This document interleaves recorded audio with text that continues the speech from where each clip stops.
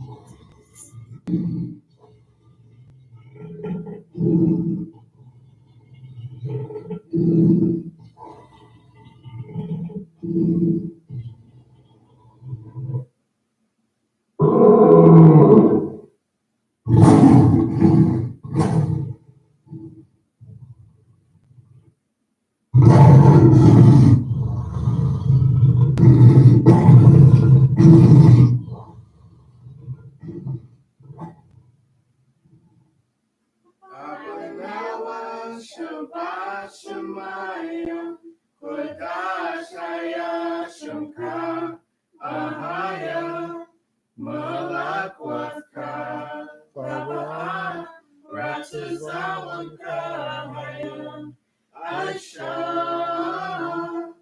Bahoratuzah Kawa Haya Bashamayim Nathanawa Laham Kayawam Wasalam Nawa Krawawap Nawa Kasalam Nawa Krawawap Nawa Wala Am Labaya Nawa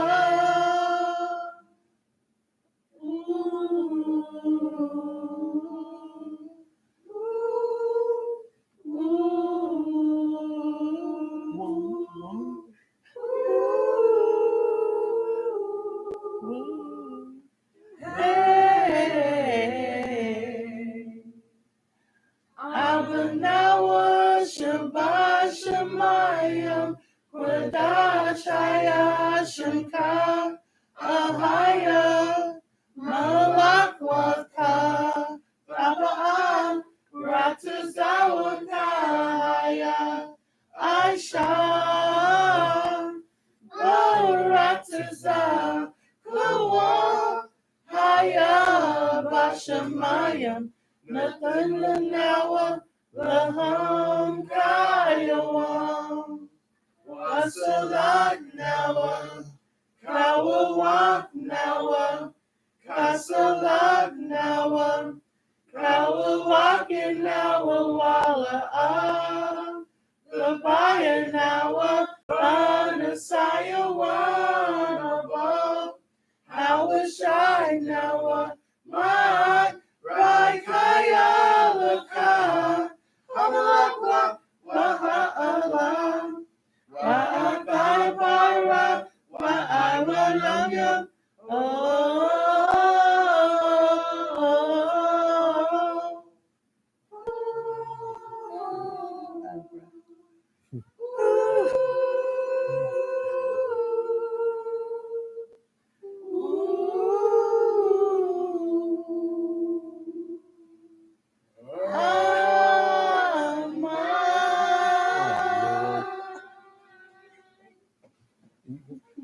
Moving when you see me by myself, I'm 4D, 4D, 4D, 4D, 4D. Bahaya, Bahashim, Yeshaya, Baba, Baki, me, and me, and me, and me, and me. I said, even when you see me by myself, I'm 4D, 4D, 4D, 4D, 4D. Bahaya, Bahashim, Yeshaya, Baba, Baki is all we need, all we need, all we need, all we need, and then the body. Haya Yeshaya, Ruach, Moshe, Nakam, Ada Hasharam, Ada Hashakatai, Ahaya Lanya Boyala. Do the Hebrew in there from my brother Bob. So he make it not know I guess my study out. Switch to my second language, not what it do. Trying to wake up the one sleep, do not about you. Yeah, we gon' win. I'ma pick a record goal line. They just hope it ends in the tie so they can get some overtime. No, that's not how this goes. We declare vengeance. I know you know how that go. Yeah, he got the squad ready. I'm just waiting to hear go. 12 gauge, 12 tries, make the squad say what? My team is real true, bro. I'm solo, but they hit me up. Yes, sir, that's my team, bro.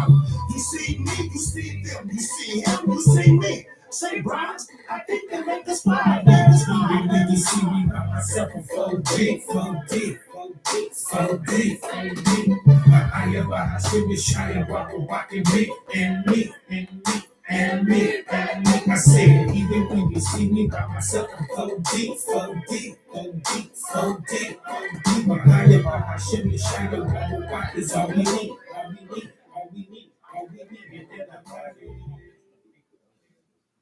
Deuteronomy chapter 28. And it shall come to pass, if thou shalt hearken diligently unto the voice of the Lord thy God, to observe and to do all his commandments, which I command thee this day, that the Lord thy God will set thee on high above all nations of the earth. And all these blessings shall come on thee, and overtake thee, if thou shalt hearken unto the voice of the Lord thy God. Blessed shalt thou be in the city, and blessed shalt thou be in the field. Blessed shall be the fruit of thy body, and the fruit of thy ground, and the fruit of thy cattle, the increase of thy kind, and the flocks of thy sheep. Blessed shall be thy basket and thy store. Blessed shalt thou be when thou comest in, and blessed shalt thou be when thou goest out. The Lord shall cause thine enemies that rise up against thee to be smitten before thy face. They shall come out against thee one way, and flee before thee 7 ways. The Lord shall command the blessing upon thee in thy storehouses, and in all that thou settest thine hand unto. And he shall bless thee in the land which the Lord thy God giveth thee.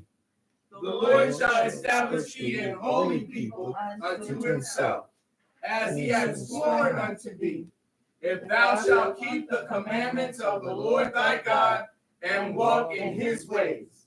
And all people of the earth shall see that thou art called by the name of the Lord, and they shall be afraid of thee. And the Lord shall make thee plenteous in goods, in the fruit of thy body, and in the fruit of thy cattle, and in the fruit of thy ground, in the land which the Lord sware unto thy fathers to give thee. The Lord shall open unto thee his good treasure, the heaven to give the rain unto thy land in his season, and to bless all the work of thine hands.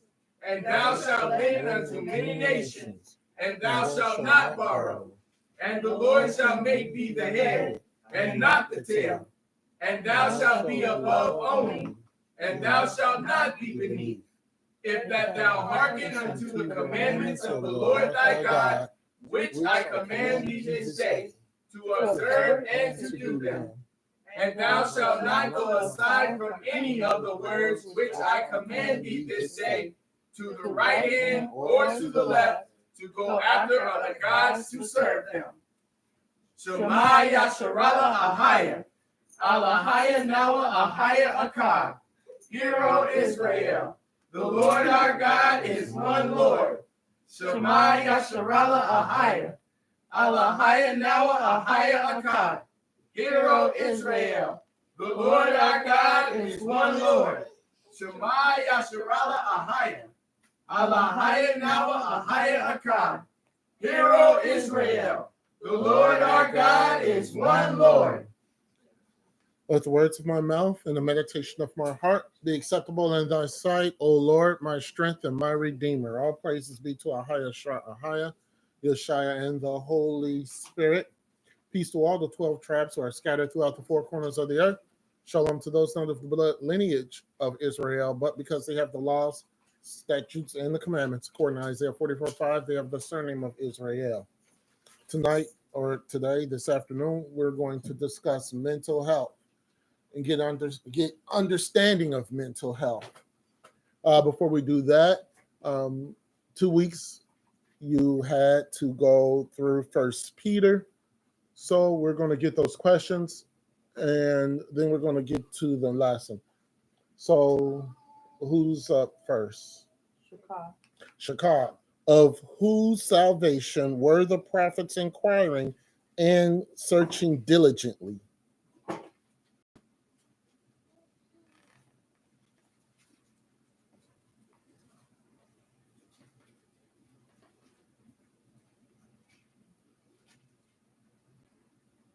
Two minutes on each question.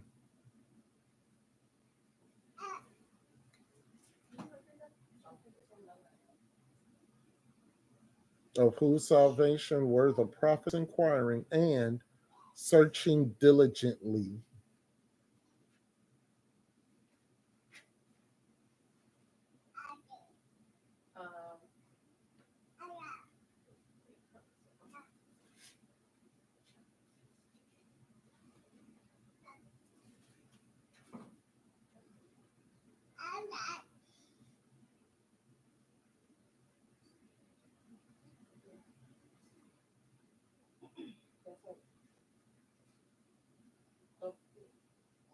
First Peter, chapter 1, verse 10. Okay. Use olives. You gotta read it, yeah. Of which salvation the prophets had inquired and searched diligently, who prophesied of the grace that should come unto you. Oh, not, That's good enough. 9 through 12. Next. Kyle. According to the book of Peter, of First Peter, what are we healed? By what are we healed? it's straight. Okay. Next. Amana. Amana, according to First Peter, how do we purify our souls?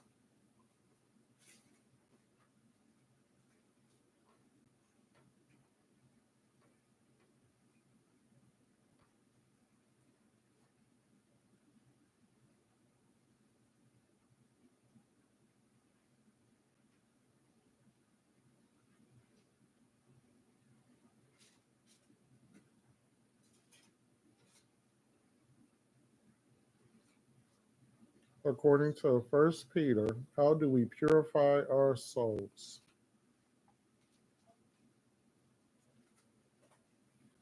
First Peter, chapter 1, verse 22. Seeing ye have purified your souls in obeying the truth of the Spirit unto unfeigned love of the brethren. Next. Sawa. According to First Peter, how should Hebrews respond to the fiery trials which try them?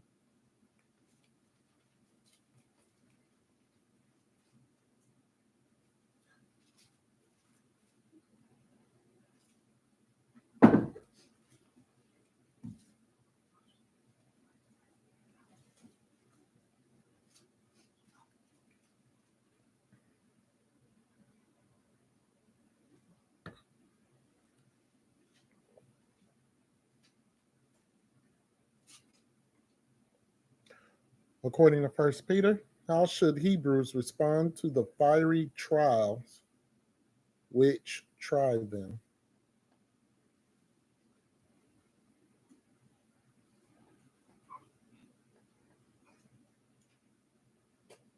One minute.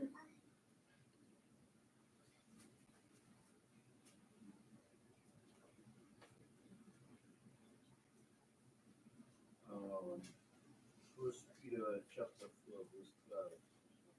Behold, think it's not strange concerning the fiery trials to try you, as though as through some strange things happen unto you.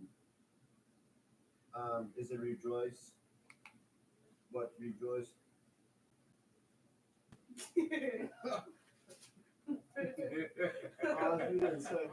Well, when you said, "Is it rejoice?" Yeah. Yes, rejoice. It's verse 13. You had it right. You just have to keep going. Next. Manawak. So then, those who suffer according to God's will should commit to Him and continue to do good. First Peter chapter 4 verse 19. Wherefore let them that suffer according to the will of God commit the keeping of their souls to him in well doing as unto a faithful creator. That's next. Amana. Amana. Who judges without partiality according to each one's work?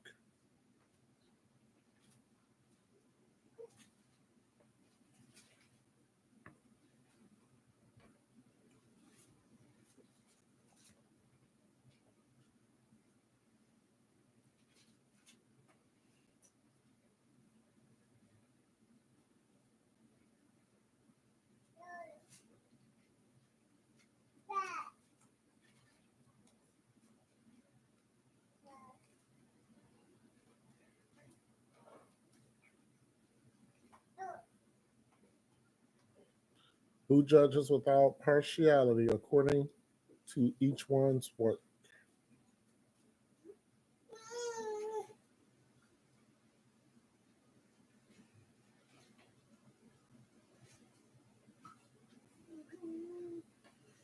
One minute.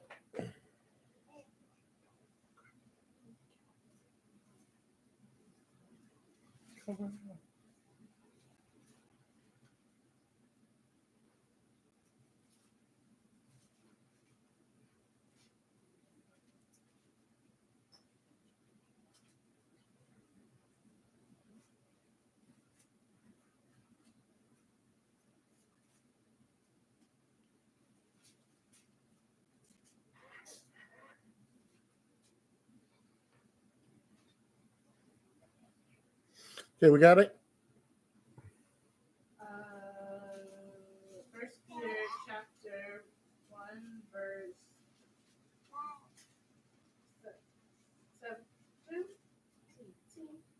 7. Read it. And if ye call on the Father, who without respect of persons judgeth according to every man's work, pass the time of your sojourn here. Yes. Next. Shakar.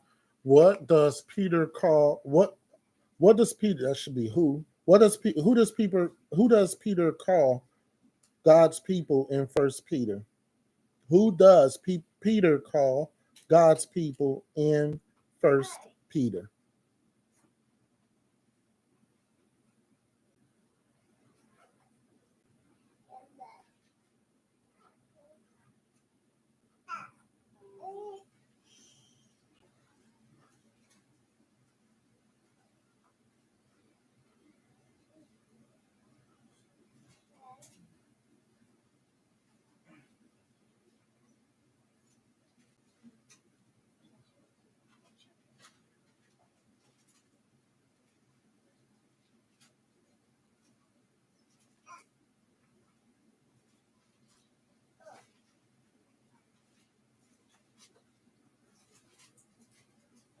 Who does Peter call God's people in First Peter?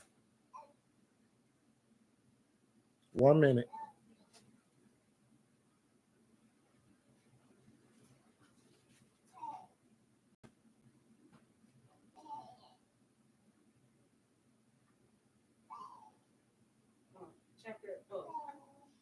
First Peter chapter 2 verse 10. No, incorrect.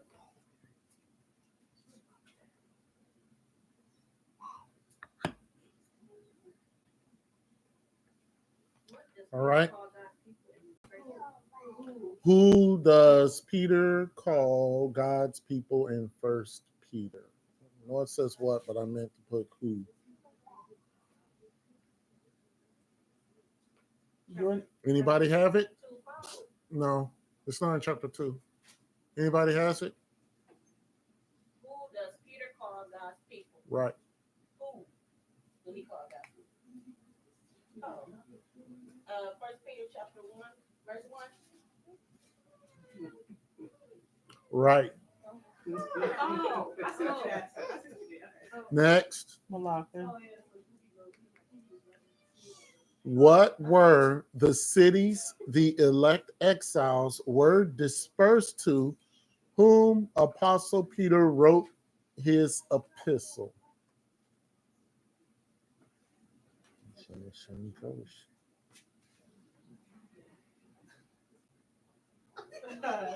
First Peter chapter 1 verse 1. Pontus, Galatia, Cappadocia, Asia, Bithynia. Next. Aya. As obedient children, what did Peter admonish them not to be conformed to in his epistle?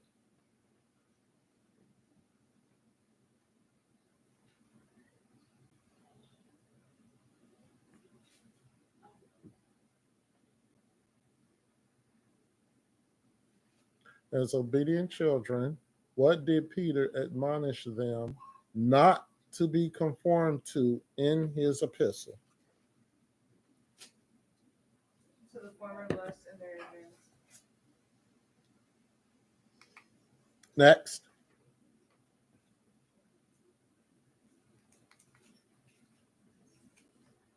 Shamaria. Out of what has God called us into his marvelous light according to First Peter? He called us out of darkness into his marvelous light. Next. Sawa. Why are the emperor and governors sent by the Lord according to Apostle Peter?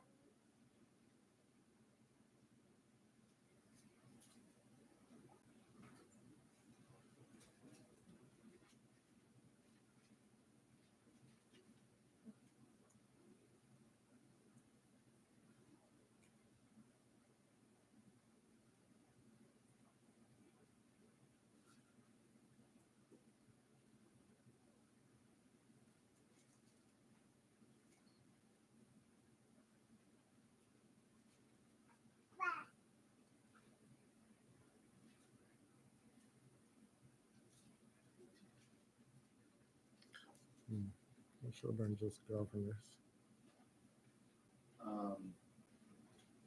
Second Peter. Second Peter is next week. First Peter chapter 2, verse 13 to 14.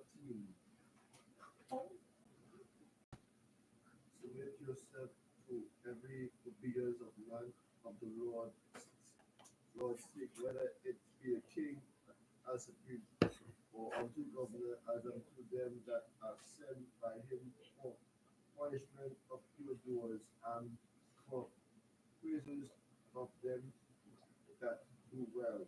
Mm-hmm. Next. Malaka. With what did Peter urge the brethren to conduct themselves throughout the time of their exile if they call on God as a Father who judges without respect of person?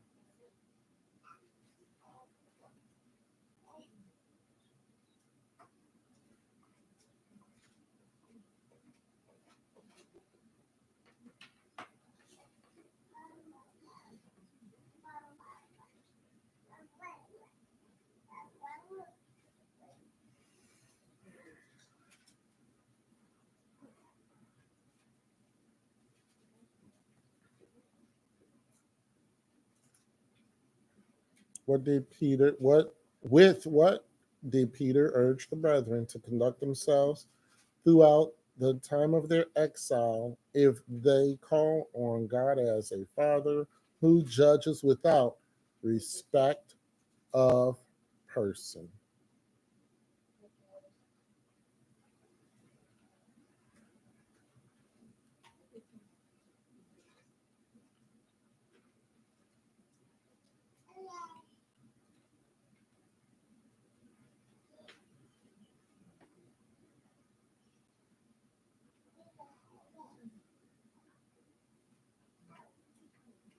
One minute.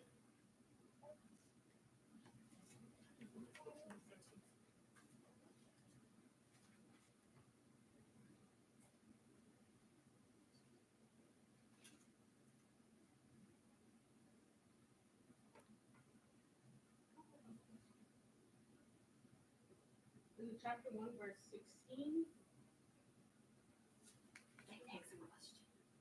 No, verse 16. And if you call on the Father who, without respect of person, judges according to every man's work, pass the time of your sojourning here in fear. Next. Manawa, According to First Peter, how many souls went into Noah's ark?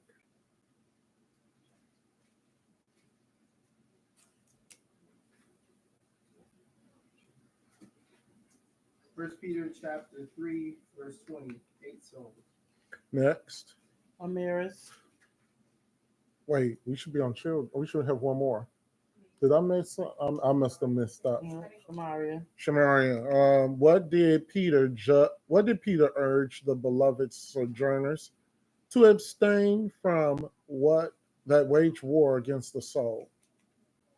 What did Peter urge the beloved sojourners to abstain from that wage war against the soul?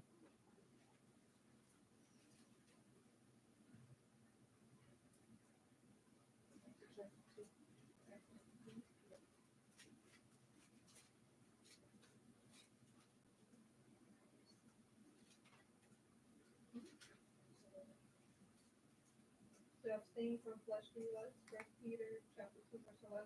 Yes. Who's first child? Children only get one question. Amiris, What did Yeshua do on the seventh day?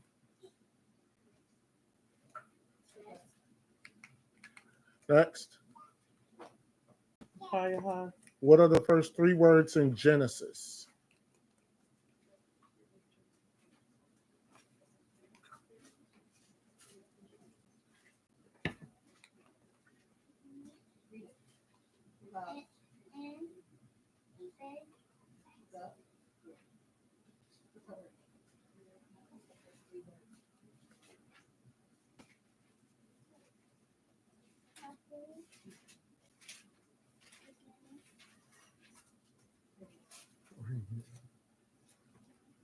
Uh-uh.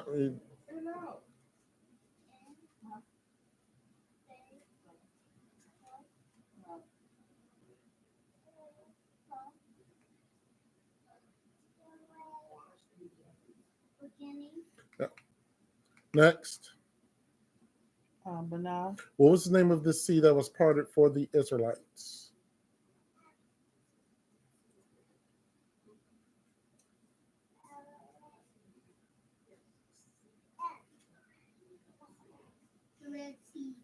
Red Sea. Who Neve, wore a coat of many colors?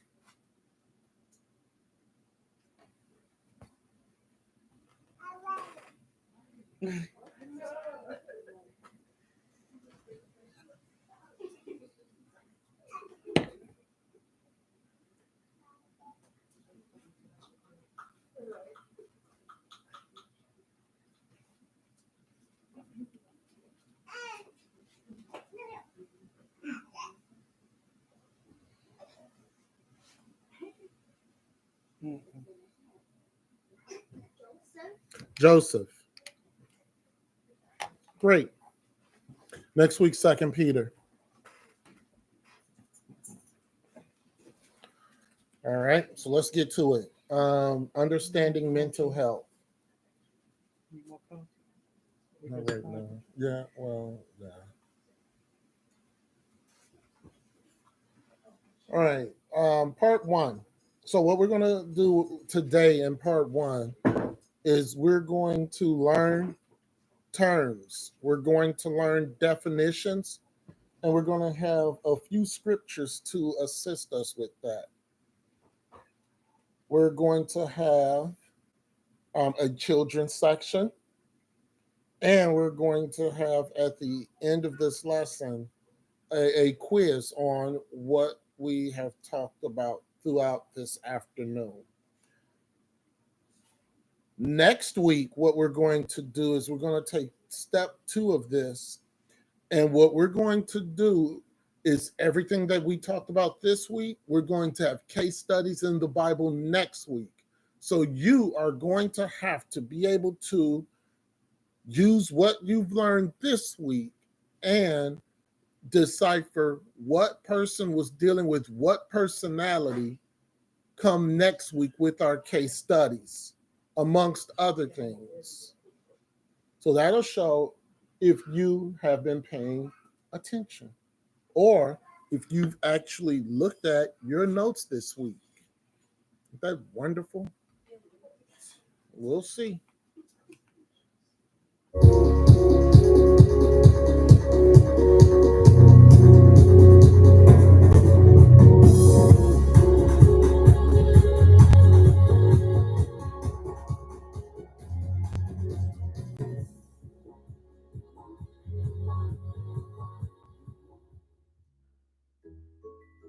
We all have mental health.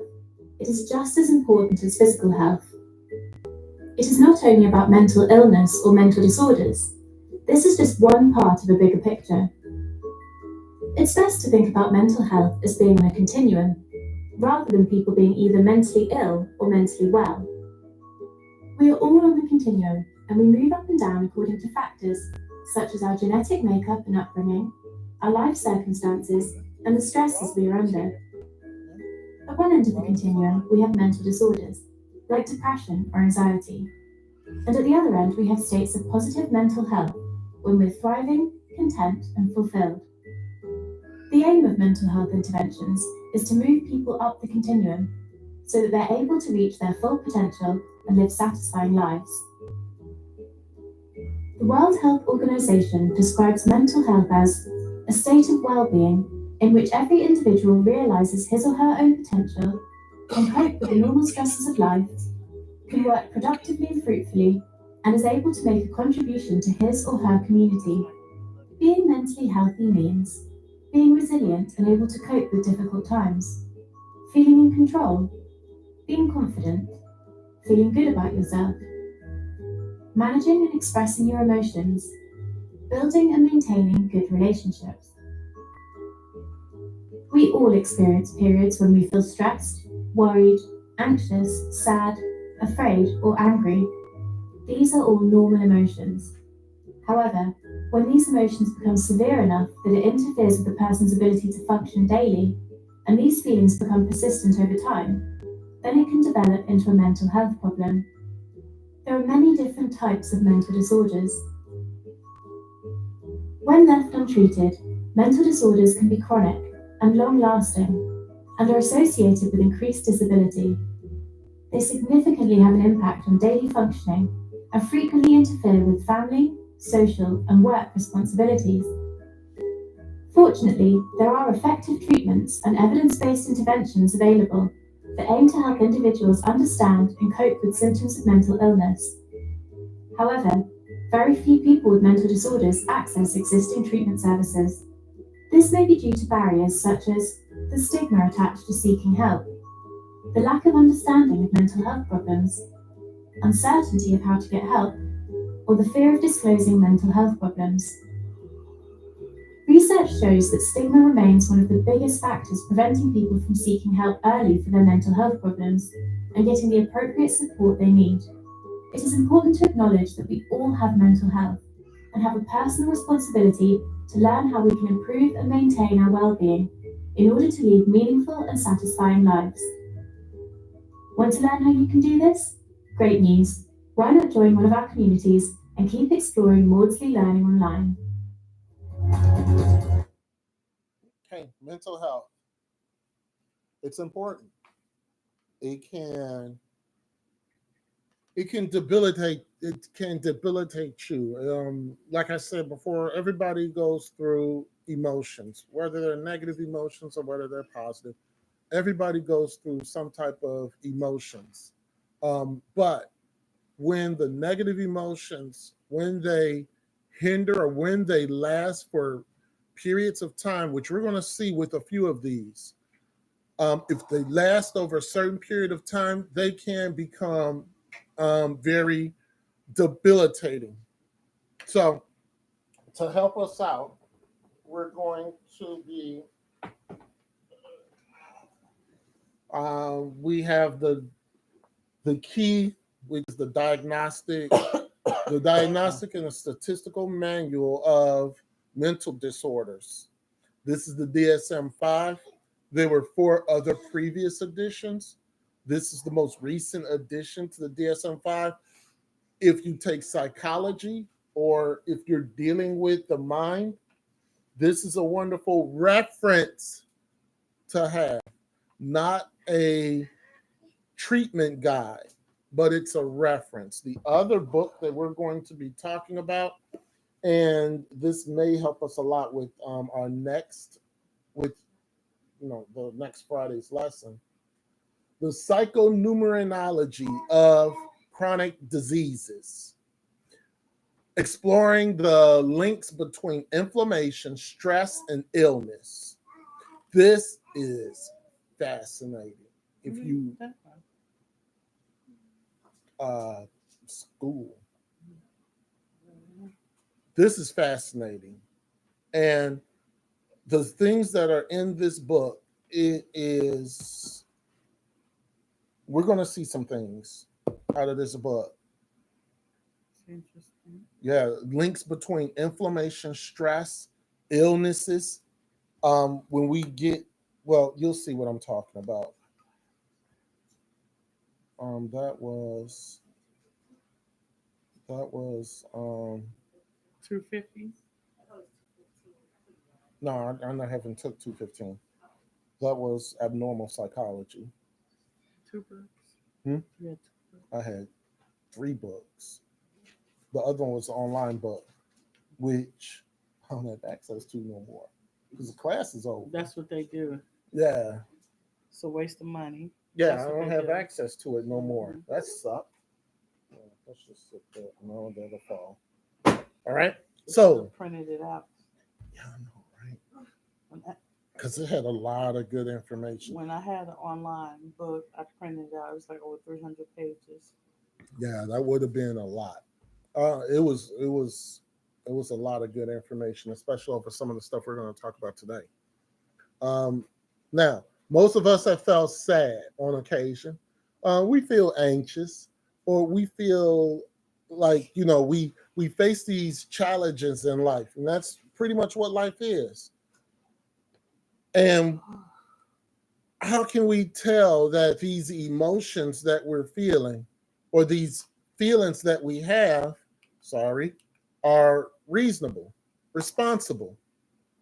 Or is it something more serious? Sometimes we feel these emotions, and do we realize that if these emotions that we're feeling are done over a period of time, that it could be something serious? Or if you're repetitively dealing with these emotions, these feelings, it can be something more serious. And on another note, we're not going to discuss really bipolar 1 and 2. We're going to save that for next week. But if you have these long periods of happiness, there's something wrong. There's something wrong. And we're going to see that when we talk next week on bipolar 1 and 2. I don't know if we're going to go through that this week. So we all are different. Everybody is different, and everybody responds to stress or situations on a different level. Some people max out, other people withdraw. Regardless what end of the spectrum you're in, either you're on the very high spectrum, which that is a lot of disorder, or you're on the low end of the spectrum, which is a lot of disorder. If you're in the middle, there's still some type of mental issue going on, but there's mechanisms that are in place, and we're going to talk more about that next week, that helps us when we get to the Bible. We're going to go to Philippians chapter 4, verses 8 and 9. And I said, it's not that many scriptures this week, but next week, it's going to be a lot. Finally, brethren, whatsoever things are true, whatsoever things are honest, whatsoever things are just, whatsoever things are pure, whatsoever things are lovely, whatsoever things are of good report, if there be any virtue and if there be any praise, think on these things. So you got true, honest, just, pure, lovely, good report, virtue, and praise. It's the things that we should incorporate and think about when it comes to our life. So things which ye have both learned and received and heard, and seen in me do, and the excuse me, and the God of peace shall be with you.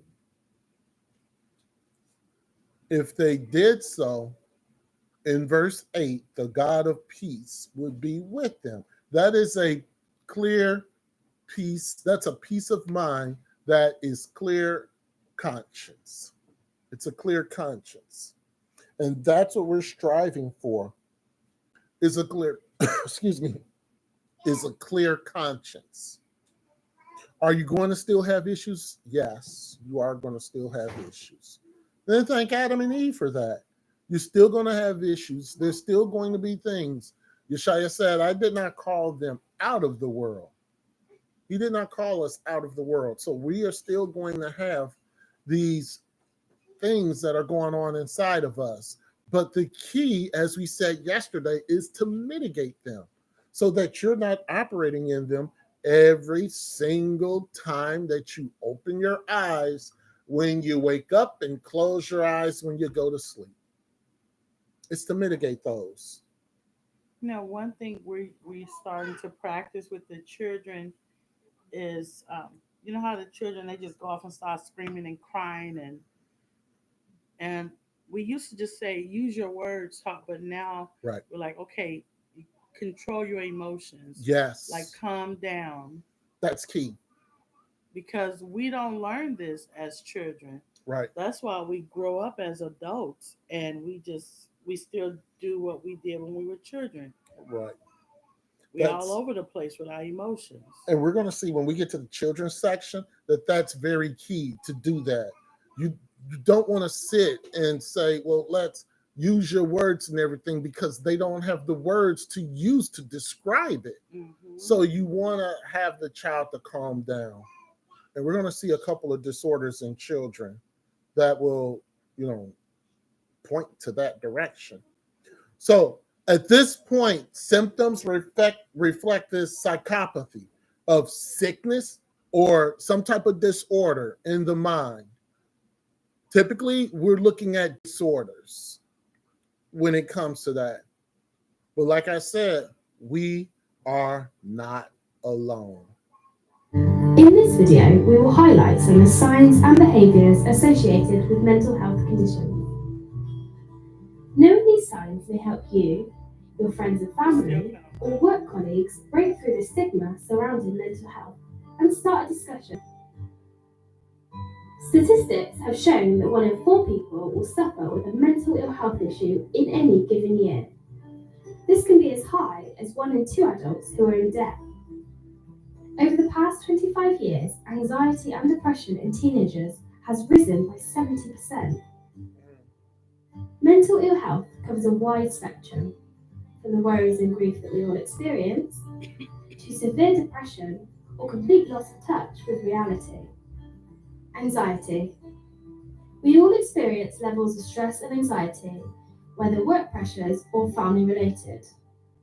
However, for some people, the feelings of anxiety can be prolonged and extreme, making it difficult to carry out simple, everyday tasks and can even cause panic attacks. Common signs to look out for when dealing with an anxious person include reduced concentration and memory, difficulty making decisions, become irritable and angry, and avoid certain situations. Depression. As with anxiety, most of us will experience ups and downs in our lives and during difficult times. If the low mood doesn't improve or go away, this can be a sign of depression. Someone suffering from depression can feel sad, anxious, guilty, angry, helpless, and hopeless. They may also have low self-esteem and a tendency to believe that others only see them in a negative light. Other signs to look out for are self-criticism and blame, impaired memory and concentration, neglecting responsibilities, and loss of interest in appearance and personal hygiene. Bipolar disorder. Bipolar disorder is a severe mood disorder and causes unusual fluctuations in a person's mood. People with this condition can find it hard to maintain relationships and jobs due to their extreme moods.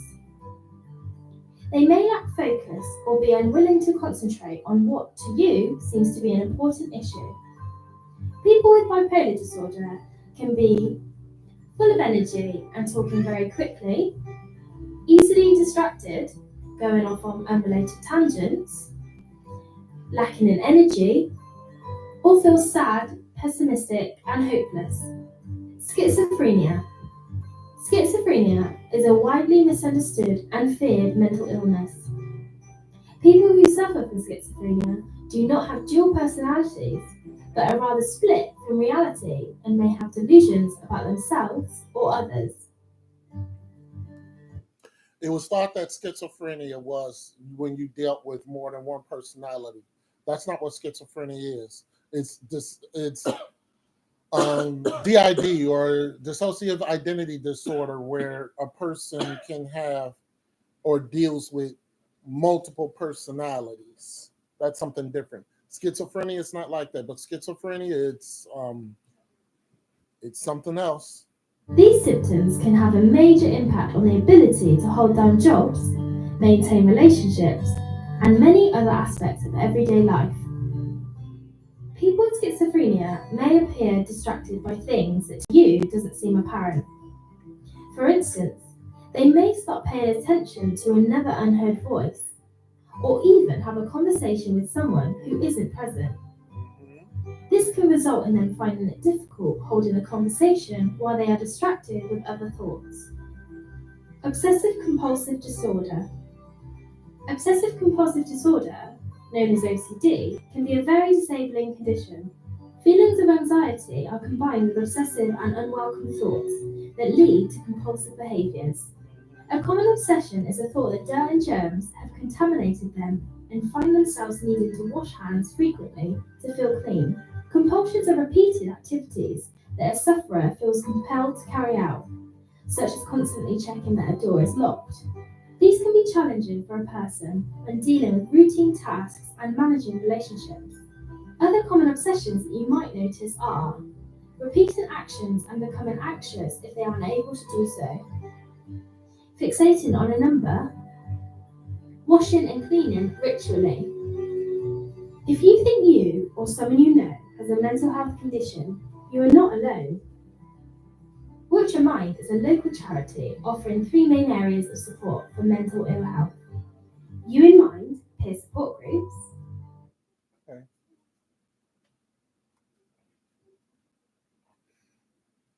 Mental illness. Like I said, no one is alone. There is not one person whom is not dealing with some type of mental illness. It just depends on what spectrum you're dealing with the mental illness is. Is it a high spectrum or is it a low spectrum? But everybody deals with some type of mental illness. And one of the videos we said that it's a stigma and it's also unknown. A lot of people have this thing that if they are found out with some type of mental illness, that people will look at them differently. That is a mental illness in itself. So when it comes to this, the key thing is to mitigate it to the point where it's almost non-existent. That's what the key point of it is. And understand what it is. Now, we're not going to get to the spiritual root of these because we just don't have time for the spiritual root of all these. But I can tell you this, that when it comes to mental illness, it's rebellion. Flat out rebellion. And that's with any mental illness, it's rebellion.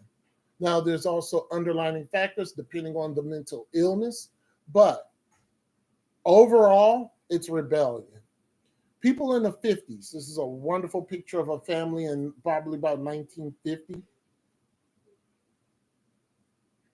There were very limited sources of violence and perversion. I mean, the perversion was Playboy magazine back in these days. And the what we know as the adult bookstore was not existent. They had stores in those days, but you would never know that they were those type of stores. Now you can, it's everywhere now. It's everywhere. And perversion definitely is it's something with the brain. There's some issues with the brain when people deal with that. Children don't dress like this anymore.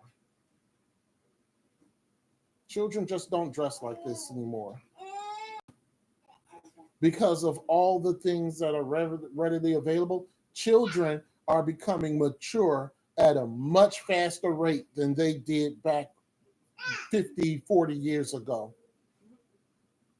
Today's children are more exposed to sexual violence than adults were in the 50s and 60s. It's a shame.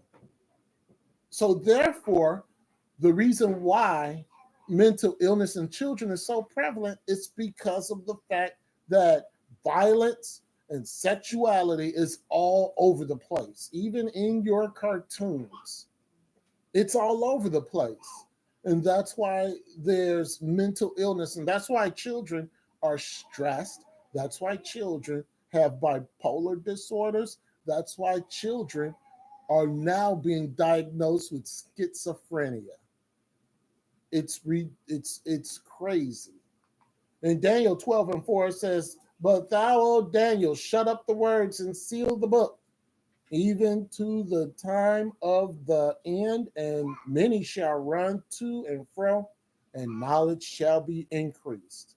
See, when it says that knowledge shall be increased, that's also a negative because of the internet, because of television, because of cable, because of social media. Children, they have a view to violence, video games. It's out there. And now your children shows, you got to be careful on what children shows, because they are also doing the exact same thing. A lot of the children shows, they want self-performance when you look at it. And you got to be careful on what your children are watching. Children nowadays grow up in single-family homes, little supervision, or both parents are working full-time jobs trying to make ends meet. So the children today are growing up on gangster music, hard rock music. And the music is searing the conscious minds of the children. And we did, I think it was maybe 10 years ago or somewhere around there, a lesson on music. And I think we want to revisit that one, because I don't think we've done a lesson like that. I think it was about maybe 8 or 10 years ago where we did a lesson on Satan and music. We're going to do that again, because it really is an eye opener. So children are getting this big wave of mental illness. But what is causing it? Medications, crime, abuse with children, whether it's verbal or physical, and they cause behavior deficits. And when the behavior deficits are happening, you got to learn on what to do about that. You just can't say, shut up, sit down, shut up, sit down, because what you're doing is you're exacerbating the mental illness in your child by telling them to shut up, sit down, be quiet. That's not the way to do it. That is a problem. That's a form of neglect. And what you're doing is you're inflicting spirits to develop mental illness in your children. That's why there's such a record pace of children needing psychotropic drugs. And when they diagnose you with one, because the medicine don't work, because the medicine does not affect the demons. So when you take your child back and say, this is not working, they diagnose them with another mental illness Yep. and give another drug. Yep. That's So what they do. they just keep increasing. So it's good to be aware. This is good to get an understanding. Now, you may not get a real deep understanding, but you got to know something when it comes to mental disorders. The Diagnostic and Statistic Manual of Mental Disorders, DSM-5, was published. This one was published in 2013. And this is considered the Bible of mental illness in the secular world. Now, the very first DSM was a DSM-1, and that was in 1952. Believe it or not. But guess what they did in the DSM-1 that they do now in the DSM-5 that they did not do in 2, 3, and 4. What they used is that clinicians would diagnose mental illness and treatment of mental illness and emotional illness according to the individual, not separating the children. So the DSM-1 included children in mental illnesses along with adults. It wasn't until the DSM-2 came around that they said, well, no, they're children, they're innocent. And then when the DSM-5 came around, they said, oh, these children ain't innocent. But the DSM-1 categorized, they did not even categorize children and adults. It was all adult. And I mean, it was all people. They didn't separate it. And that's where we should have stayed. No, the DSM-4 brings forth axis, which we're going to talk about. The DSM-5 brings forth clusters, and it changed. So we're going to look at that also with the DSM-4, with the axis, and the DSM-5 with the clusters, and we'll see the difference, and you'll know what I mean in a moment, because what they do is they take a group of disorders and they put it in a cluster. That's what we're going to really focus on today. Cluster A, B, C. As far as the DSM-4, which you don't have to write this, DSM-4 has axes 1, 2, 3, 4, and 5. Different accesses. So we're going to see that in a moment. Yes, this is just like a psychology class. Never took college psychology? Well, you're going to this week in Bible psychology next week. That fun? But see, you have to understand this and know this terminology before we get to the actual disorders that we deal with. Axis 1, clinical disorders. Axis 1 is psychiatric diagnosis disorders. And you see how broad it is. Other conditions focus on clinical attention. Diagnosis on axis 1. First, list principal, diagnose first. Usually not diagnose 2 of the same category. What? But we're going to see the difference with cluster A, B, and C in the DSM-5. Axis 2 disorders, mental retardation. They don't call it mental retardation in the 5. Personality disorders, 10 characters. And then in axis 2, it breaks down into cluster A, B, and C. That's where it does it in axis 2. I told you didn't have to write this down, but continue writing. Axis 3 is current medical conditions which relate to mental or conditional disorders. Medical conditions that affect or cause the disorders. See, it's confusing. And they had to straighten this stuff up because this was a mess. But if you have a DSM-4, this is what it's going to list. You want a DSM-5. You don't want a DSM-4. Axis 5, superior function, no symptoms. That doesn't make sense. Absent or minimal symptoms. Then it goes to the transient and expectable reaction to psychosocial stressors. The DSM did that. 13 categories: sexual moods, eating, sleep disorders. it was a mess. So they had to fix it. An agoraphobia disorder. What that is it's a fear of being in crowds, or it's a fear of standing in line, or it's a fear of being in a space like a movie theater or an elevator or like a small store. It's a fear of being in a confined place. Parking lots, like mall parking lots, it's a fear of being in that confined space. It's a fear of not being able to take public transportation. And it's an anxiety disorder. But in the DSM-4, it listed as an anxiety order with acute stress disorder, panic attacks, panic disorder, generalized anxiety disorder. So you have all these disorders that that agoraphobia can be a part of. And I'm gonna slow down. Agoraphobia is a type of anxiety disorder. Leaving home, crowds, enclosed spaces, open spaces. We're going to see where the DSM-5 categorizes this as. Okay? Let's go to 1 John chapter 4, verse 8, and then verse 16.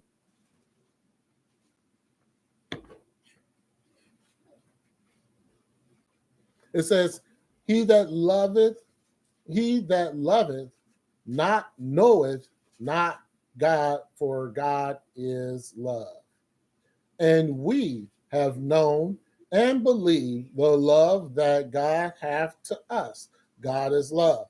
And he that dwelleth in love dwelleth in God, and God in him. It's love. Love will take these mental illnesses and shrink them down to where they're almost non-existent, because we're still in this flesh and blood body. The key is making sure that we shrink it down to as minimal as possible. So therefore, the mental illness could still be there, but it's only operating 1% in your life versus the love of Yeshua is operating 99.9% of your life. That's where we want to get at. Fugue. You're going to hear this again. So I want to give you a definition of this disorder, because we're going to talk about this again. Fugue is a state of period of loss of awareness or a loss of your own identity. It's spelled Fugue.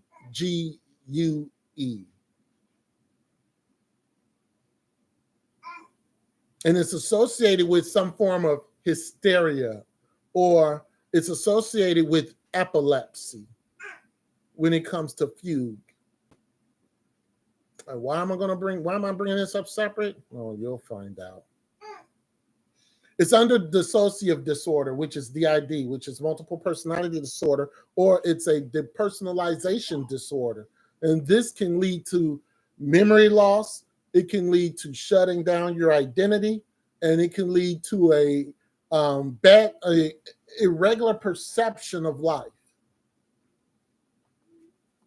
It's not good. But like I said, it can be handled. Under psychotic disorders, they briefly brought psychotic, delusional, schizoaffective, schizophrenic, schizophreniform, and a shared psychotic disorder. Unrealistic sensations to light, taste, smell, your auditory, leading to hallucinations. So if your senses are heightened, that's where the hallucinations can come in at. Now, difference between schizoaffective disorder and schizophrenia is the mood disorder of it. Schizoaffective disorder or mood disorder is really much front and center, but when schizophrenia, it's not the dominant part of the disorder. There's other psychotic episodes that come with the schizophrenia. Schizophrenia disorder, it's like schizophrenia, but then it depends on how you think and how you relate to people. We're going to go more on schizophrenia later. Okay. So I don't have time to sit there and write all that down. You don't need it. Schizophrenia.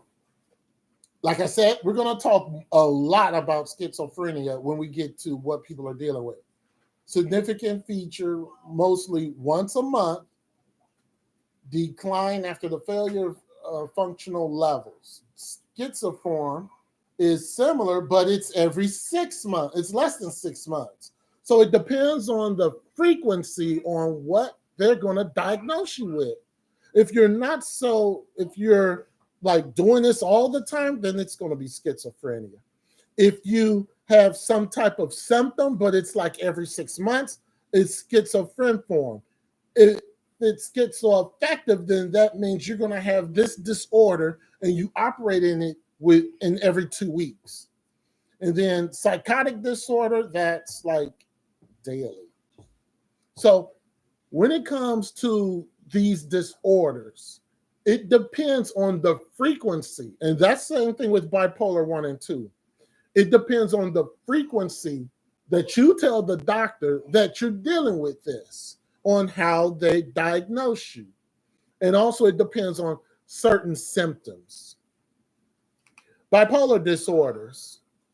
You have your bipolar 1, you have your bipolar 2. But bipolar is depending on how long you're having these episodes happen. That's what bipolar. Manic episodes, meaning that you are just like on 10. You're yelling and laughing and hollering, and then bam, next week you're like about to commit suicide. Then you're back up again, skyrocketing, and then you're crashed down again. Now, one thing is that if you go to psychologists and let's say that they don't know what to diagnose you with. There's a disorder for that one. They don't know what to diagnose you with. You have all these things. You have this issue, that issue. And this is the most scariest one because this one you don't get help with. Somatoform disorder. They don't know what to deal with. They don't know. Conversation disorder, dysmorphic disorder, hypochondria, pain, basically hypochondria. Basically, you're making some of this stuff up. Even though it may be true, you may be dealing with this, but because they can't diagnose it, they'll put you in this group.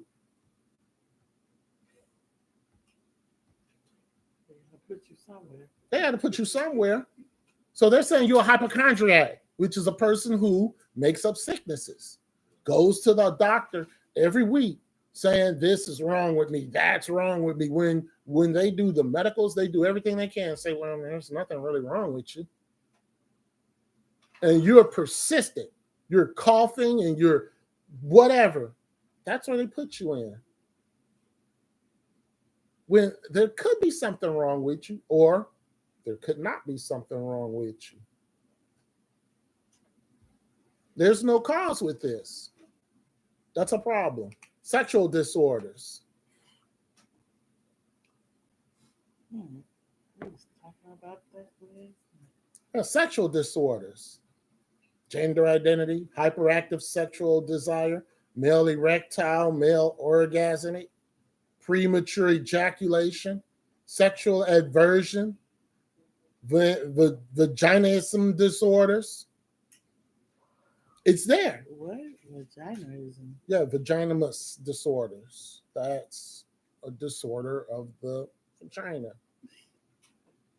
It's out of order. Yeah, that one is more or less your female part is not doing what it's supposed to do when it comes time for sexual arousal. It's basically dry. Yes? What's this variant here?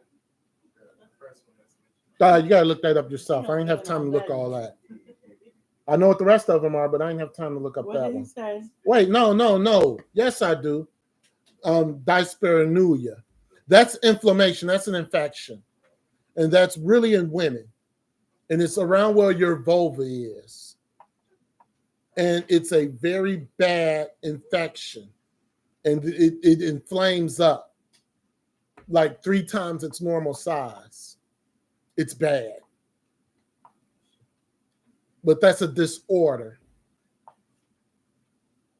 Also, sexual dysfunction disorders, exhibitionism, fetish, all that, pedophilia, sadism, those are also mental disorders.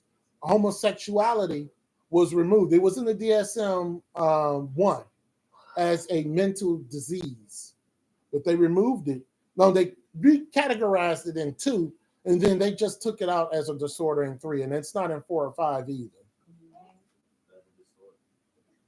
So this is the answer to your question.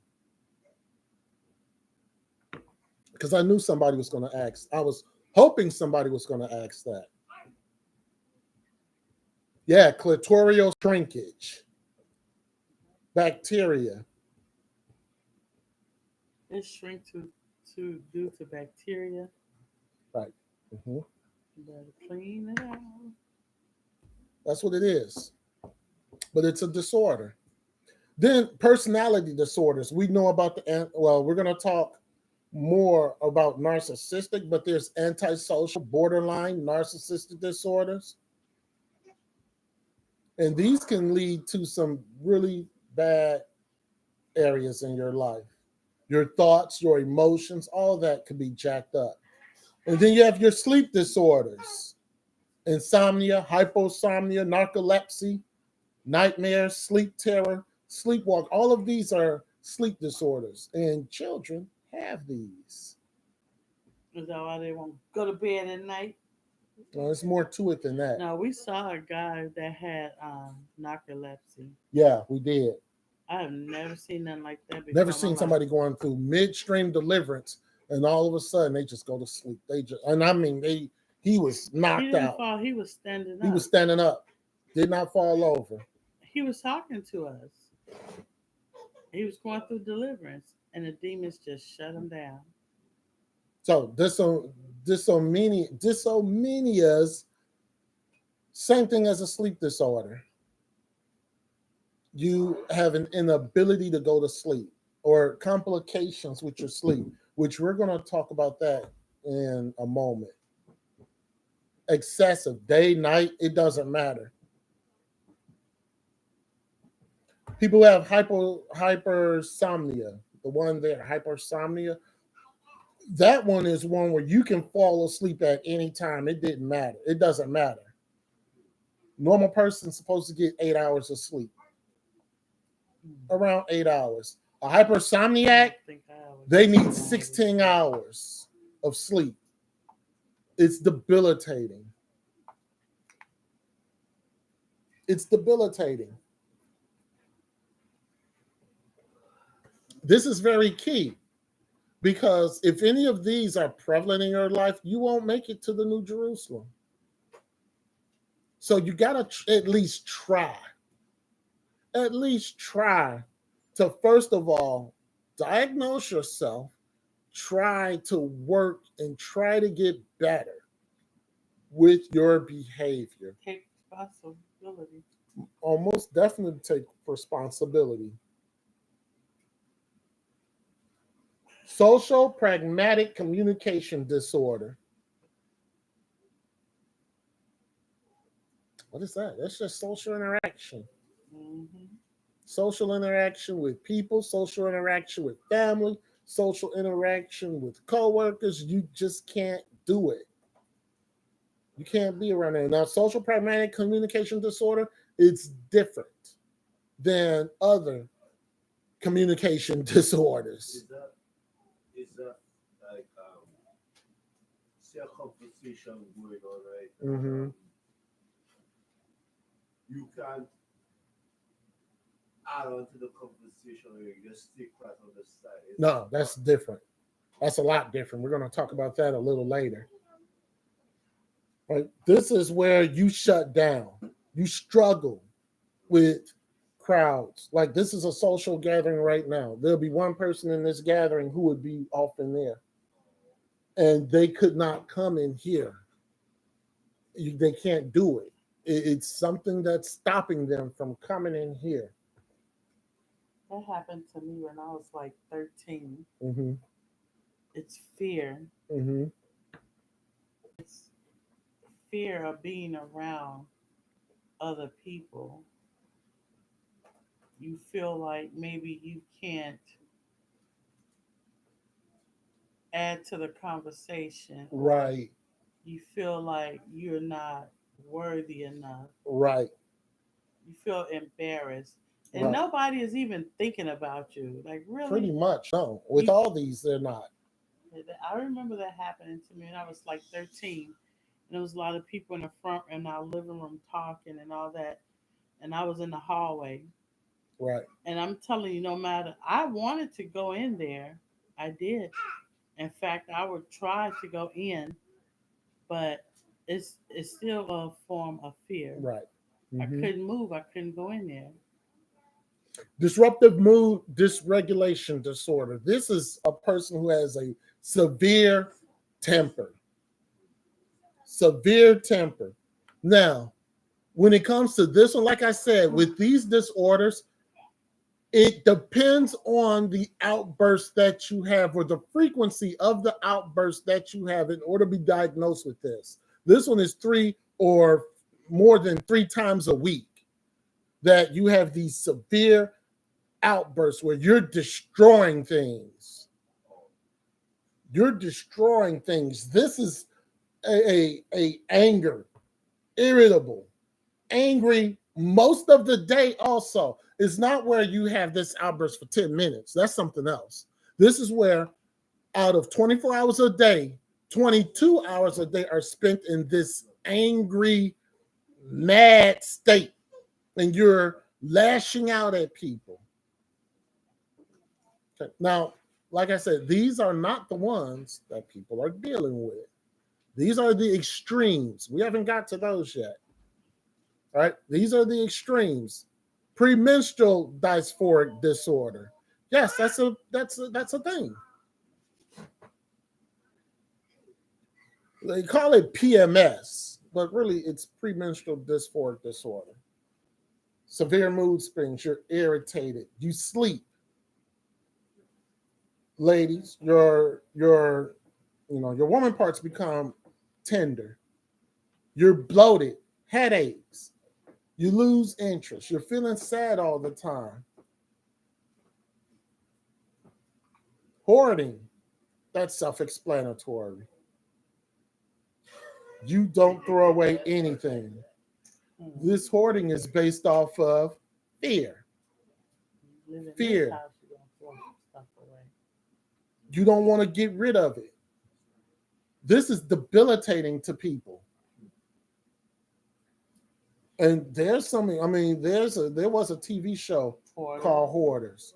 And people kind of laugh at that, but man, No. this Very serious. all of these are serious, but that one, I mean, man, they are, and they will fight. Oh yeah. Caffeine withdrawal affliction. This is, in fact, not just with coffee, but if you are a soda drinker and you have to stop, because we all know that excessive amounts of soda can be bad for you. This is what happened to people. Especially if you deal with anxiety. Yes, when the anxiety is on top of it. Caffeine, Mhm. chocolate.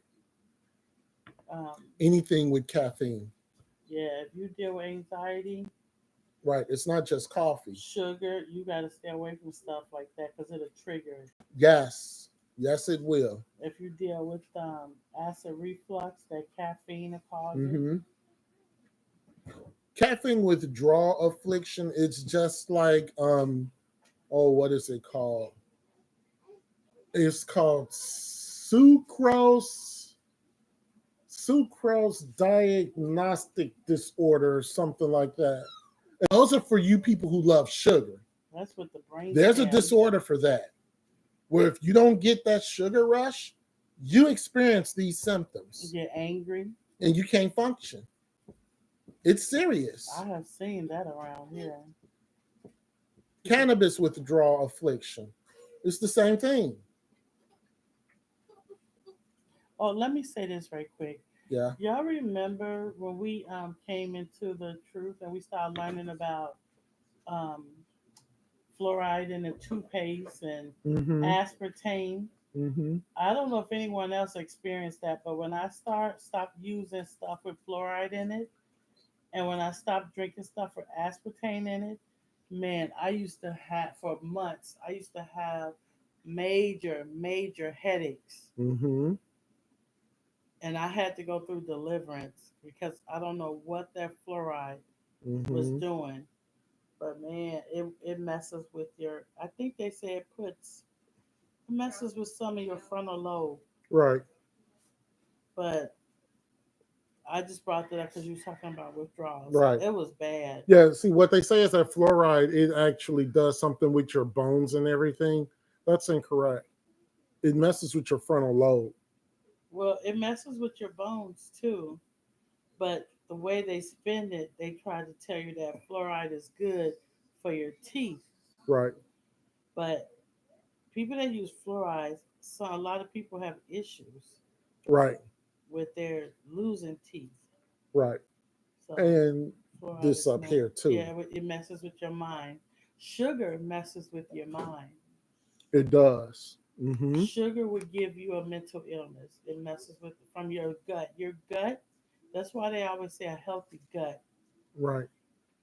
When your gut is not healthy, it can mess with your mind. Right. Excoriation disorder or skin picking. This is one that I had that I'm dealing with. Skin picking I haven't seen you really do that since I told you.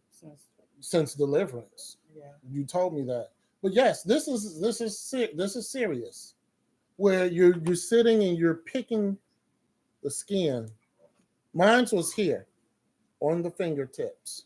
Just feel some type of way because you're anxious. So you got to get that off. It's an anxiety-based disorder. And it could be severe. It could be severe. Praise the Lord that, mine was minor, but it was still a problem because it can deal with this. That's how your mouth can end up being by just picking at the skin on your lips or this on your body. Now I saw that on Dr. Pumple Popper. People was going to her saying, I got these spots on me, and she would just look at them because she knew what it was. And they would come from, they were dealing with anxiety and they would pick their skin. But not, and I'm not going to say anxiety because what mother showed me, it was a form of OCD. Well, OCD. Maybe not that, but right. the finger picking. No, that's yeah. It could be OCD.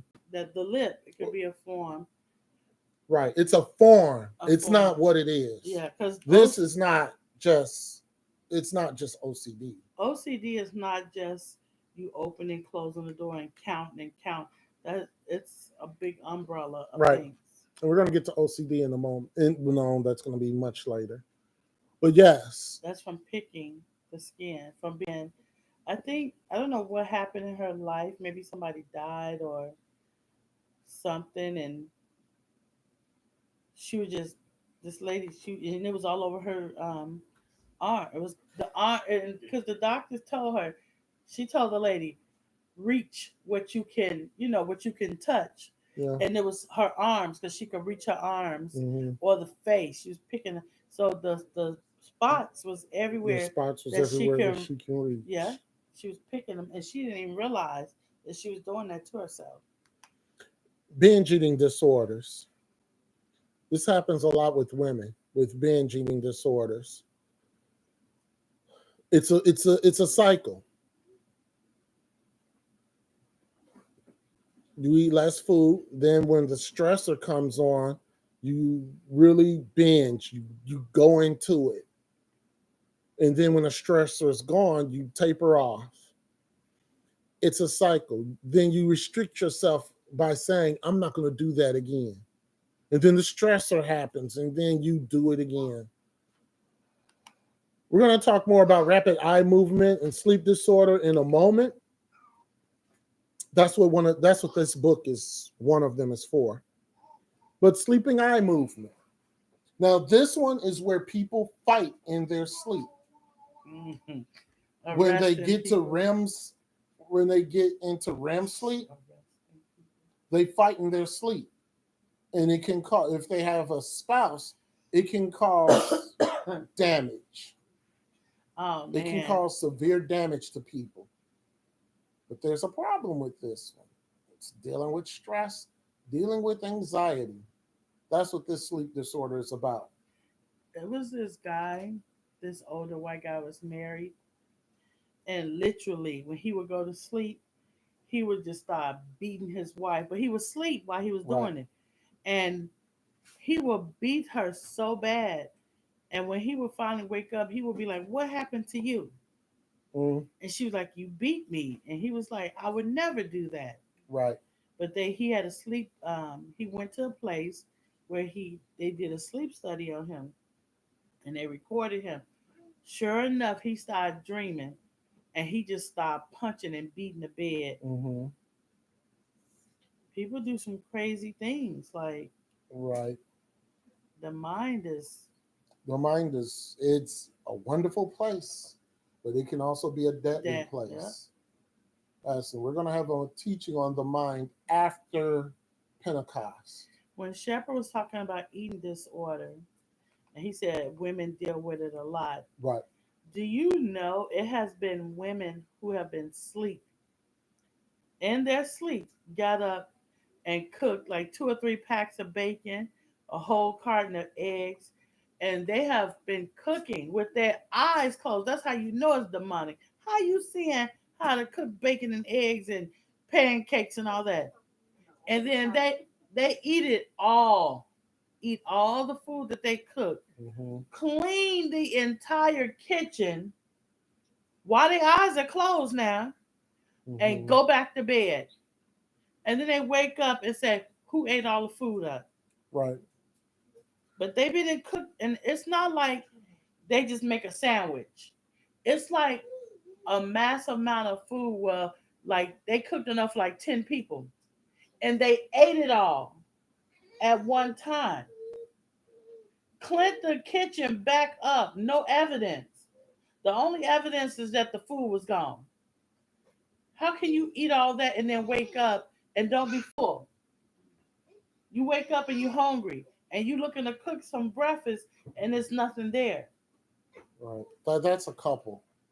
That's a couple of disorders. Yeah, that could be a spirit of gluttony as well. Because how you gonna eat all that? Right. The restless leg syndrome. Oh yeah. Now, what happens is that typically caffeine and sugar can produce restless leg syndrome. Stress too. Yeah, I'm gonna get to that. Oh. It can produce that. And what people try to do is take melatonin or Benadryl to get to sleep, but that actually makes the situation worse. What's restless leg syndrome? Burning or cramping in the legs, pain in the legs, numbing in the legs, tingling or aching or a crawling feeling in the legs. And this is basically when you're stressed, when you have not taken care of that stress in your life. Mm-hmm. When you haven't done that, it becomes this. So now you have to fight against this. You have to fight against the negative stress. You have to fight against the demons. You have to fight against insomnia because that's going to happen. These things get exacerbated so much that if it's not checked in the early, if it's not put in place and put in check in the early stages, It's going to be wild. It's just like your children. If you don't put your children in check when they're 2 or 1 month old, 2 month old, 3 month When old, they come out the womb. when it becomes where they're getting into 12 months, 11 months, 1 year old, 13, 14 months, they become almost out of control. And then they become 3, 4, 5, where they're talking back to you. They're looking to swing back at you. It progressively gets worse. And then you want to try to fix them right now. when they become 5, 6, 7, 8, 9 years old. You want to try to fix them then because it's not so cute when they were 2, 3, 4 months old. Oh, they're so cute. When they're learning that word, the N word, Oh, yeah, that's so cute. Oh, No, it ain't. no, it ain't cute. It's progressing and it's getting bigger. Can't do that. Major neurocognitive disorder and Lewy body disease. Now, you would think where it says Lewy body that there's something wrong with you and your cleanliness. That's not true. That's not what that is. Lewy body is like Parkinson's. Muscles, your body just can't function no more. You can't smell. Your smell starts to go away. Your smell starts to go away. Your cognitive alertness does not happen. Yeah, it affects men a lot more than it affects women. You don't see too many women with Parkinson's, but you see a lot of men with Parkinson's. Dizziness.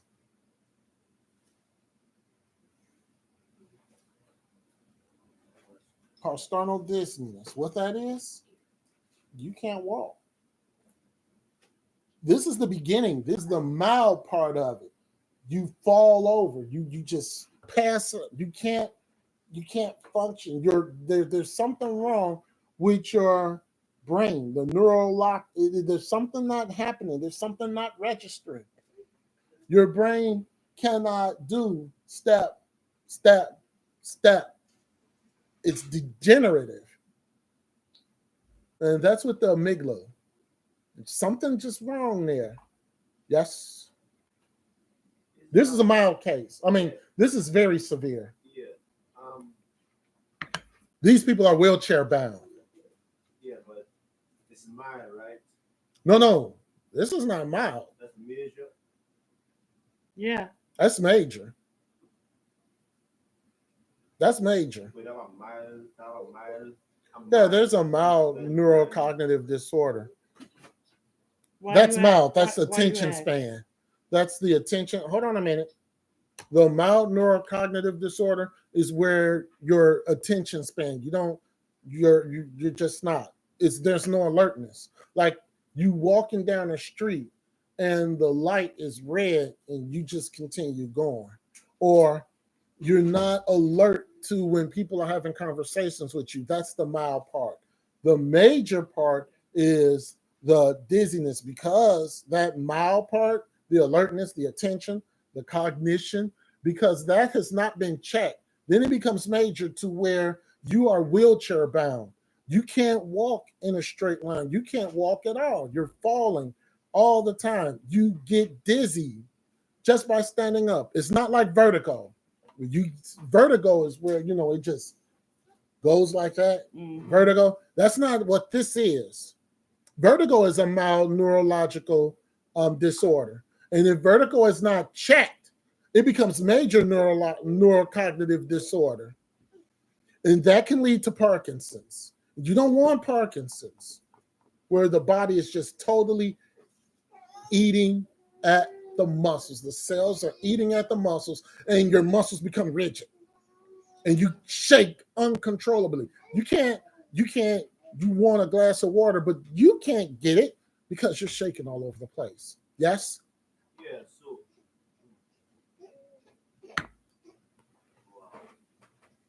that's with me. I cannot smell something if it's extremely stink. Okay. Well, the business as well would be. Yeah, that would be mild neurocognitive. I became dizzy a lot too, Yeah. and then after I started feeling. Mm-hmm. Even so, I remember I used to have a little Easter just my left and my right sometimes. I had a problem with that. You had a what? Poetry left and right. Changing left and right. Yeah, when I was in the I had a problem with left foot to right. I had a problem with that as well too. Mm-hmm. Did you have that before you came here Yeah, to New York? yeah. I was so even so when I was in military, they had to actually match. I took a while to pick it up left foot with right hand. It took me a while to pick it up. I had to fall a lot when I was small as well too. Mm-hmm. Yeah. That would be mild neurocognitive disorder. Remember that baby we prayed for on the Gadite resident that the baby kept falling because Yeah. the demons was pushing him down? Right. That's a spirit of calamity Right. as well. But that dizziness is most definitely a spirit that's in the brain. Right. Because we get water in our ears because we have hair in our ears, right? Right.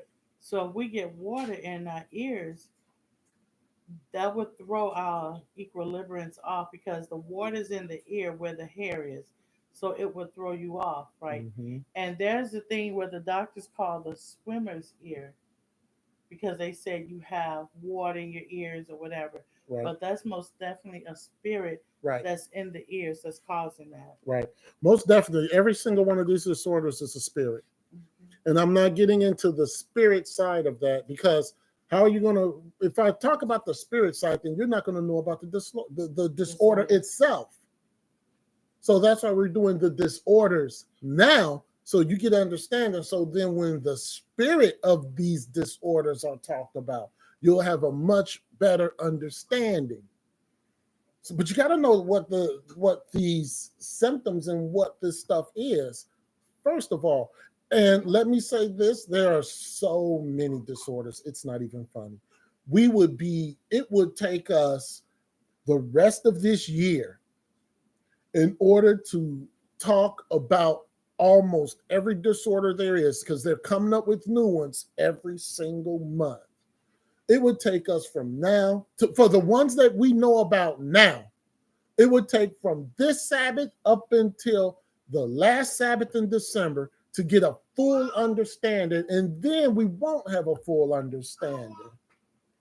This is just general stuff that we are trying to get you in the habit of understanding what this stuff is about and how serious it is. And I was in school for 6 years, and they did a lot of the things that we teach on. Mm-hmm. They didn't teach on this. This came through by the way of the Holy Spirit. They just teach the regular, the common ones, Right. bipolar, stuff like that, Right. schizophrenia. Well, I was kind of, go ahead. Go ahead. No, I was kind of blessed because when I went through the abnormal psychology disorders, and I was telling my wife about the disorders that they're teaching us, I was in mother ministering while I'm being taught. I was thankful for that because I didn't know half of this stuff. I knew what my wife was saying. She would say, well, bipolar one. I had abnormal psychology as well. Yeah. So I know I was Stuff. introduced to the bipolar 1, bipolar 2, the manic depression. I was introduced to that with my wife when she was going through school. So me being who I am, which is a disorder, believe it or not, I started looking at it and Look, started I'm gonna wanting have to to revalue our marriage. You got too many disorders. wanted to look at it and find out what it is. Okay. Yeah. Galatians chapter 5, verse 22-23. But the fruit of the Spirit is love, joy, peace, long-suffering, gentleness, goodness, faith, meekness, temperance. Against such there is no law. So if we have our mind set on the fruits of the Spirit, the mental illness can be put into submission. Yeah.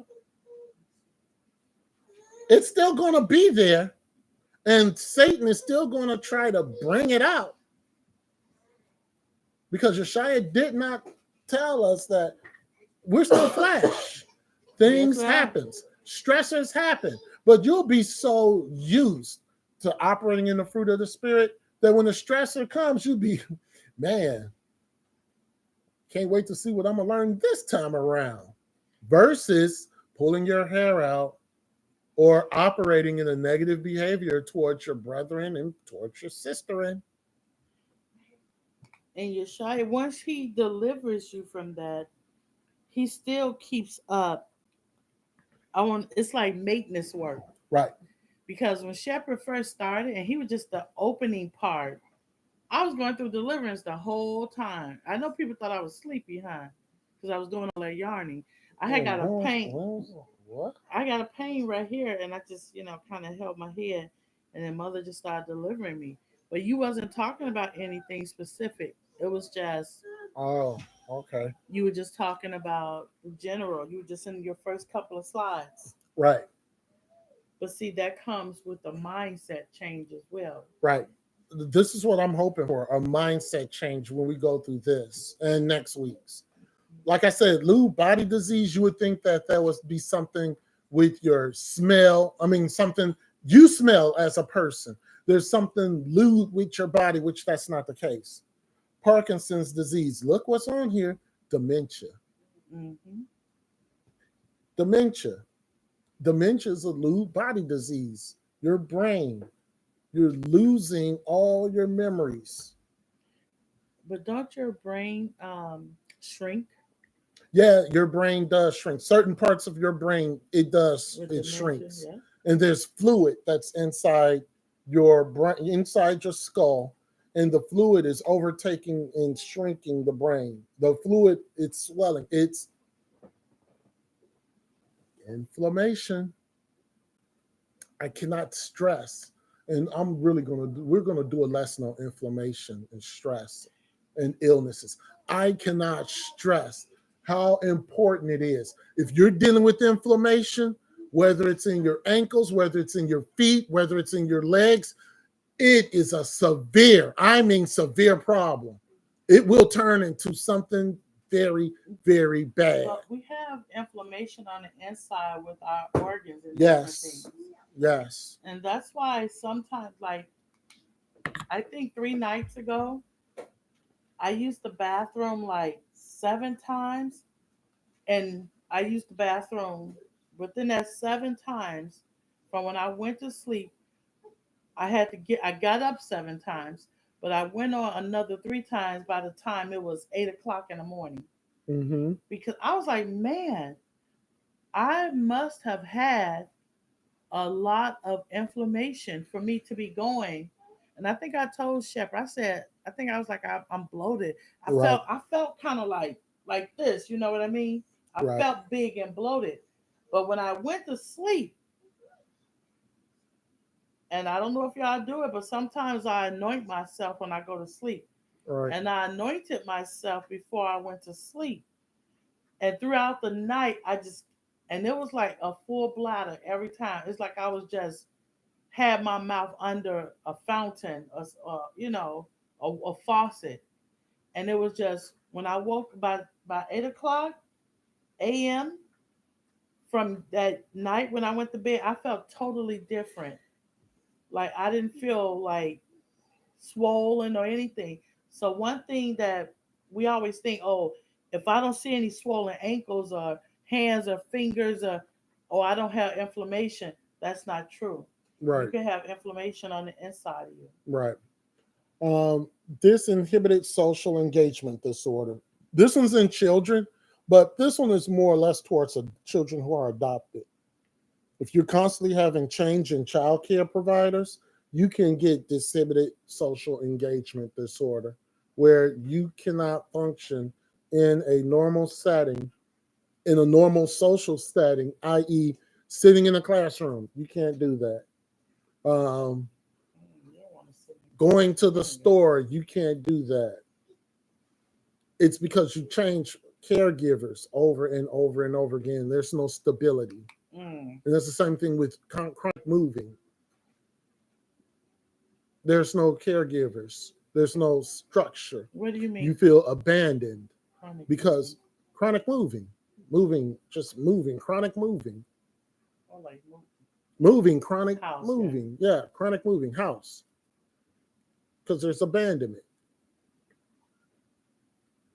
And like I said, these that we're going to talk about tonight, I mean, these are we talking about now. They are serious. They're not what we're dealing with, but I want you to get an idea of what we're going to be talking about when we get to the things that we do deal with. Sleep apnea or hypoventilation disorder. Your nervous system is jacked. Your airway is jacked. Your heart is jacked. Cardiovascular problems. Then sleep apnea is more than just, restrictive sleep. Mm-hmm. It's more than just that. There's pulmonary issues when it comes to that. There's heart issues when it comes to that. There's a respiratory system that's trying to shut down when it comes to that. It's very, very serious. And we're going to see something about sleep apnea in a minute. Sleep apnea does not have to do with, like they try to tell you need to lose weight. No, it does doesn't not have have to anything do to with do with that. your size.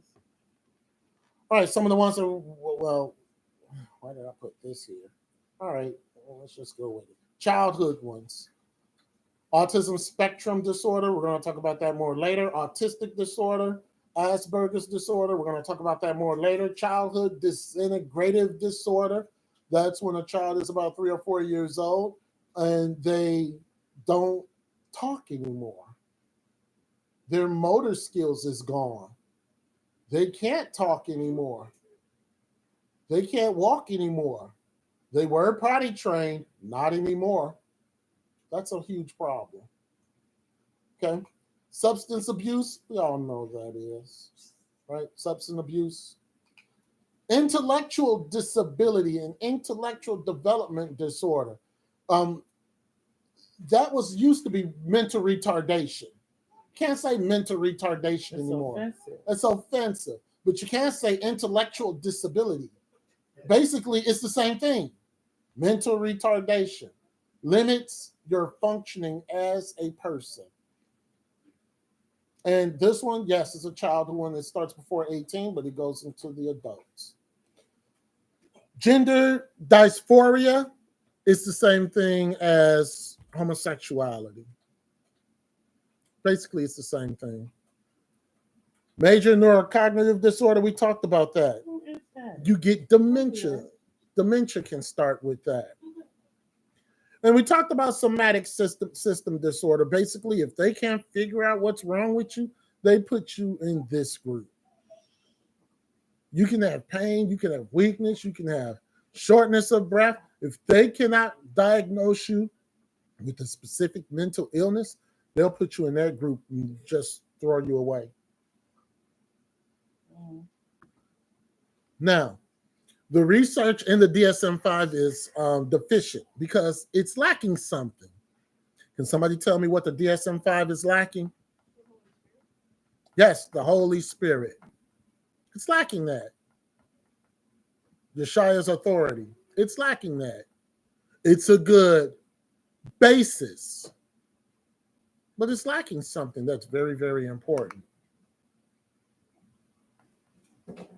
Because what they say is that in the DSM-5, there's a lot of causes unknown, or there's a lot of incurable. Causes unknown and incurable are foreign words to Yeshua. Yeshua doesn't know what those words mean. And we as disciples of Yeshua do not know what causes unknown mean or incurable. We don't know what that means. We don't understand that. The Holy Spirit knows the exact cause of every single mental illness, and the Holy Spirit is able to cure every single mental illness, every single condition, regardless of how severe it is. Doesn't matter. The DSM also says that stress is a significant factor in most mental illnesses, and medication is required because of that. No, the Holy Spirit is required when we're dealing with these medical conditions and these medical illnesses. right. The Holy Spirit is required, not medicine. Not medicine. Because the real cause of most, in fact, all of these mental illnesses, it's not in the DSM 1, 2, 3, 4, or 5. It's not there. Counselors don't even know what it is.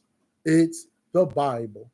Diagnostic treatment from the Bible and the Holy Spirit from the Word of God. That's where it is. That's where the not only the cause, but the cure is in that wonderful book that you got on your lap. That was my struggle when I was in school for psychology. I struggled because I would go to school on Monday, Right? and my teacher, who was a doctor of psychology, would tell me there's no cure for mental illness. Mm-hmm. But that Saturday or that Friday or Sunday, I just have prayed for someone that got healed of schizophrenia. And I'm sitting there like, what? That was a fight for me. And it wasn't for me. I'm glad she went through it first. Because I'm seeing people getting this. How old was she? I don't know. What do you mean? When those 12 children came in. Oh, probably like 10 or 11. And they all had ADD. All of them had mental illness. And I don't even think we told her to pray for them. No.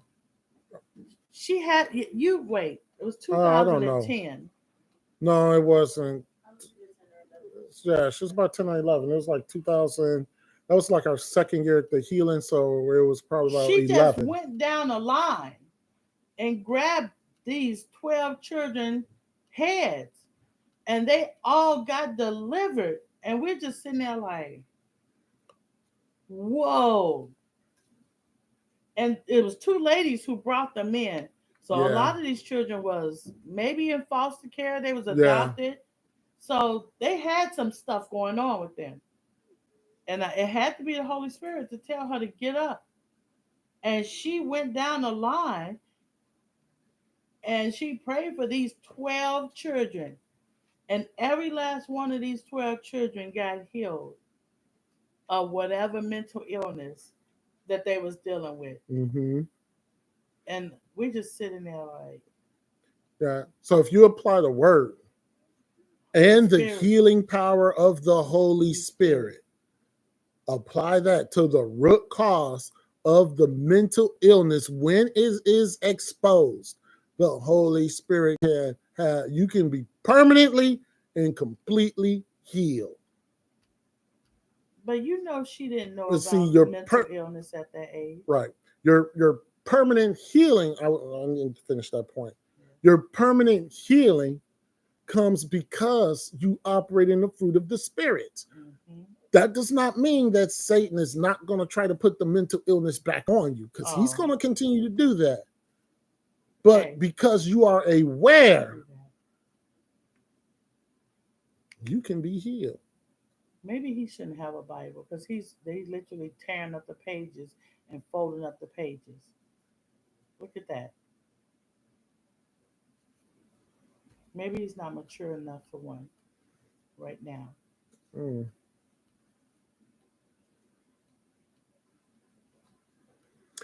Want to know what's interesting about the American Psychiatric Association? I mean, we look at these associations and we're like, oh, they're demonic. But you know what they're doing? They are actually publishing research on spirituality. They're actually looking at the Bible on these mental illnesses. They've started publication on this. They started doing publications on it. Now, whether they finish it or whatever the research is, I don't know.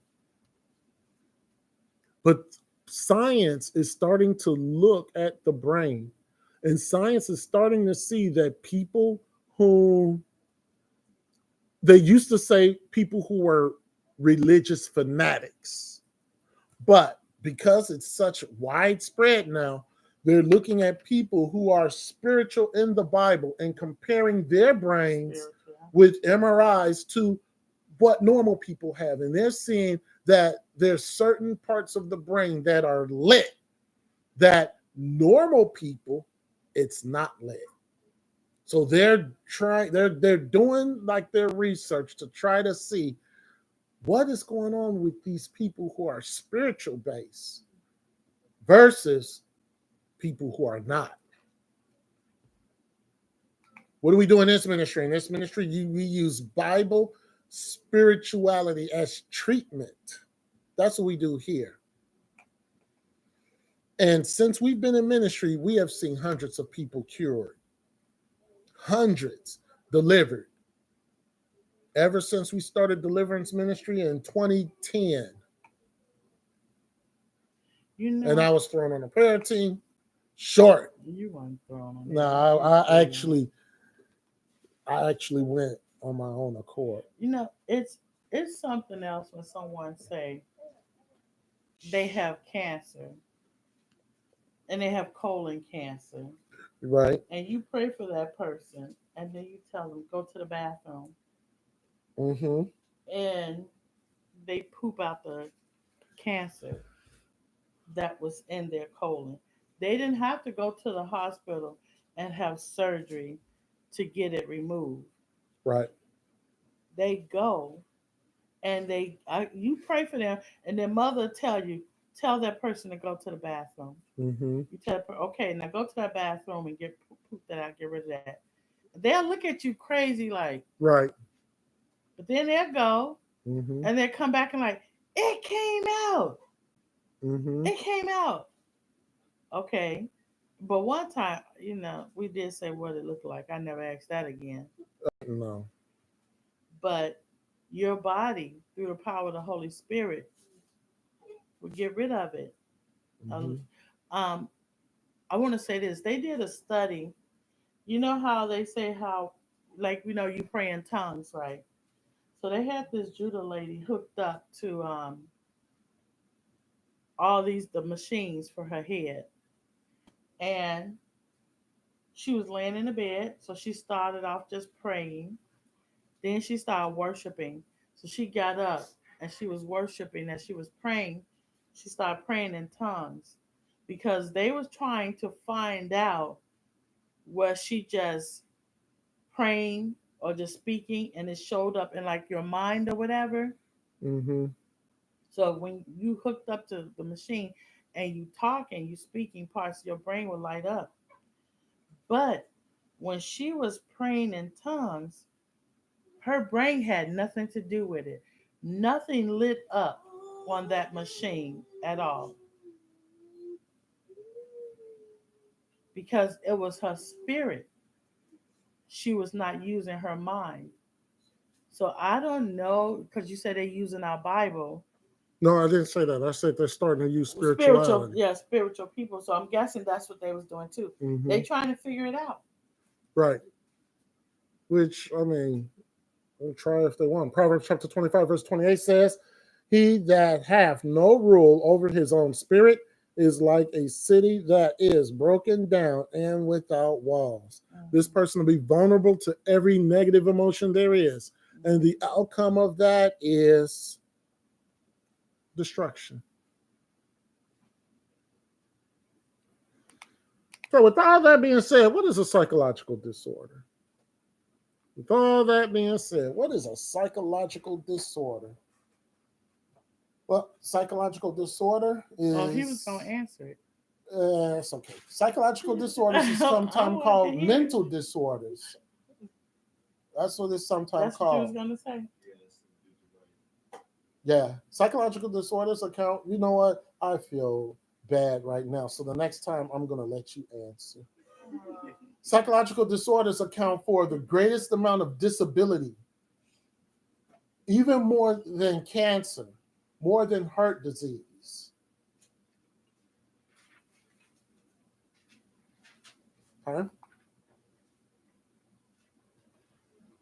Different types of schizophrenia. And like I said, we're going to talk more in detail about schizophrenia in a little bit. But there is paranoid schizophrenia, catatonic schizophrenia, which, by the way, catatonic schizophrenia, they're starting to say that with catatonic, that it's the frequency of the catatonic in order to call it catatonic. There has to be a frequency level. If it's once a month, they're not considering that catatonic schizophrenia. If it's once a week, then they'll consider it catatonic schizophrenia. Disorganized schizophrenia. That's an interesting one. Disorganized speech. Some hallucinations. And differentiated schizophrenia. That's one where, once again, if it's schizophrenia and they can't figure out which one it is, they just throw you in that group. We're going to go into more details about this when we talk about schizophrenia. But when it comes to schizophrenia, both male and female, doesn't matter. What am I doing with this? Okay, psychological disorders. We're saying what's prevalent in males, what's prevalent in females. Schizophrenia, both. Major depressive disorder. This one is women, mostly women.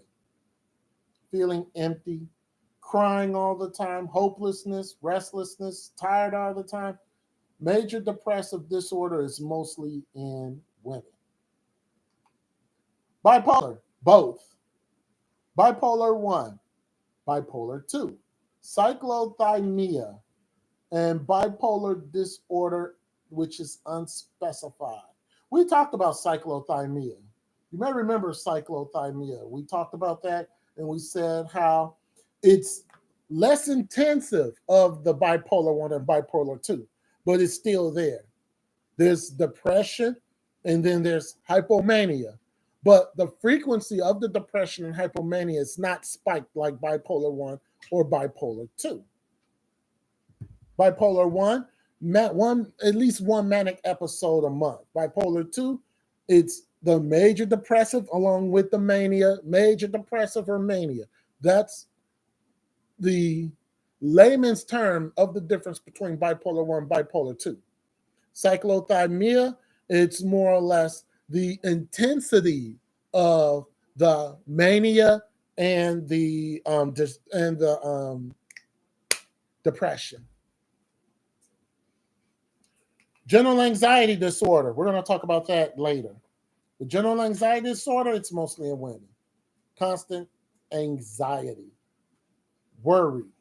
What if this? What if that? Racing thoughts. Yep. Racing thoughts. Very short temper. No patience. Little to no patience. They play the blame game. That's what general anxiety disorder. We're going to get more into that later. PTSD is another one where we're going to get into more later. PTSD. PTSD, it's more than just Army vets. The majority of people who deal with post-traumatic stress disorder is women. It's women. That's scary. Right. It's women. And that is one of the reasons why. Men. That's one of the reasons why. Okay. Panic attack, women. Panic attack, mostly women. Yeah. Dizzy, nausea, having a heart attack, tingling, apprehension, sweat, palpitations, breathless. Women, mostly women deal with panic disorders or some type of panic attack. It's mostly women. Phobias, everybody. This is a very, very small list right here. Fear of heights, fear of flying, fear of public space, fear of cats, fear of dust, fear of spiders, fear of lightning, fear of closed-in spaces, fear of vomiting, fear of blushing, fear of sex, fear of blood, fear of thunder, fear of germs, fear of dirt, fear of dark, fear of crowds, fear of birds, fear of disease, fear of choking, fear of feathers, fear of fire, fear of the number 13, fear of strangers, fear of animals. This is just a small list. You would be surprised on how long this list is. I think there's at least about 1,000 phobias that are out there. Look at people doing when COVID first happened. People was committing suicide. Right, because of being in an enclosed space. And it wasn't just, it was teenagers, it was high schoolers, it was all ages of people Mhm. that was. So you think of COVID and they say, oh, a virus. And they showing the virus on the internet, TV. Right, And people seeing that and they getting a mental picture of that. right, People that have phobias of germs and all that, right. they couldn't That's handle it. Yeah. The They saw COVID, it. the virus of COVID did not look too pleasing. Even though all it is just Yeah, they had the spikes. proteins. Yeah. That's all it really is. It's just proteins together that can get you sick. If you looked at a protein that's healthy, it would look something similar to that. But they're not going to show you that. They're not going to show you a protein that's actually looking healthy in your body because it looks similar to COVID. It's just, you know what? I'm not going to get into that. That's going too much. But it's just showing the different neurons that are in the protein of the cell of the COVID virus. It's just different components to it. Yeah. It's a lot more components to it because the thing has to break off. It has to section itself once it get inside of you. Every single one of us, we were sitting here right now, and every single one of us has viruses inside of us. Yeah, and Every single one of us has bacteria, whether it's good or bad, inside of us. Your body, you're a sponge. But that's what it is. But look how Yeshua created us. Right. We need those things to stay alive. Exactly. Yes, you do. So if our bodies was just squeaky clean with no viruses or bacteria, we would die. Right. Alcohol dependence, men. Men. Drug addiction, men. Most definitely. Anorexic, women. I don't know if she was still alive. I don't know how she was still alive either. Grace of God. Anorexic women. This one's serious. Anorexia, bulimia. Those things are not well, we'll get into that later. Antisocial personality disorder. Men. Some of your serial killers have this. Antisocial personality disorder. Reckless behavior, aggression, manipulation, destruction of property, lack of remorse, no remorse sometimes. Men deal with this one. Not too many women serial killers. Arlene Voorhees is one. There was another lady. She was also a serial killer. She was a nurse. And she would go around giving people, what was she giving them? Insulin was No, it wasn't insulin. It was who? I know who's doing arsenic. No, it wasn't arsenic either. It was she was putting some in that it was IV some bag. type of potassium or something Oh. that she was giving them. But yeah, she did it like to Was that 30 people. the good nurse? No, that was That somebody was a true else. story though. Yeah. Okay, but yeah, there are a few serial killers for women, but majority of them men. ADHD, we're going to talk about ADHD later, and that's for both. High attention deficit hyperactivity disorder. We're going to talk about that more later, and we're going to talk about that when it comes to children. Why you keep saying more later? Why you say Because later? What's more? I don't know. Obsessive compulsive disorder or opposition defiant disorder. We're going to talk about that later also. No, well, yeah, we are. ADHD, ADD. Well, actually, ADHD and ADD are the same now. Why you ADD say used to that? be attentive disorder, attentive something disorder. ADHD, attention deficit hyperactive disorder. They actually Oh. now have them both together. So for those of you who are older and you psychology and they had ADD and they had ADHD separate, no more. They merged them Those both who are old. and they are now ADHD. That happened maybe about a year ago.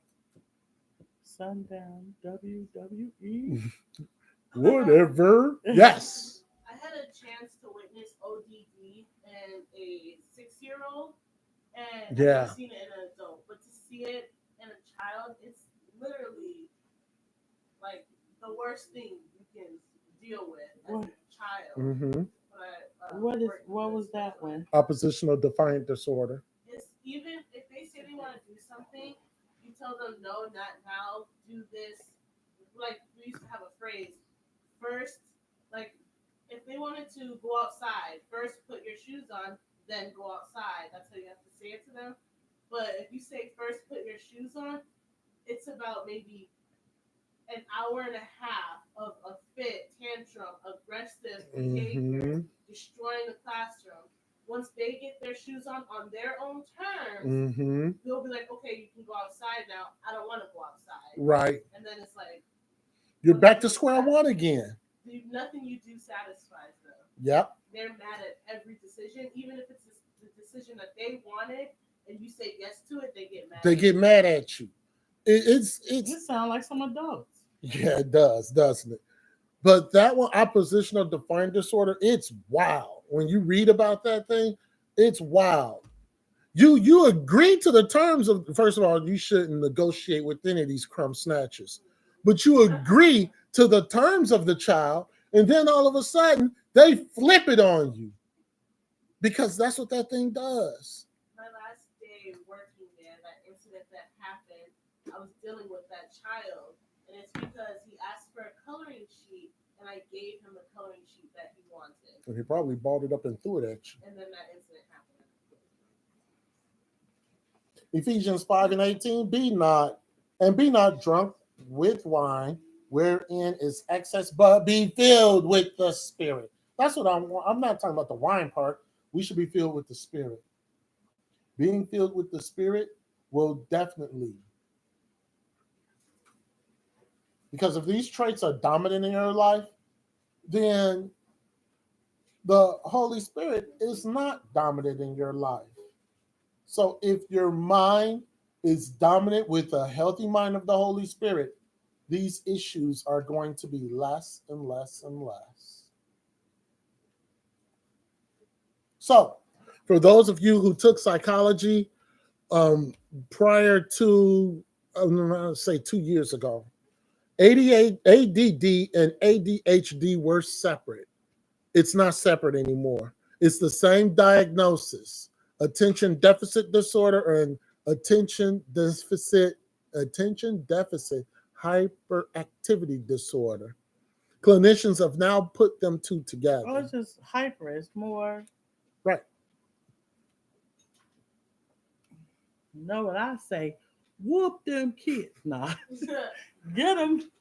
They won't deal with ADHD no more. Yeah. Get Big Mama's belt on them. Right. Okay, so there's now it's all ADHD. Okay. Social anxiety disorder. Social anxiety disorder is the same thing, and both men and women deal with it. But because there's a social event, and it doesn't matter what the social event is, if there's 2 or more people, it's considered a social event. And it doesn't matter. Sweat, shaking, nervousness, nausea, they avoid it altogether. They want to run away. They want to escape.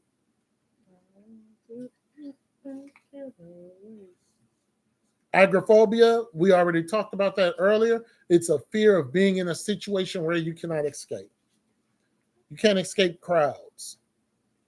You can't escape leaving home. You know, I don't know if this is this, but during COVID, 2 people was committing suicide because they couldn't leave their house. Yeah. And I'm like, walk out the door. Who's telling you? Go outside. Mm-hmm. Get out of your house. Who said you had to stay in the house? But even if you had to stay in your own home, that's your house. Well, I don't know why you kill yourself, but That's people, your house. Like, what? COVID, there was a lot of strange things with COVID. It shows people that really had mental illnesses. Yeah, it really brought out a lot of mental illness in people. And the next wave that's coming, it's going to show even more because it's coming. I can guarantee that one. It's coming. Ephesians 5:12, for it is a shame to even speak of those things which are done of them in secret. If we want good mental health, if we want to discipline our minds in Yeshaya, then we want to avoid having things in secret, and we want to expose these things, these mental illnesses. We want to expose them so that the Holy Spirit can come and give us knowledge and understanding so we can be victors, not defeated. One thing I know. Oh, well, about to get a video. Go ahead.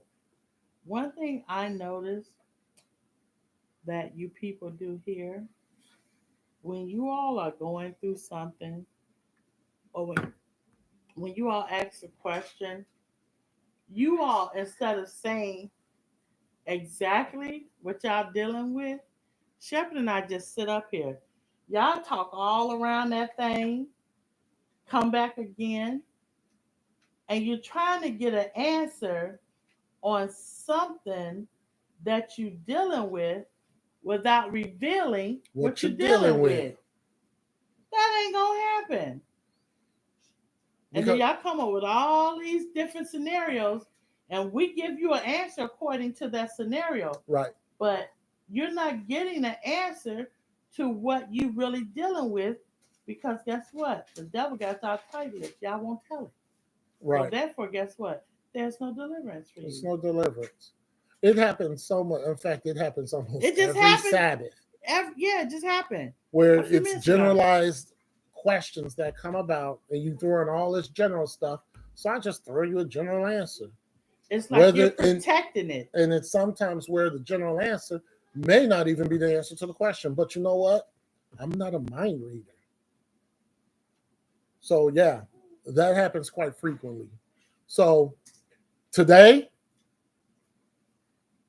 that's the reason why I said something about it, because we're going through these different mental illnesses and phobias. And we haven't even got to the ones that we deal with. And if you all is doing the same thing with these things, man, that you would never, ever, ever get any deliverance, and you will only get worse. Let me just say this. Satan is going to go to Yeshaya, and Satan is going to accuse you of wanting to hold on to that. Of wanting to hold on to it. That's what's going to happen. And you handcuff Yeshaya by not getting set free of these things because of either your pride or, like the scripture says, shame. And there's nothing to be ashamed about. I have already admitted to one. There's a few more that I'm going to bring forth. I'm not afraid to do that. I'm not ashamed to do that. I'm not saying, oh, I'm perfect. You know, ain't nothing wrong with me. But it's something wrong with you all. No. Let's get to this. Mental health conditions are more common than we may think. 1 in 5 youth or young adults lives with a mental health condition. Do you know the warning signs?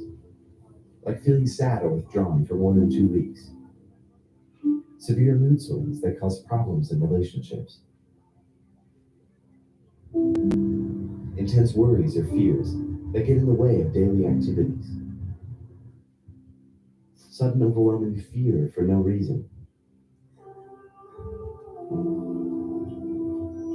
Or seriously trying to harm or kill oneself, or making plans to do so.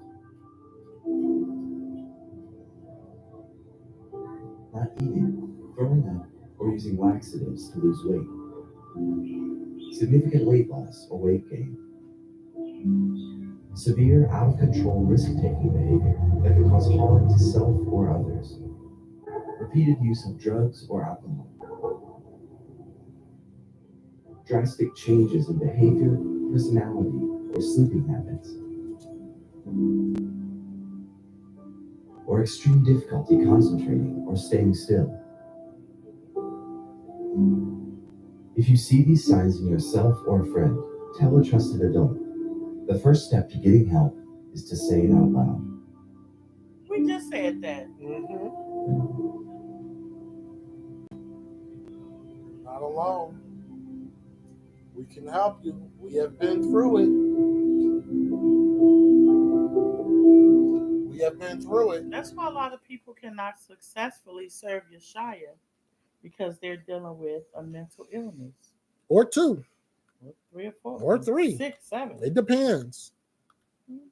Remember earlier we went to the DSM-4 and we showed axis 1, axis 2, axis 3. Remember that convoluted, confused, convoluted crap? Look at the DSM-5. This is what we just talked about with axis 1, 2, 3, 4. Remember y'all was like writing stuff down? It's like, there's no need. Look how simpler this is. It's still what we talked about in axis 1, 2, 3, 4, 5. But look how simpler it is.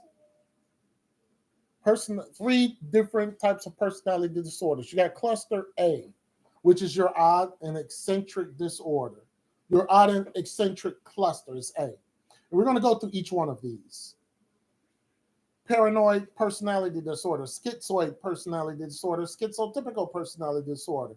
That's your odd or eccentric. Reason why it's odd or eccentric, because of the hallucination part of it, or the delusional part of it. Mm-hmm. You have your cluster B, which is your unpredictable cluster. Antisocial personality, borderline personality, histrionic personality, narcissistic personality. In cluster B, there's going to be 2 that we're going to talk about in detail. That's cluster B, dramatic. And you'll see why it's dramatic. Cluster C, it's your anxious and your fearful, avoidant personality disorder. You avoid things. Dependent personality disorder, obsessive compulsive personality disorder. It's being anxious. You got to do something. You got this nervous tick about yourself. You just got to do it. See, the DSM divides these personality groups into 3 groups, and they're clusters, which is a lot more simpler than what it was with axis 1, 2, 3, 4, and 5. A lot more simpler. With the go back. With cluster C, the avoidance personality disorder. Mm-hmm. That's why a lot of people treat them like doormats, and they run over them, because the avoidance, they are fearful to confront somebody about how they're treating them. So therefore, they avoid, because they don't have the courage to speak out and say, hey, you're treating me wrong. You're hurting me, this Right. and that. So people who have that kind of, I don't care about folks, it could be a narcissist, especially with a narcissist in cluster B. A narcissist in cluster B will treat a person in cluster C like a straight up doormat, will cause them to be sick, will run them down into the ground. And Right. they won't have nothing left for themselves. Right. So they feed off of each other. Yeah, so with cluster A, the emotions is distrust, suspicious, restrict emotional expression. You really don't have any emotional expression. You have weird thoughts. Mm-hmm. Weird things go on in your mind. Cluster B, it's an outright disregard for other people. I just said, yeah. Outright disregard for other people. Mm-hmm. Cluster C, that's a person who feels sad, who is easily hurt, Mm-hmm. tissue paper feelings, embarrassed when things happen to them. They're perfectionists, a lot of them, and they because of the perfectionist component, they need to be in control of everything. That's cluster C. Let's see a video on, well, not just yet. Okay, cluster A, schizoid, and all that other stuff. Let's see a video on cluster A. With cluster A, a lot of people deal with you just said it. No, it's distrust, suspiciousness. suspiciousness. And the root of that person has a severe case of rejection. Right. Typically, it's cluster A, paranoid. Yeah. Yeah, deal with rejection, which is another complex. It's rejection, rebellion, abandonment. One of those three are going to fall into every single category of mental illness. Let's see cluster A. And then I have to keep going back and forth because I want the video to start. With this one, they actually ask a question at the end of it. Yay! And everybody's going to answer it because y'all been kind of quiet. But I expect you to be quiet during this one. I mean, now you got to start talking. Right? All right, so let's see this. Welcome back. Let me In turn this it up. video, we'll talk about cluster A personality disorders. Pay attention. Keep in mind that personalities, along with personality disorders, takes years to develop. So we cannot make the diagnosis for children. All right, that's old. That's old. Because now they're making diagnoses with children and schizophrenia. So that's old to say that they can't make diagnoses for years. They can make diagnoses with children and schizophrenia because of the progressive sin that has been going on. But a couple of years ago, they wouldn't be able to do that. Cluster A has three main categories, and they all revolve around the idea of being eccentric or odd. Paranoid personality disorder is characterized by hypervigilance, distrustfulness, and suspicion. There's always a healthy amount of suspicion that everyone has, but these suspicions are usually backed up by a certain evidence or event. In paranoid personality disorder, the suspicions don't make sense and they're not backed up by anything. Healthy paranoia would be to anticipate danger if you're threatened. Right. And paranoid personality disorder would anticipate danger even if they're not threatened. Next, we have schizoid personality disorder, in which the individual is completely detached from society and prefers living alone. While it's okay and completely fine to have your alone time, having only alone time is not healthy. And finally, schizotypal personality disorder, which is commonly confused with delusional personality disorder. The person would have unusual thoughts and beliefs that can be considered abnormal or odd, like believing in black magic or significance obsession with aliens.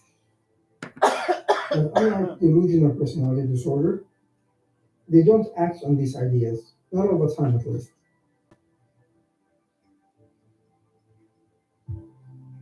And here's a small quiz. Try identifying the personality disorder in this case.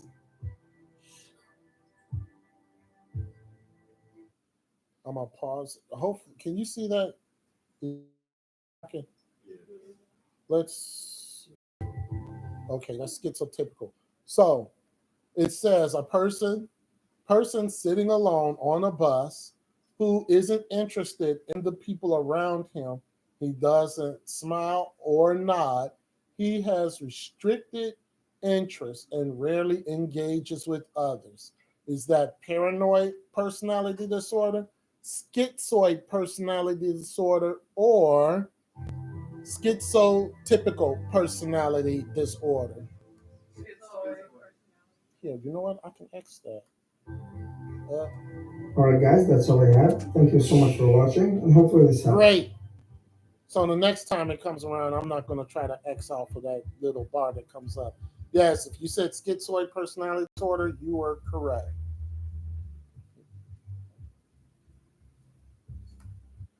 Cluster B, antisocial.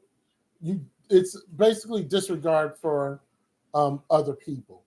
Disregard. That's why a lot of your serial killers have antisocial personality disorder. Borderline is unstable mood swings, or your image, how you think of yourself, that self-image. It's unstable. 1 minute you're happy about yourself, the next minute you want to do every kind of surgery there is to improve yourself. Histrionic, excessive emotional attention seeking.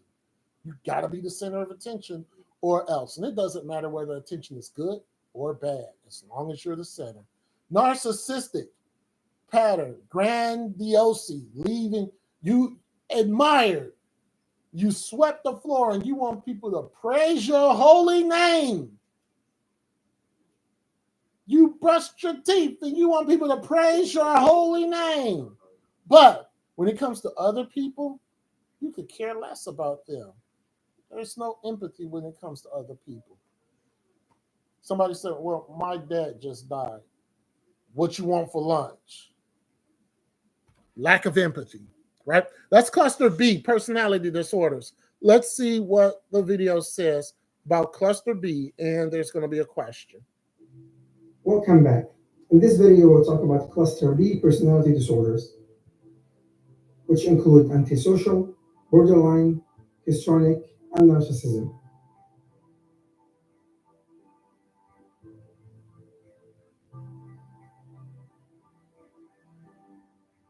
Antisocial personality disorder is characterized by violation and complete disregard of the rights of others. These individuals don't agree that everyone is equal and believe that they're better than everyone else. And the thing that separates them from everyone else is the fact that they act on these beliefs. So they start breaking or stealing stuff from others because they believe that they deserve these things. If the patient has these features while they're younger than 18 years old, the disorder would be called conduct personality disorder. If these same symptoms present in a patient older than 18 years old, it would be called antisocial personality disorder. Next, we have borderline personality disorder, which is perhaps the most infamous.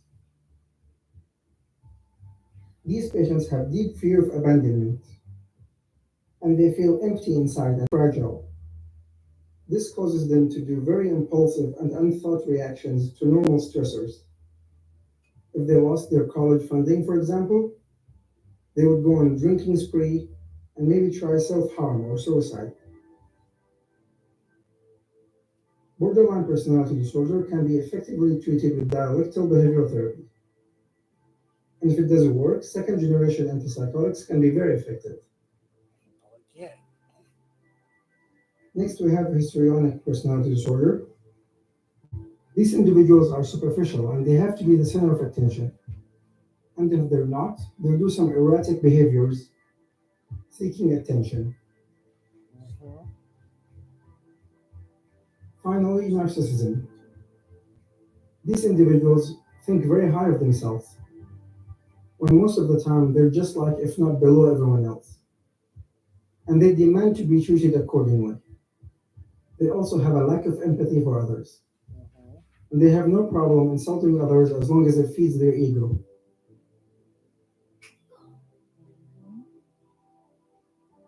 And here's a small quiz. All right. So a girl, let me try this again. Can I hit that? Try identifying the personality disorder and this. Nope, can't do it. All right. So a girl went to the bar after her boyfriend broke up with her. She then slept with strangers that night and the following night. So is it antisocial personality disorder, borderline personality disorder, histrionic personality disorder, or narcissism personality disorder? So the two that you can't see is histrionic and narcissism.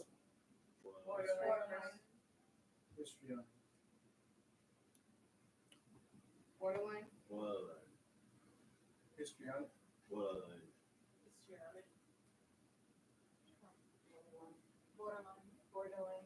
Borderline personality disorder. Let's see.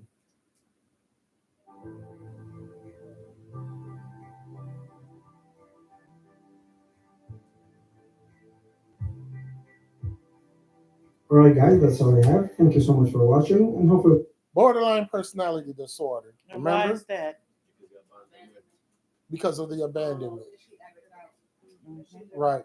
Because of the abandonment. For those who say histrionic, that very good guess, Yeah, that was a good guess. because she's at a bar, she's sleeping with strangers. So that's a very good guess, but it's the abandonment that triggered it. Right. Yes? So with the borderline and the histrionic, is it possible, like I know we said like you can have like multiple ones, but Right. can they have multiple in the same cluster? No. Like, okay. No. That's She would've a been crazy either or. person. No, it's the Well, stronghold that's right. behind it. Yeah. What about if a person can have a person from each cluster? Oh yeah. Most definitely. Most But the thing definitely. about it with histrionic, that's more of a rejection. That's rejection Right. with histrionic. Borderline is abandonment. Right. That's the door opener for that. Right.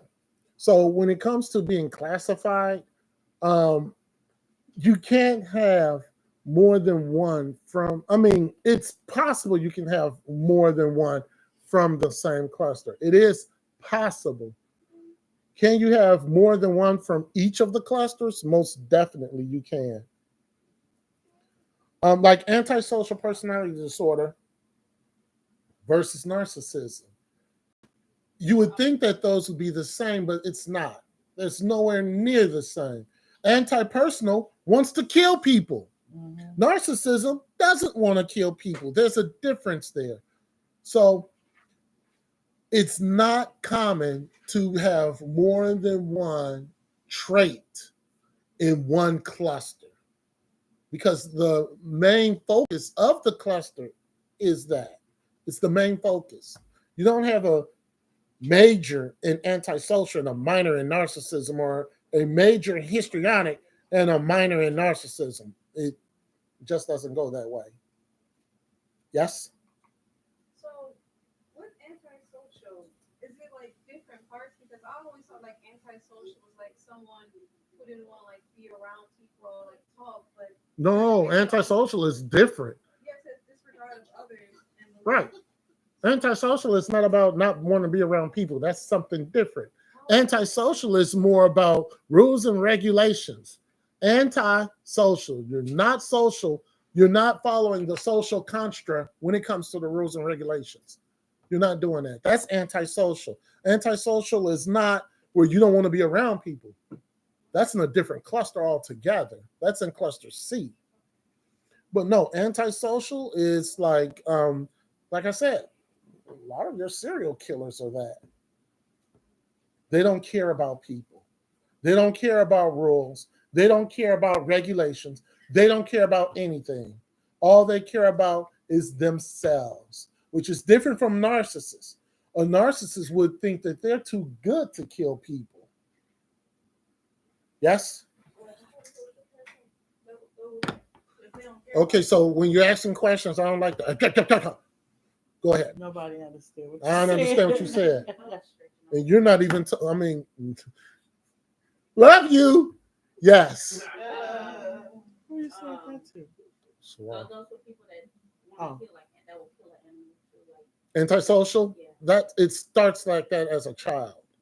Right. There's some other things that starts as a child before it gets to antisocial. But yeah, children who want to kill animals and things like that, it progresses. And it- Or children who are rebellious, it gets progressive. It gets worse if it's not checked. But it still starts with abandonment or rejection, and then it's a lack of love, things like that. With antisocial, And then they start killing animals and bugs or yeah, little things like that. Then it gets progressive. right. All right, cluster C. This one is the feelings one. Feelings get hurt. You're easily embarrassed. You cling to people. Doormat. Right. Okay. Cluster C. welcome back.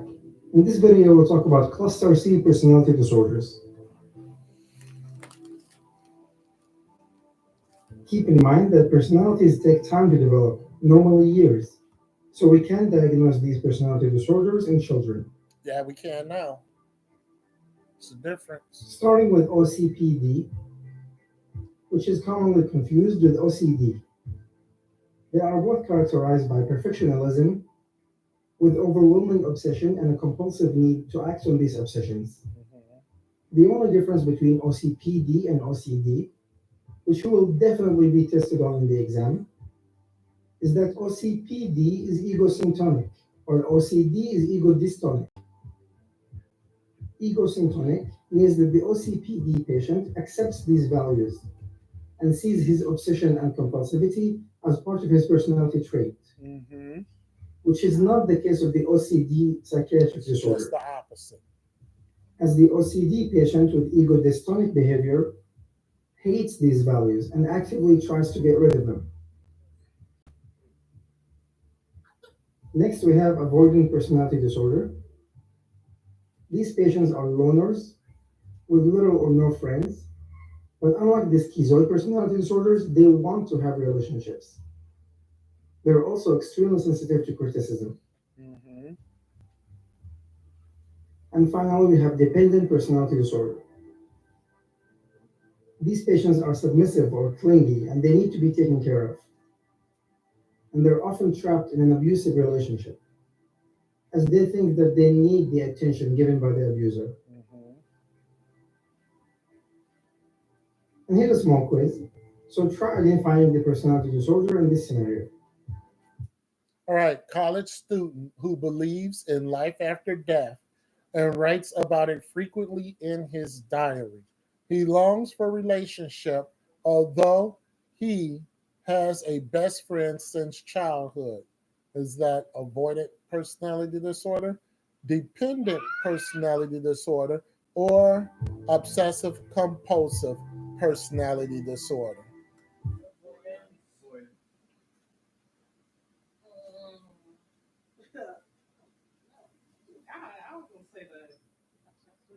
I was gonna say the OCD one.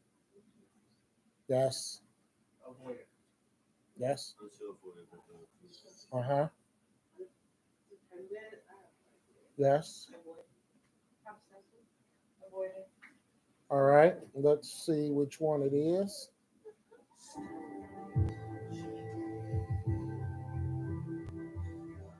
All right, guys, that's all I have. Thank you so Avoidant. much for watching, and hopefully this helps.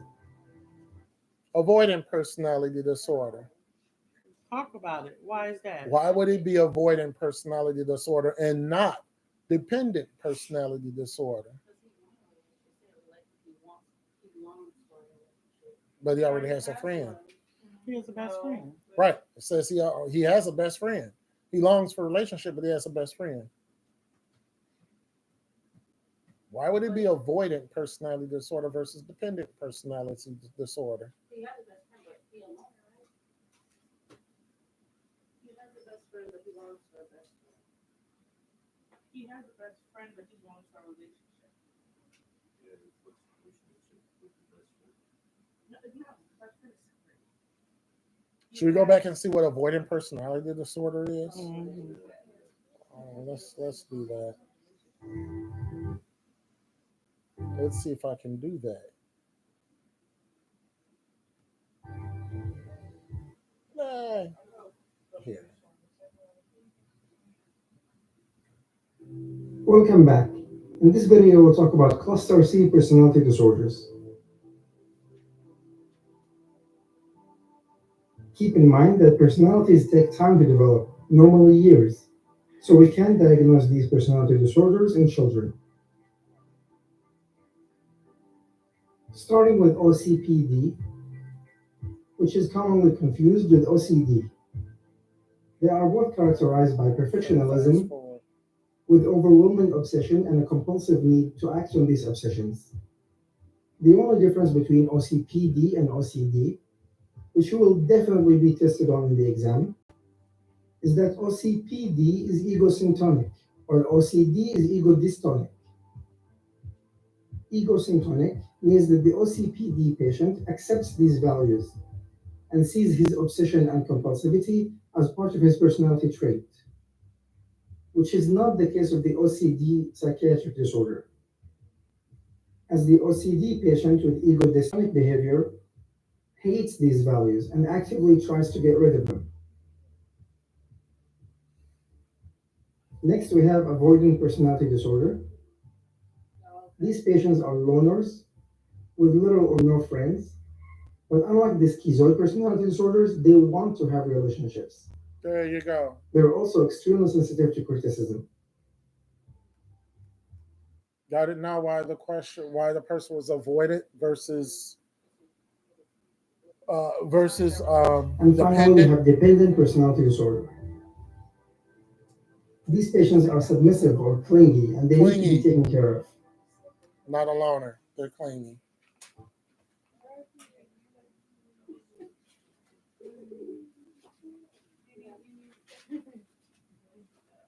Yes.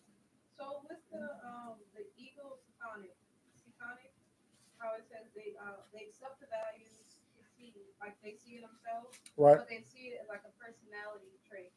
So is that like oh well, I do this, but like kind of like what I said last week. This is normal to me. Like they say like it's You normal. accept it. Right. You accept it. So it's like you're saying like, oh, this is normal to me. That's me. That's who I am. Life. Right. It feels normal, but it's not normal. They don't see it as a Right. problem. Okay. That's true. That's it. In Acts 23:1, and Paul earnestly beholding the council said, Men and brethren, I have lived in all good conscience. And that's what we want to do. We want to live in all good conscience. So therefore, these Put your hands down and things, stop it. these mental illnesses, bring them under the submission. Paul is basically saying he wants them to believe. That's what the word earnestly there is highlighted. He really wants them to believe. He loves them and cares about them. And he wants them to know the truth. We've talked briefly about sleep. Let's see something when it comes to sleep and your mental health.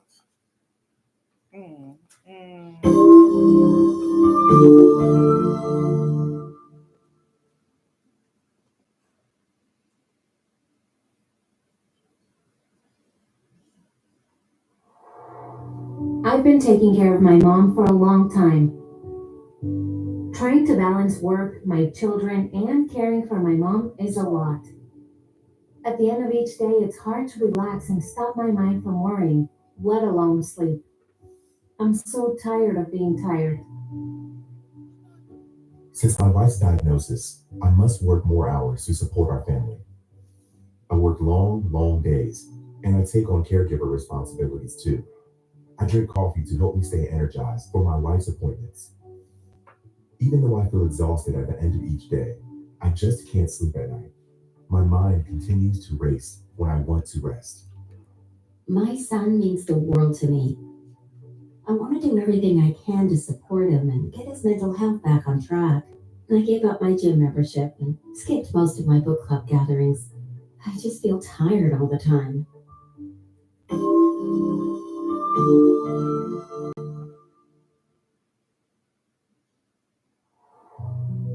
Insufficient sleep may have negative effects on one's mental health.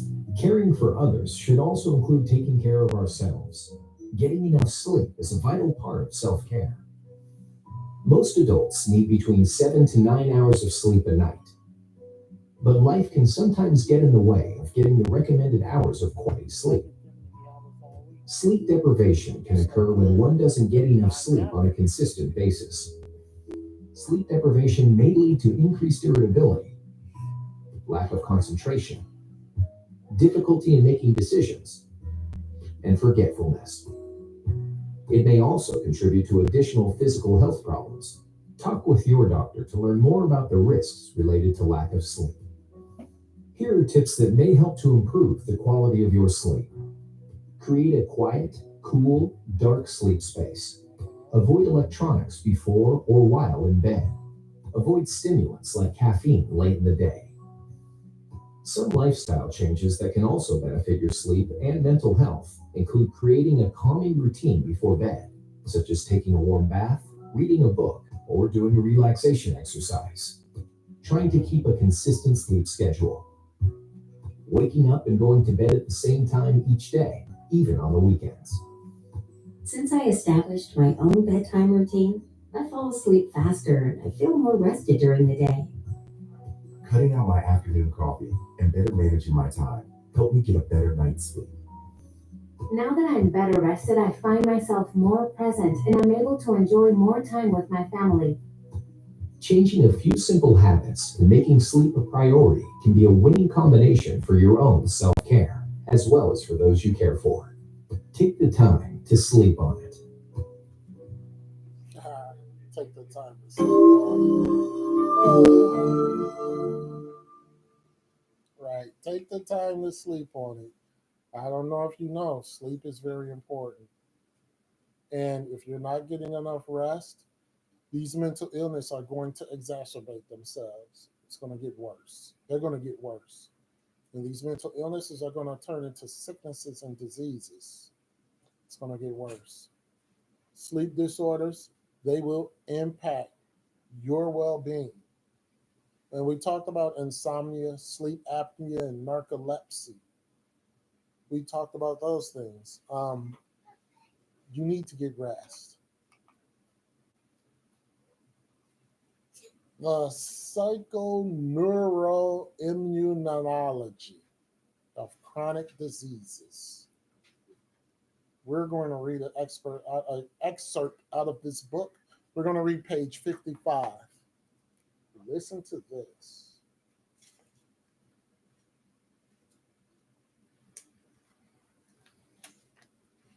Okay.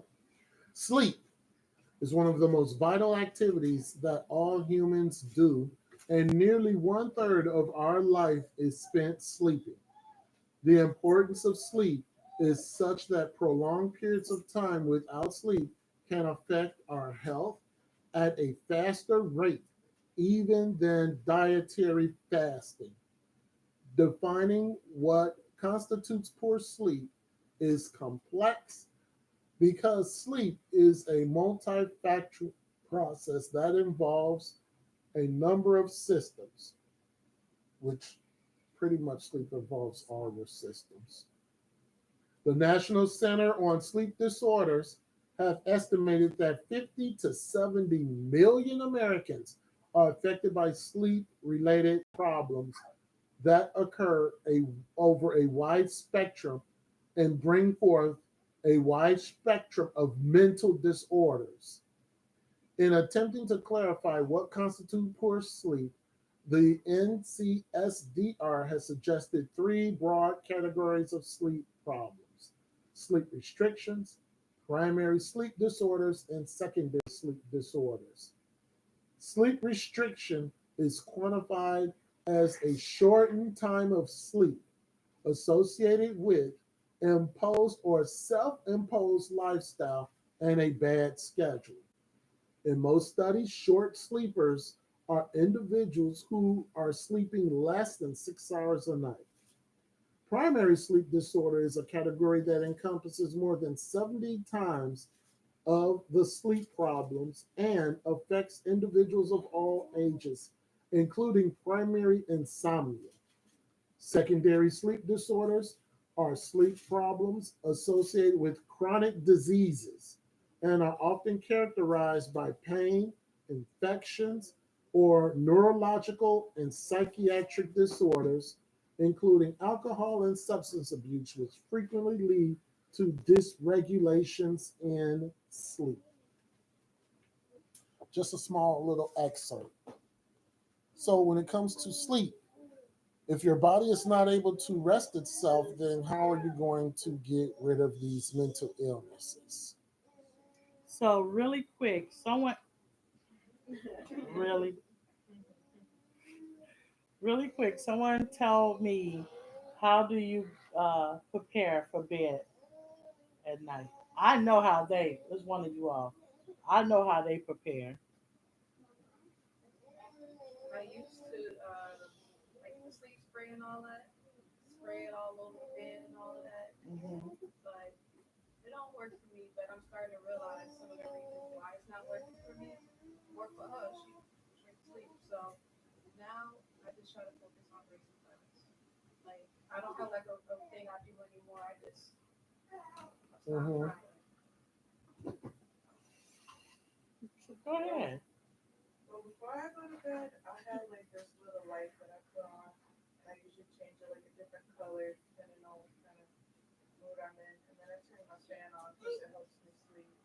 But before that, I used to listen to like rain or music to go to bed. And then I might just lay in bed, pray for a bit, and then okay. So before you go to bed, what are you doing? Typically, What?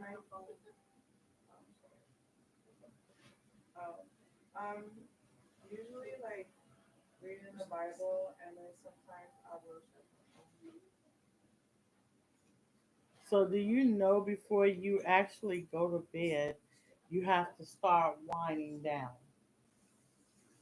You just don't go and just jump in the bed, spray your sleep spray. You have, say your bedtime is, you go to bed at 8 o'clock.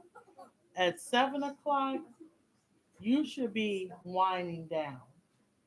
You should not still be up running around doing stuff. Because when you do lay down and you have not wound down, you're still gonna be in that kind of up stage. You know what I mean? Yeah. I think Shepherd is the only one that lay down and be out in a minute. What? I would. Oh, he does that too. I would love to have that type of sleep Yeah. where I could lay down in 1 minute, I'm out. One thing that I do want to advise: do not read your Bibles prior to going to bed, because that sets you up. That is a big setup. When you get sleepy, you fall asleep.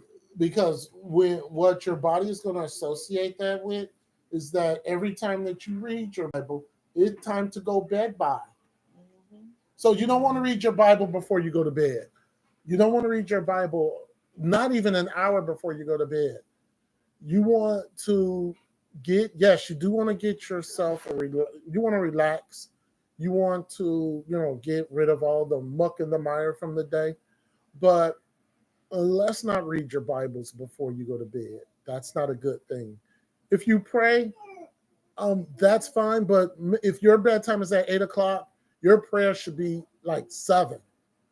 You don't want to pray at 7:55 and you're going to bed at 8. You don't want to do that either. Because what the body is going to associate with is that every time that you start to do a prayer, it's time to go to sleep. Those are bad habits to have. In the middle of your prayer. Right. Those are bad habits to have. So if your bedtime is at 8, you want to stop reading your Bible before 7. You want to not be in prayer before 7. You want to not be in prayer after 7. You want your body to rest and relax itself. So you want to be able to have a calming situation. And for those of you who have children, you got to make sure that children are put to bed first. You got to make sure that the children are put to bed first. Yeah. Right. Because that's a problem also. Because you got to get them a set schedule also when it's time for them to go to bed, so that they are not fussing and complaining or doing whatever it is that they're doing, knowing that bedtime is not 8 o'clock, and all of a sudden you have these people who want to go to night school. All kinds of questions, and they get smart. Get smart. You want to know the math formula of pi is, Mom? Take your butt to sleep. No, it's something else. It's like they don't have a register. They don't understand that this is time for bed. So they start fighting, they start arguing, they start fussing, they start doing all kinds of things before bedtime. You got to stick to that routine. Oh, go ahead. I was just gonna ask, okay, because I understand getting ready for bed like an hour before. But something that I struggle with is like during that hour, I'm just thinking like, well, what am I gonna do for like that whole hour? You see what I mean? You're gonna relax yourself. Lay on the floor, stretch, do something, Right. something calming. Right. You gotta relax yourself because now you're thinking too much into it. It's you. What am I gonna do for an hour? Well, you're gonna get yourself ready for bed for an hour. That's what you're gonna do. You're gonna relax yourself. Take a cool shower or something. Cool shower, hot bath, Put some lotion on. whatever. Whatever you do to relax yourself. Gotta do it. Yes, ma'am. So when you're talking about going to bed, not going to bed, but like the praying before going to bed, or something Right. like that, does that apply also with children? Like like before, like they lay down, you pray with them, and then is it best just to kind of cut that habit off too and just get that prayer in before? Get it in earlier because they have to settle down. They're just little people. They're just shorter than us. Some of them. So you want to get them in a routine where if their bedtime is 8, no prayer after 7. You don't have to pray right before they go to bed. No, because what is prayer supposed to do? You don't want your children to have that bad habit of while you're praying for them, let's say in the morning, they just nod off and go to sleep, and you're going to be upset. Same thing with children as it is with adults. Yes, ma'am?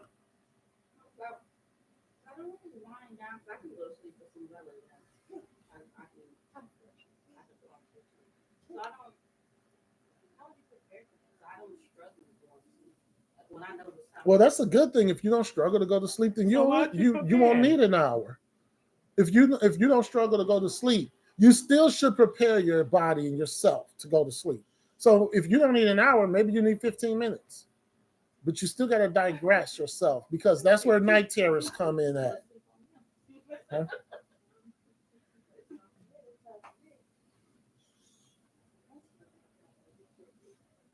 Okay, we talked about that.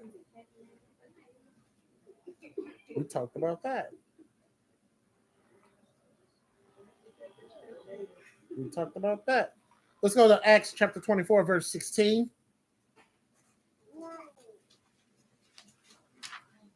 And we had that scripture. No, we didn't. And herein do I exercise myself to have always a conscience void of offense toward God and toward men. So, yeah, I think we had that scripture. Paul wants us to have a clear conscience. 24:16.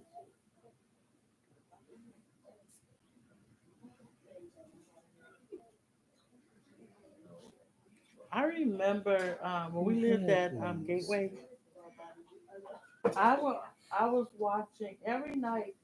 I had started watching what's the name of that show you used to watch, Martha? Criminal Minds, right? And I was always watching it right before I go to bed. And all of a sudden, I started having dreams that I was getting beat up or somebody was chasing me. And I'm like, Lord, what is going on? Why am I having these dreams?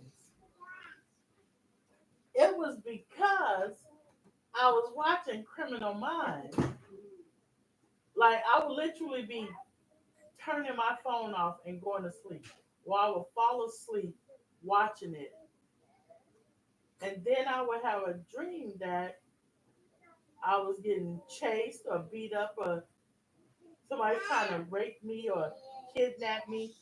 And Mother revealed to me that it was from watching that show, going to sleep, because my mind was still active and thinking about what I seen. And that happened to me when I was that Nightmare on Elm Street, the first one. I had a dream that Freddy Krueger was standing over me with his yeah. And that was a night terror.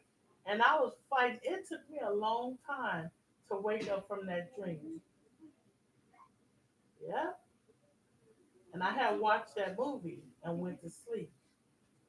I don't watch stuff like that no more, and especially at night. But yeah, you gotta be careful what you watching,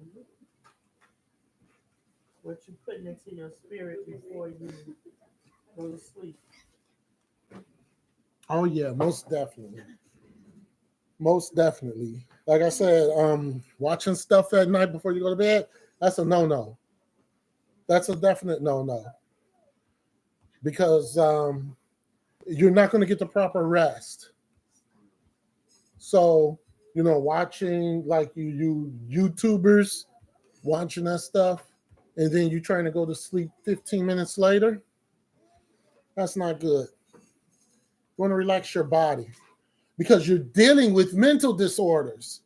So you want to relax your body. If you're a person and you deal with a lot of making mistakes or foolishness and stuff like that, so you won't watch what's a foolish something foolish.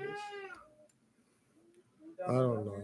You won't watch Yeah, Dumb foolish and Dumber. shows where people like fall and trip and making mistakes and Right. all that 'Cause you- because when you go to sleep and you wake up the next day, guess what you're gonna be doing? Yeah, I understand that we can watch things on TV and those spirits can come through on you. Right. They're not good.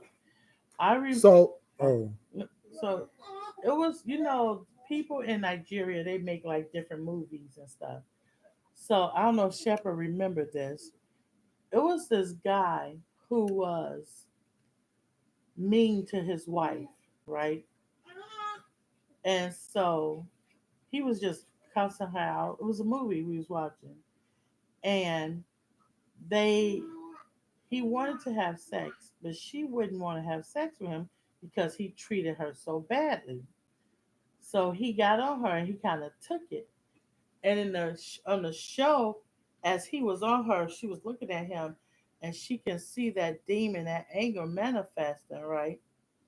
I'm just sitting there watching it. It was many years ago, and we ain't think none of it.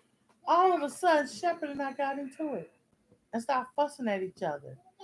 And I was like, wait a minute, this when we was early on in deliverance ministry. So we didn't know what we know now because I wouldn't watch nothing like that now. But the thing about it is that we just started getting into it for no reason. No reason at all. Because of that spirit that was on that screen came through. Some kind of way it affected us. He messed with the lights. And we just started getting into it. So be mindful of what you're watching. right. Now, it's time. Self-diagnosis. It's time. What are you dealing with? So what we're gonna do now? We've talked everything that we're about to talk to now is things that we have talked about already today. You should have some type of an idea, but we're gonna go in depth now, with each and every one of these. Each and every one. What are you dealing with? What's the first one? Histrionic. Definitely there's some people in here who are dealing with histrionic disorder. And what is histrionic disorder? It's a mental condition that's characterized with intense and unstable emotions, a distorted self-image of yourself. The term itself, histrionic, means dramatic, very dramatic person. You are an attention seeker and you behave in ways to draw notice to yourself. And it does not matter whether the drawing to yourself is going to produce negative results or positive results. It does not matter. All you want is to be the center of attention. That's all you want. Okay? Histrionic. Let's see what this says.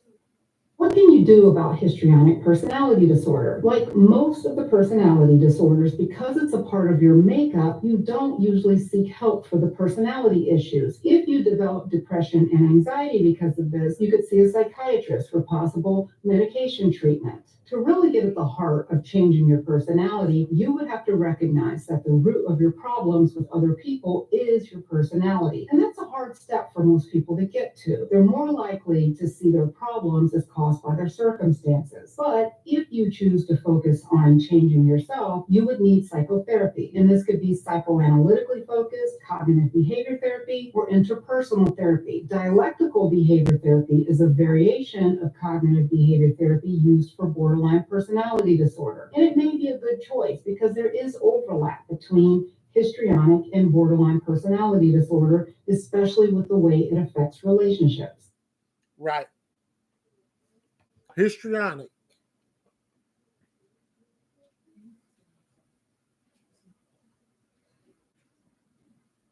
Who think they deal with that? No, we're not there yet. Oh, No, we're not there yet. what you waiting on? Histrionic.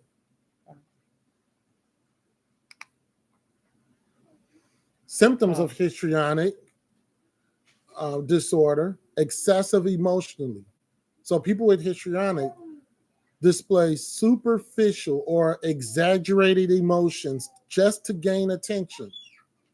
They feel underappreciated when they're not the focal point of everything that goes on. So they do things, and they do things to the extreme. Things that you would think that a person in their normal mind would not do. They shift emotions. If they're the center of the attention, they feel the most happiest ever. But if they're being ignored, or if they're not being the center of attention, if what they think they're being ignored, then that's where the negative attention seeking comes in at. So they do things on a negative context, and it doesn't matter if they get yelled at, if they get screamed at, it doesn't matter. They feel good about themselves when that happens, because the focus is on them. It's on them. Attention seeking, dramatic behavior, inappropriate seductive behavior. Oh yeah, ladies, the flipping of the hair, the doing this and the doing that. Yeah, that's inappropriate. Inconsistent emotions, discomfort with lack of attention, because they're not the center of attention. All of a sudden, I got to do something extreme to get the attention on me. I don't care if I'm going to get yelled at. I don't care if I'm going to get praised. All I want is to make sure that the attention is on me. Constantly looking for approval.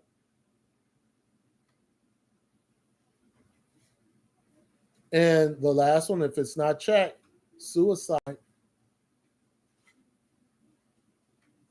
it's not checked. This one deals with some very dramatic behavior. It's acting inappropriately, saying things that are inappropriately, embarrassing themselves, but they don't care about embarrassing themselves because they're the center of attention. Very flirtatious. Very flirtatious. Oh, always concerned about their appearance. That's where the throwing of the hair or the flipping of the hair, whether it's long or short, it doesn't matter. Drawing themselves to the attention. Inappropriate sexual, they behave inappropriately. And it's regardless. It's regardless. They could be attracted to the person. They could not be attractive to the person. As long as they're the center of attention, it doesn't matter.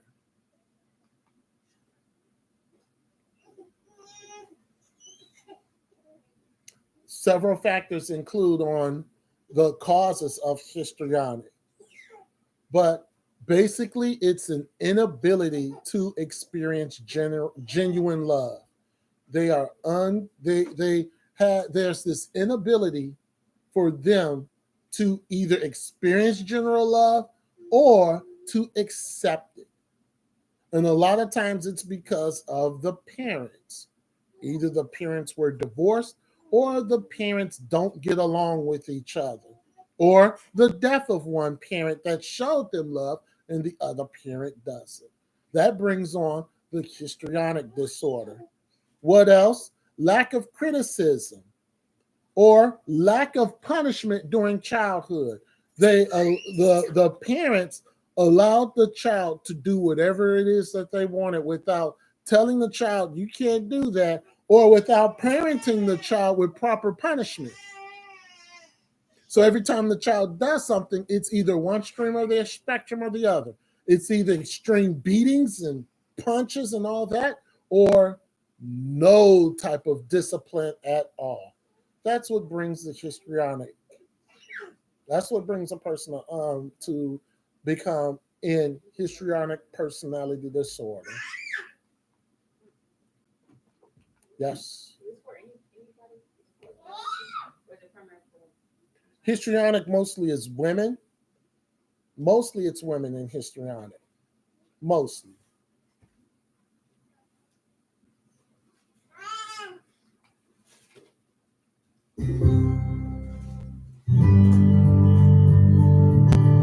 Histrionic personality disorder refers to a specific disorder of individuals who have a tendency of wanting to have attention on themselves. They need to be the focus of attention, and they'll use various behaviors to try to gain that attention. They tend to be overly dramatic or grandiose. They tend to be over flirtatious, and they need to have the attention of everyone in the room. Because of this need for constant attention, their relationships tend to be very superficial, and they tend to be shifting in their allegiances, looking for attention and wanting to be the center of attention of any situation that they're in. The individuals that have this personality disorder don't generally come seeking treatment, but sometimes will come to treatment for other disorders that develop when their needs for constant attention and adoration aren't met, and they'll develop depressive symptoms if they can't manage to become the center of attention. Often in everyday life, we encounter these people as drama queens. Everything is a major production, everything is very important, and they have to be at the center of it. And that's usually the way that you might encounter somebody with this disorder. As psychiatrists, we don't often see people coming to treatment specifically for the disorder, but it can be the underlying basis for why they're constantly frustrated in their attempts for attention, and it can lead to symptoms of depression and other things that they'll come into treatment for. Right. Constantly frustrated, constantly depressed. You don't go to a psychologist and say, hey, I'm dealing with histrionic, because let's be honest, a lot of people never even heard of histrionic disorder. I didn't learn that in school. Mother taught us about that. Right. A lot of people don't know about, never heard of histrionic disorder. So you're not going to go to a psychologist, or you're not going to go to a preacher and say, hey, I'm dealing with this. You're going to say, I'm frustrated with people. They don't listen to me. They don't hear what I have to say. I'm frustrated. Or on the other end of the spectrum is I'm depressed because nobody listens to me. Nobody understands me.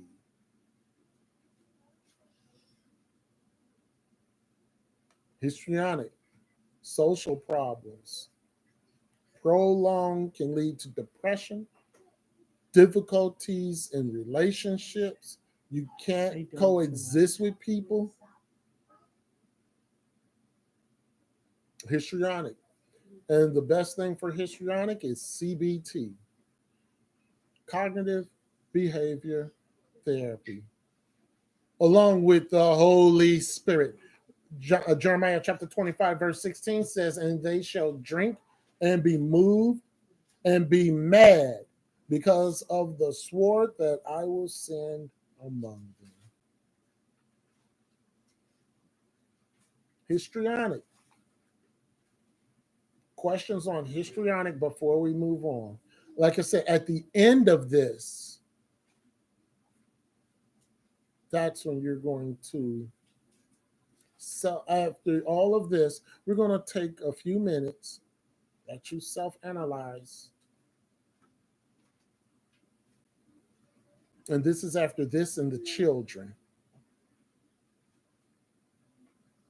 Yes.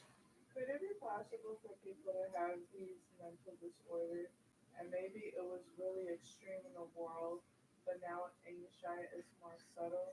No. Or No. Because you have them in the world, what makes you think in Yeshua it's going to be more subtle? It's there. You just may not know it. okay. But it's there. It's not subtle because you're in the Lord. It's not subtle because you're in Yeshua. Because how do you know it's subtle or not? Who told you that it was subtle? It's not even possible. Yes, ma'am? So I see that it says we don't want like a very dramatic person. Yes. What's I know what dramatic is, but Right. I'm just trying to. Is it a continual thing? Is it like? Yeah, all of these are going to be continual. But when it comes to the drama part of it, it's more or less you do things knowing that you're going to be reprimanded for what you do, but it does not matter. It doesn't matter because you need The attention. the attention. It doesn't matter how you get the attention. That's dramatic. Can I give an example of being dramatic? No, I can't give an example of being dramatic. But what I can say is that it doesn't matter what it is. You can sit there, you know that punching a hole in the wall is going to bring problems, but you're not being the focal point. And you punch the wall just so people can say, why did you do that? You're going to repair my wall. You're going to fix my wall. And all of a sudden, the person feels better because I'm being the center of attention. You understand now? Any other questions before we move on? Yes? With the distorted image of self, is that like An extreme self-hatred of yourself. right? So is that like the people like they look in the mirror, like I've seen like the little cartoons and like they'll look in the mirror like when we had earlier, and he saw himself like much bigger than what he is, or the opposite, or you see yourself like much smaller. Right. But he like is like just out there, like it's not like something that someone else would notice, it's just like something that you notice. Right, because nobody else cares. But you care. Yeah, it's extreme. That's one of the small pieces when it comes to histrionic. Yes? And then With we only talked about histrionic. no, I'm sorry, I'm looking at the trees. Uh-huh. The looking for reassurance or approval is Right. that just anything like for work, anything like Anything. It doesn't matter. It doesn't matter. It's at the point where, let's say at work, you come in late on purpose just to get talked to. You do things on purpose just to get talked to. Because the one end of the spectrum, being a great employee, you're not getting that feeling of being the center of attention. So you become the worst employee there is just to get the center of attention. Yeah, that's histrionic. So what if you feel like, and again like with work, like, oh, you know, I do all of this and they don't notice, like you feel like people are against you. Like That could be a couple of things, but is that histrionic? No, because there's an action when it comes to histrionic. It's not you feeling some type of way. There's an action when it comes to histrionic. Yes. So with these, is it just like if you have one or more, or you do all of these? Like Oh, no. It depends. Remember what I said earlier. It depends on the episodes and it depends on the frequency of the episodes where you're dealing with this. But I'm going to say this. Every single one of these, I see it every single Sabbath. How about that? Every single Sabbath, I see it. Yes. what about also like with childhood? So if this is something from like childhood. Histrionic does not develop in childhood. So it's just whenever. Does not develop in childhood. Histrionic comes later. We haven't talked about the childhood diseases yet. Childhood stuff is going to morph into all these. I was gonna ask, I was all always called the drama queen when I was a child and stuff because I That was, could be. dramatic and extra and things like that. So Right. that's why I was curious if it was like something childhood or just. Well, what happened in childhood, if you're always been called a drama queen, then wouldn't that be considered verbal abuse?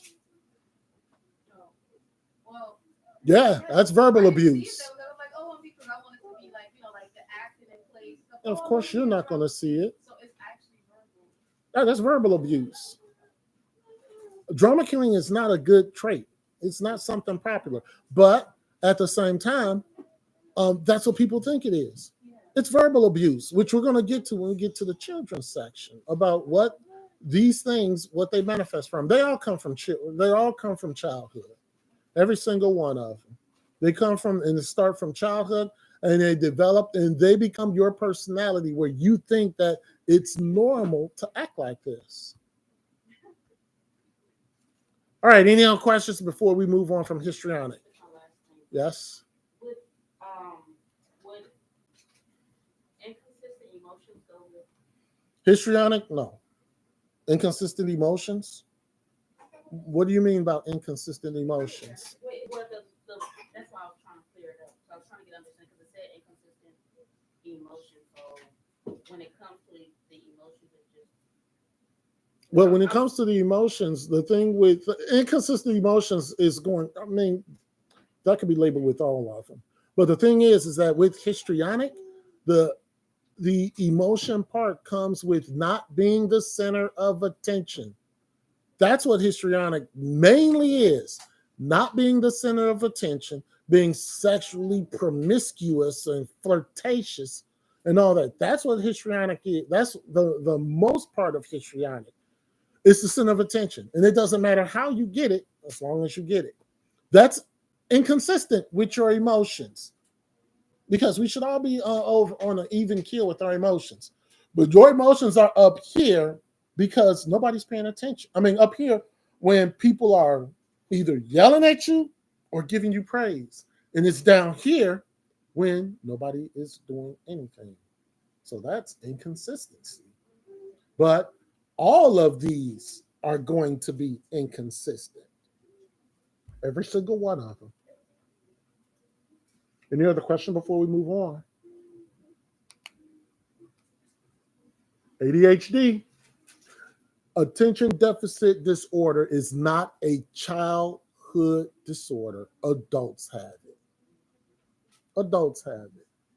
It's a neurodevelopmental disorder, which is categorized with a pattern of not having attention, no attention span, being hyperactive, meaning that you start one project, but you can't finish it. You go to this one, then you go to this one, then you go to this one. You can't finish stuff. Impulsive. Someone says something to you, and all of a sudden you just blow up like, wait a minute. And the person is not saying to do anything to get blown up. Or emotional dysregulation, which is excessive. And it's age inappropriate. As an adult, you do things as a child. When you can't get your way, you kick and you pout and you fuss. If you're tired and you have tasks to do, guess what you do? You pout like a child. The lips come out like a child. Or you slam things, bam. Slam cabinets, bam. Slam doors, bam. Instead of just saying, I'm tired, maybe I could do this at a later time. Attention deficit hyperactive disorder is adults acting like children.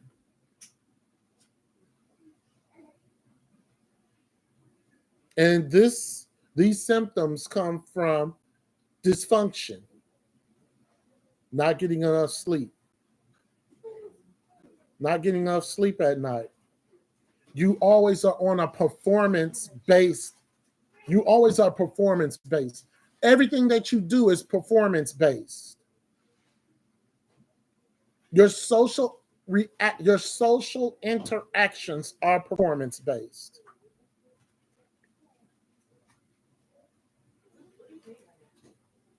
What do I mean by what? Your social interaction is performance based?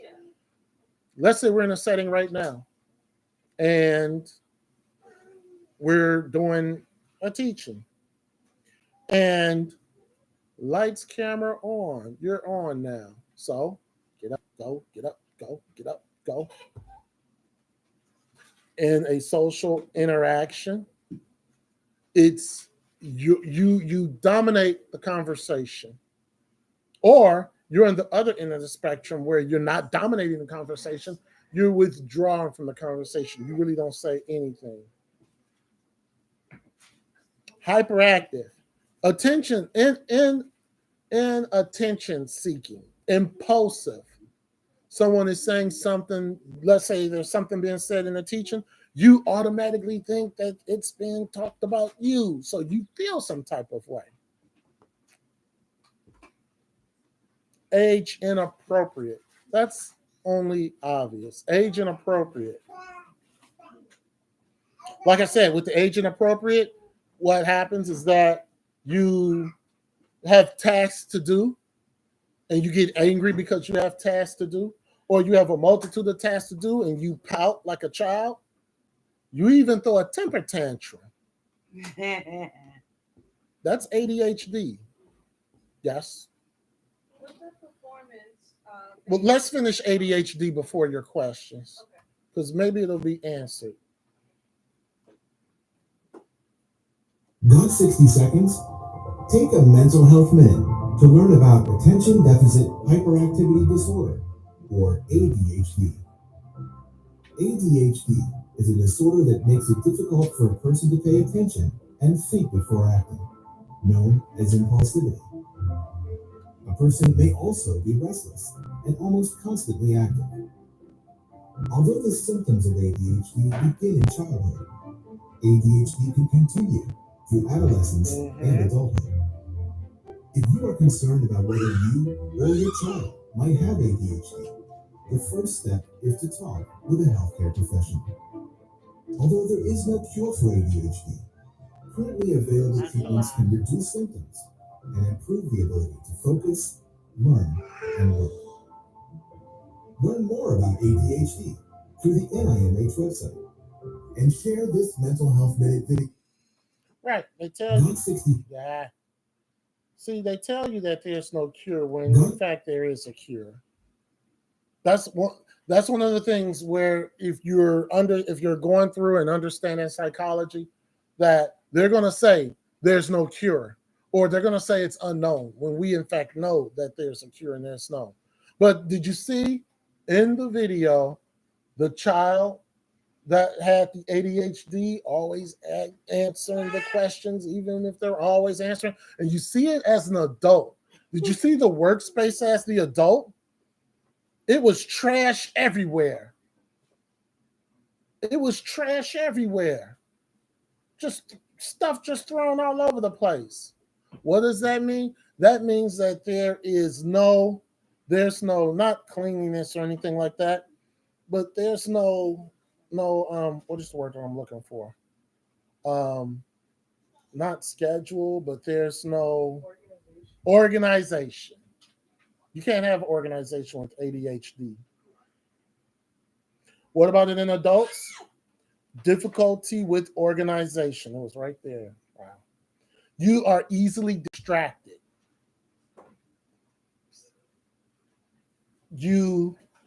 There's difficulty finishing task.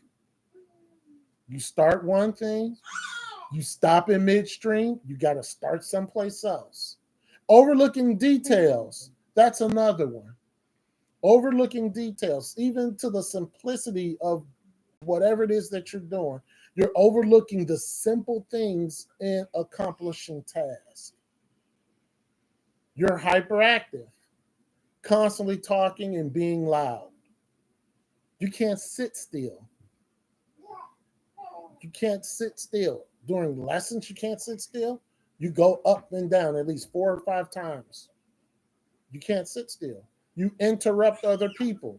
When someone is speaking and you cut them off and you interrupt them,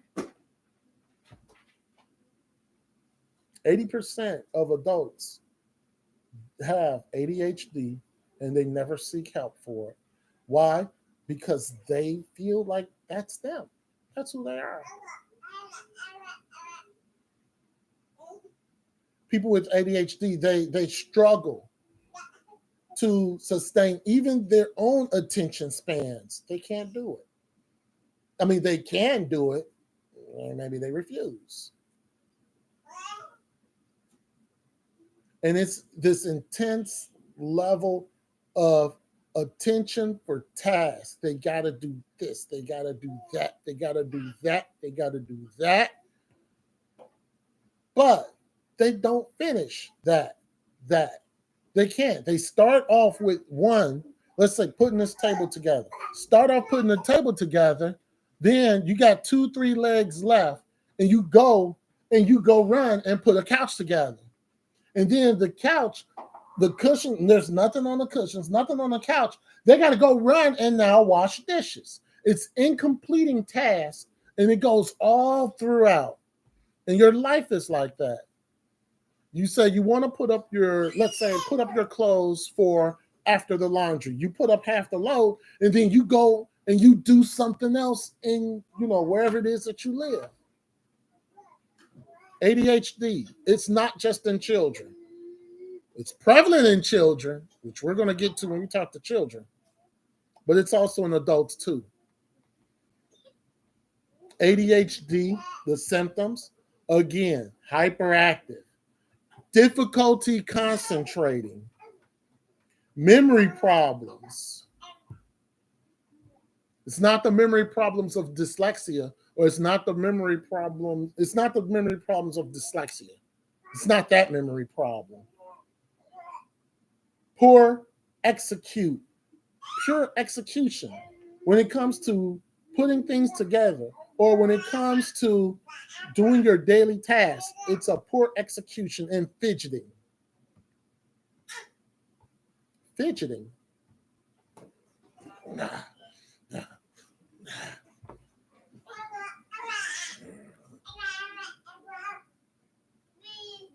Fidgeting.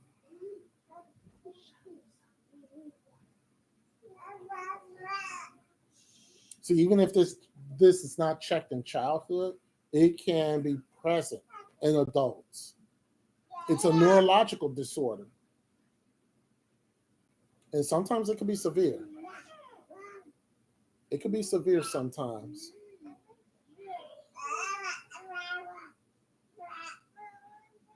Now, when it comes to ADHD, when it comes to ADHD, they say that it's genetics.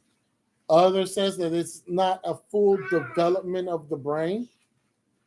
If your mother drank alcohol or used tobacco during pregnancy, or if you were a preemie, those could be instances of ADHD.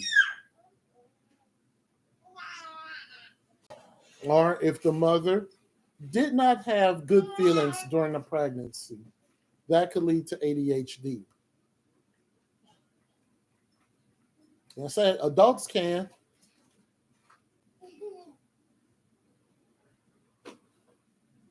Favorite music is boring doing tasks. So you listening to music, but then all of a sudden the music becomes boring while you're doing the task, or the task becomes boring while you're doing it. Headphones for noisy, open plan workspaces. You need headset because you can't focus on your work without listening to music.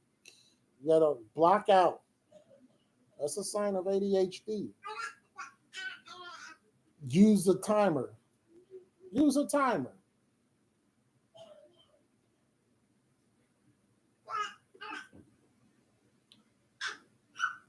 When you have your breaks, make sure you stay with your breaks. Keep your phone on do not disturb. This is while you're in the workplace.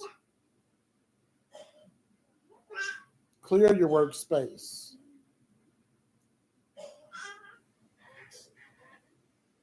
On your breaks, find a quiet place to be in.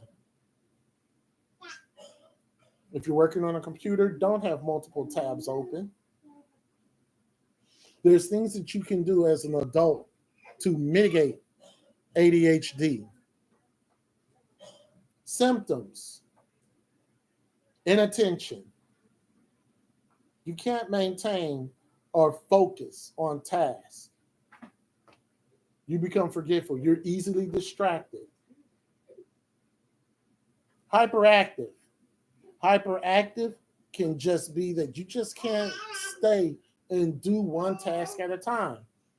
This drive that goes. That's what a lot of people, that's where a lot of insomniacs come from. Because you can't just go to bed. You got to do things and continue to do things up until 2, 3, 4 in the morning. It's hyperactive. It's impulsivity. Right? Impulse.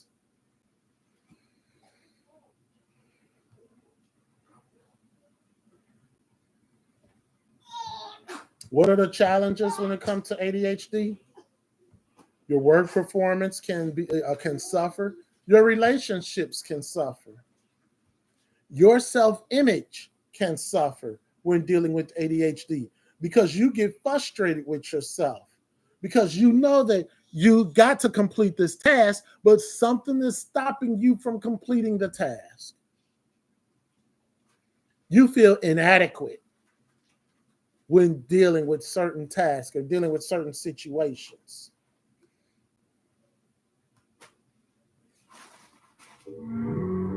Imagine a Ferrari, but with the brakes of a bicycle. Apple psychiatrist Edward Holloway describes the brain of a person with ADHD, or attention deficit hyperactivity disorder. Most people experience symptoms like fidgeting, forgetfulness, or losing focus every once in a while. But for people with ADHD, these symptoms are constantly present. Mm-hmm. Whether you're at the office, the home, or classroom, that was something that's very, very key.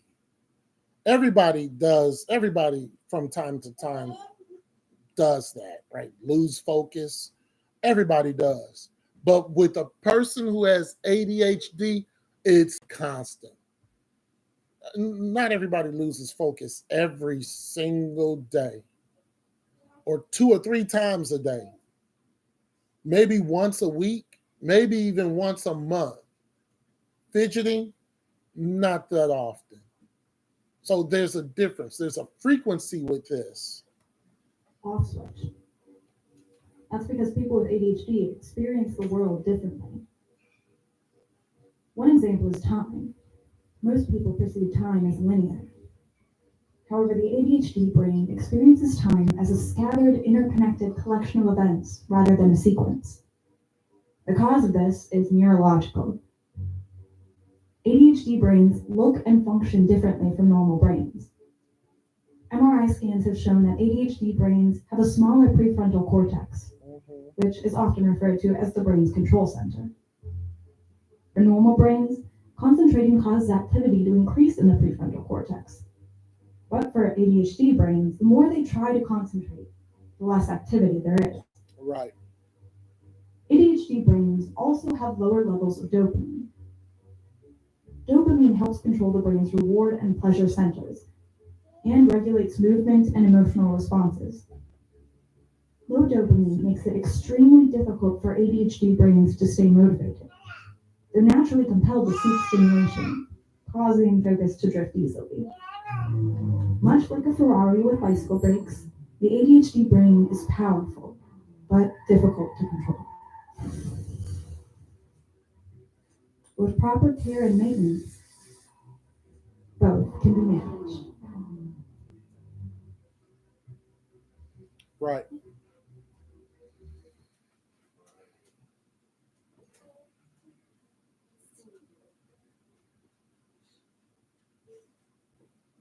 From organization, hyperactive, concentration, lack of concentration and lack of attention, all of this.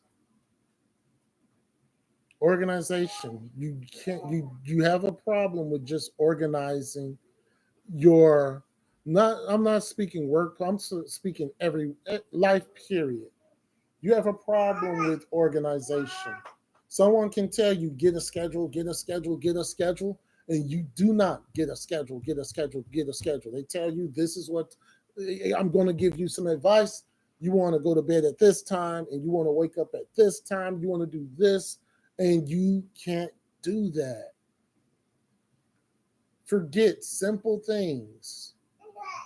Loses things very easily. You need to go and be on the move. Get up and down out of chair. Can't sit straight. You can't sit quietly. Easily distracted. Something going on in a corner, you can't focus because you're focused on what's going on in the corner, even though what's going on in the corner has nothing to do with you.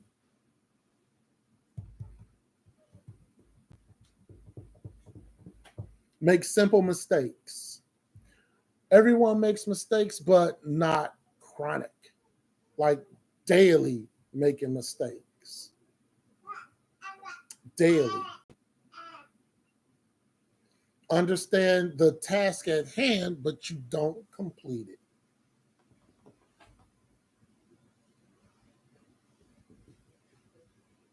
Family history can play a part in ADHD. Brain functions, if it's the brain, if it's the frontal lobe of the brain.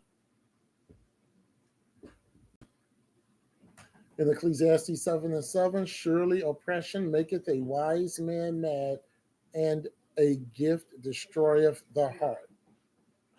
Okay. Now we'll open up for questions for ADHD. Yes, ma'am. So with the can't complete a task at one time, is that like, you make a checklist, okay, I'm gonna do this, and this, and then you start on that list, but then let's say first step was to like wash dishes or something. Second step was to like maybe pick up stuff. You start washing the dishes, but then you start picking up stuff, and then can you be aware? Because I've noticed with myself, like I'll start something, and then like I might walk into the room to pick up something, and I'm like, oh wait, let me fix this real quick, and then I go back to the dishes. Is that like an example? Yes, that's an example. Okay. What about also? I find myself sometimes where it's like I might go into the room to get something, and then I go to the room like, wait, what did I need out that room? And then I'll walk away and then walk back. Oh, I needed this, and then I'll walk back to the room to get it. Now, I'm going to say this, is that if that's like once a month, no, that wouldn't be ADHD. If it's frequently during the week, yes, that's ADHD. Sometimes we forget, like, what did I come in this room for? Oh, yeah, after a certain amount of time. But if it's a frequency, see, with these symptoms, they have to be frequent. Then, yes, that would be ADHD. Yes, sir. So, with the detail, pay attention to detail, right? Right. So, in my job, I have to pay attention to detail. Okay. So,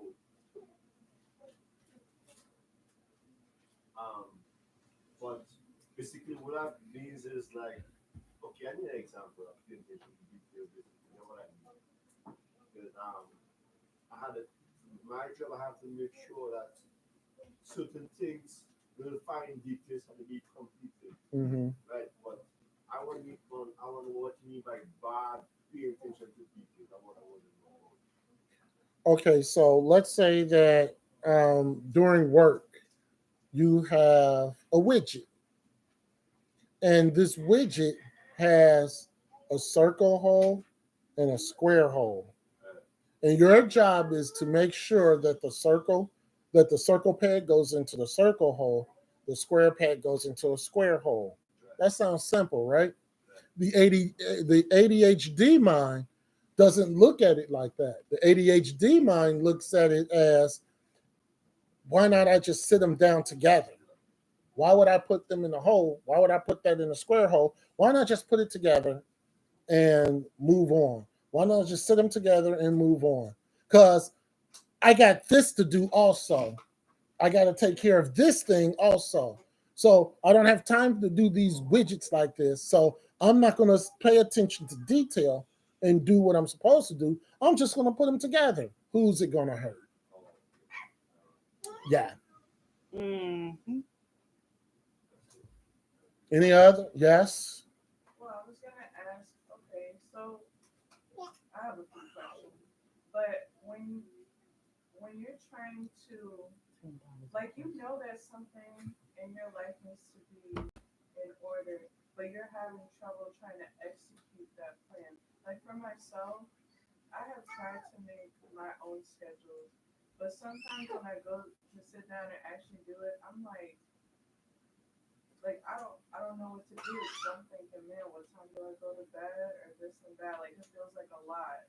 Mm-hmm. And then I try and follow through with it, and it's like either I'm tired or just something is not working. Is that just ADHD or am I just It's possible ADHD. Like I said, it depends on the frequency on when that's happening. If it's like once a month, that's not ADHD. Well, she just don't know how to make a schedule. Right. That's not ADHD. ADHD is you understand what you have to do, but you just don't do it. Or you understand what you have to do. You start off doing it, but you just don't do it. If you have a difficulty with doing like a schedule, then that wouldn't be ADHD. That could be some type of intellectual disorder. okay? And then another question. Um, I fidget a lot. Like I may bounce up and down. I may pick at my face. So when does I do that a lot. We So, notice. Yeah. So when does that? Because I thought that was just anxiety, Yeah, ADHD is anxiety. but so how do It's you tell the difference? What are you thinking about? What's on your mind? Why are you doing that? right. Oh, yeah. And No, I'm see, asking you. Oh yeah. What's on your mind when you're doing this? What are you thinking about? When you staring off and you doing this, what is on your mind? I don't right. want to have negative thoughts. Well, So why would you think that's a mental disorder? Because I mean, typically, if you're like fidgeting, it's linked fidgeting to is, anxiety. yeah, fidgeting is part of ADHD. But she said when she's doing that, she does not want to have negative thoughts. So at that point, when you doing this and you staring and you doing this or you fidgeting, you're trying to fight negative thoughts like that, and that's not gonna work. Yeah, you're enhancing the attention deficit disorder by doing that. You're not doing anything but enhancing it. You're making it worse. Okay, that's fair. And That's then, not. It doesn't matter whether it's fair or not. It's what it is. I was just saying. Yeah, that's what it Makes is. sense. Yeah, it makes Yeah, it sense. makes sense. And then sometimes when I like start to read my Bible, I just look at the page and I'm like, okay, like I'm trying to read, but it's just hard to kind of focus right now. So I might either read out loud or I might have like rain playing in the background. Is that necessarily attention deficit? Um, That just that would be a very dangerous cocktail. You should. You do not want to be playing rainwater while you're reading your Bible. That's not attention deficit disorder, but That's just a bad. that's a bad habit. No, it's a bad decision Yeah. to play rain. Why? Why do you need that? If you're reading your Bible, you're supposed to be reading in solitude and quietness, Right. so Mother can minister to you. Yeah, you can't read your Bible when all this So activity going yeah. on. So why you got like why? Why you need that? because sometimes I feel like it's hard for me to just sit down and focus. Like I feel like I have too much going on up in here. Right, that's because it's ADHD. Yes, sir. All right, so I have a couple questions. It's ADHD when, let's say you are asked to do something, right? And it's kind of like difficult in certain situations. Because, like, I know with me, there are certain things that I'm asked to do it's not difficult to understand it. But then there's certain stuff that I'm asked to do where it's kind of like hard to focus. Mm-hmm. And then when I get ready to go and do that task, I get to I go upstairs and I have to do something. It's like I forget. Yeah, that's definitely ADHD. But like I said, it's the frequency on when that happens. If it's once a month, that's not ADHD. But if it's frequently, where it's like weekly, yes, that's ADHD. It is. It doesn't matter whether the task is difficult or whether the task is simple. It's the point of the task not being completed. Because I have seen your wife sent you a text on everything to do, and you still don't. Sometimes you still don't complete the list. Okay. Any other questions on ADHD before we move on? Yes. With the performance, and like everything is performance based, is that like when you have a goal, but it's like how it talks like impulsive? It's like, oh, I want to accomplish all of this. Like everything has to be like that performance based. Like you have to accomplish all this in a certain amount of time. Yes. But the thing is that it depends on the frequency of it. If it's once a month where you have this list and you don't finish it, that's fine. But see, there's another spectrum for that one, which we'll get to in a moment. My other question is, does this play a part into like racing thoughts? Because like you on this topic, like you think about one topic in your mind, and you jump to a whole different topic, and then it just keeps happening. Like when the video say like it talks about like the past, present, future, like it's like all Right. like mingled together.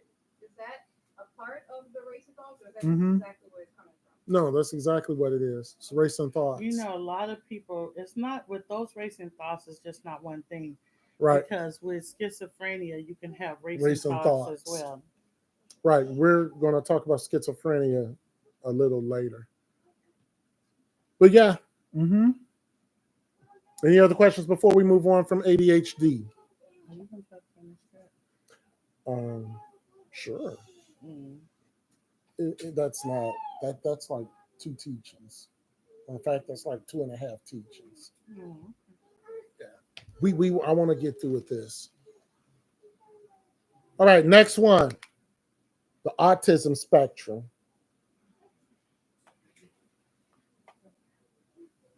Typically, this was considered a child disorder, but adults have autism.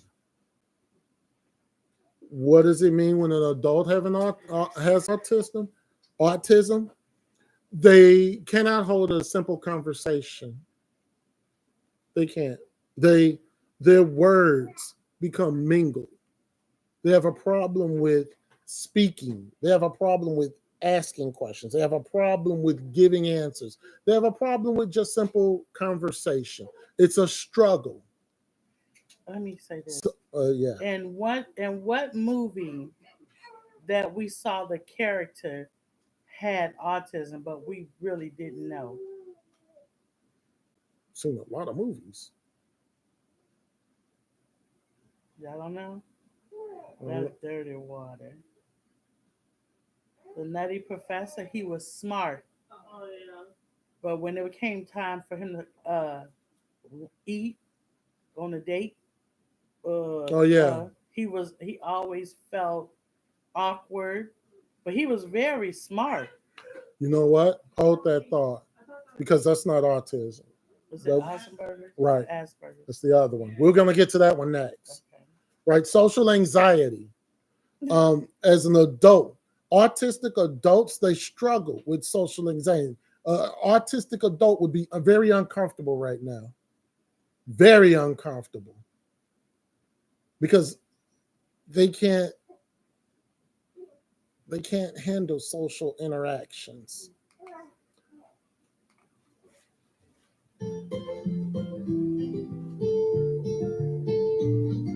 According to the Centers for Disease Control, autism affects an estimated 1 in 54 children in the United States. You've probably heard a lot of thoughts and ideas about autism, but here's an overview of what we know. Autism, autism spectrum disorder, or ASD, is a neurodevelopmental disorder that affects a person's social and communication abilities. Persons with ASD also have areas of strong interest and sometimes have repetitive behavior and sensory sensitivities. Autism is sometimes associated with strengths in the areas of visual memory, music, art, math, and science, but each person with ASD is unique. Autism is a spectrum disorder and varies significantly from person to person.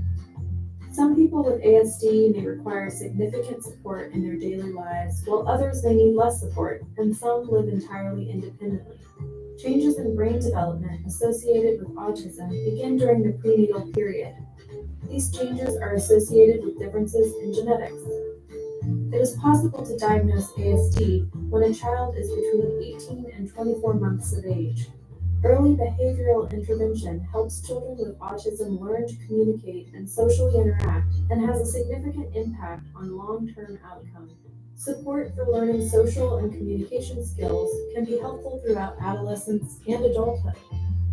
People with autism sometimes have other conditions, such as higher rates of sleep disorders, ADHD, anxiety, depression, and gastrointestinal issues. There's other underlying issues when it comes to adults with autism. Sleeping disorders, ADHD, stomach issues and problems. Those are attributed to autism. Yeah. Interesting. Co-occurring conditions can make a big difference. As adults, people on the autism spectrum can become employed and contribute in important ways to society. The world is a better place if the qualities of people who are neurodiverse are accepted and valued. The Duke Center for Autism and Brain Development provides state-of-the-art interdisciplinary clinical care, conducts cutting-edge research, So, autism in adults. We are going to talk about the spectrum in children. But signs of autism in an adult. Avoid eye contact. When you speak to somebody, you're like this, head down. You're having problems sleeping. That could be a sign of autism. Hyperactive. Hysteries. What are those? That's just being hysterical. Whenever something happens, you just blow up. Ignoring danger. That's another one. Sensitive to noises. Not where the music is too loud, not that, but just sensitive to noises. So what do you want to do as an adult? You want to create a calm atmosphere as an adult if you're dealing with autism. Breathing exercises, because it's stress. And this stress is leading to autism, which is going to lead to something more deadlier. Autism. One thing that'll help with autism is CBT. What's that, new drug? No, corrective behavior therapy. Also, getting sleep. Believe it or not, your wellness, your physical wellness, getting sleep and staying hydrated. I gotta get this sleep thing. Yeah, staying hydrated. That will assist with the autism. Of course, we all know the end result is get under the Holy Spirit, get under the blood of Yeshua. Mm-hmm. Okay? I mean, those are obvious ones. You said you're going to talk about Asperger's. Yeah, that's next. That's a part of Let's autism. take a closer look at the diagnostic criteria according to the DSM-5. DSM-5 being the Diagnostic and Statistical Manual of Mental Disorders, which is basically the rule book from the American Psychiatric Association. The criteria for autism is persistent deficits in social communication and social interaction, deficits in social emotional reciprocity, in non-verbal communicative behaviors, in developing, maintaining, and understanding relationships. Coupled with that, There is restricted, repetitive patterns of behavior, interests, or activities, stereotype of repetitive movements, insistence on sameness, inflexible adherence to routines, highly restricted fixated interests, and extreme reactivity to sensory input. This is a medical model of autism. It seeks to identify a set of externally observable behaviors that correspond to a clinical level of impairment in various areas. To understand autism properly, we also need to learn about the human side of autism, what it looks like in real life for a real person. For more information, Yeah, I was trying to find something like that. They didn't really have a good one. So I was trying to find something. What is it in the eyes of an adult when it comes to autism? Like I said, with autism comes CBT that will assist in a person with autism to change that thought pattern. Hey, what about that movie Rain Man? Did he have autism? Yes. Yes, he did. He was good. He was excellent with numbers. Yes, he did have autism. There's a reason why he had autism versus Asperger's. Mm-hmm. Big reason. And you'll see the difference in a moment because Asperger's is the next thing that we're going to talk about. Speech therapy. Believe it or not, people who have autism, they have a problem with speech. They have a problem with speaking. There's a problem there. That speech, language, speech therapy, whether it's verbal or nonverbal, they have an issue with that. That could be assisted and help. Of course, understanding what the autism is and also understanding that you need to get under the blood. Asperger's. This is one that I deal with, I fight with. And Yeshaya is going to get and has gotten the victory. Asperger's syndrome. I don't think you fight with it so much. Not as much now. You fought with it because you didn't know what it was. Right. But when Mother showed us what it is, you start doing the changing of the mind. You start doing the opposite of what I was doing. Yeah. Right. So it's a lot better. So Asperger's syndrome, that's a part of autism. Remember, in autism, they talked about a spectrum. And in this spectrum, you have different things that are going on in this spectrum. And it's over a wide variety of people. There's two other, excuse me, that just blew. There's two other parts of autism that we're really not going to talk about. But Asperger's is one of those spectrums that we are going to talk about. And Asperger's, in fact, let's get the video. He goes into it guys, in this video, I'm breaking down a little bit. For a person with Asperger's syndrome, don't go anywhere, check it out. Guys, what's going on? My name is Dan. I have Asperger's syndrome, ADHD, and dyslexia, and I make big videos all about this stuff. So if you're new around here, you want to join me on this journey, make sure to hit the subscribe button down below so you don't miss a video, and we become best friends. It's true. I love you already. Guys, what is going on? I wanted to do this video because I feel like when you talk about some of the most common traits of Asperger's syndrome or autism spectrum disorder, a lot of people don't really understand what those things mean. So I'm going to break those down very simple patterns for you right now so that you can understand everything. So let's get into it. So the first one I want to talk about here is difficulty with social communication. Now, people with Asperger's syndrome have a huge difficulty in interacting socially, which means that they have poor understanding of unwritten social cues, like when it's your turn to talk, when it's how close to stand to somebody, when it's your turn to walk away from a situation, when it's your turn to start talking in a conversation or say goodbye. Like all those things that we learn just off the cuff for being around people and socializing in general are missed with people with Asperger's syndrome because it's something that it is difficult for a person on the autism spectrum to actually grasp and understand in its natural form of that it's taught to. I did actually attend a course in university called Social Eyes, and it was very interesting, but it didn't really do much for me.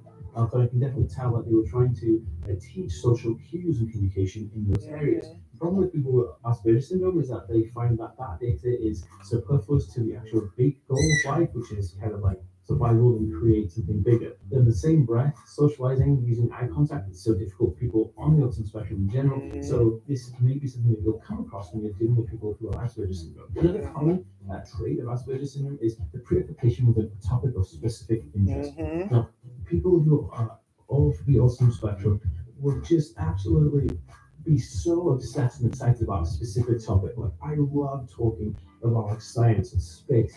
And I love like coaching companies on social media about social media growth and organic growth and making content. I love those things. I'm obsessed with those things. I can talk about those things for hours. And and I could talk you to sleep talking about those things. Because people with Asperger's syndrome have a deep passion for things that they are deeply interested in. And when they have that passion, they'll just go for broke and there's no telling what. And I know you're watching this and going, Dan, this sounds exactly like me, or Dan, this sounds exactly like my kid. Please give me a thumbs up if you relate to this. I'd love to know who's watching and how you relate.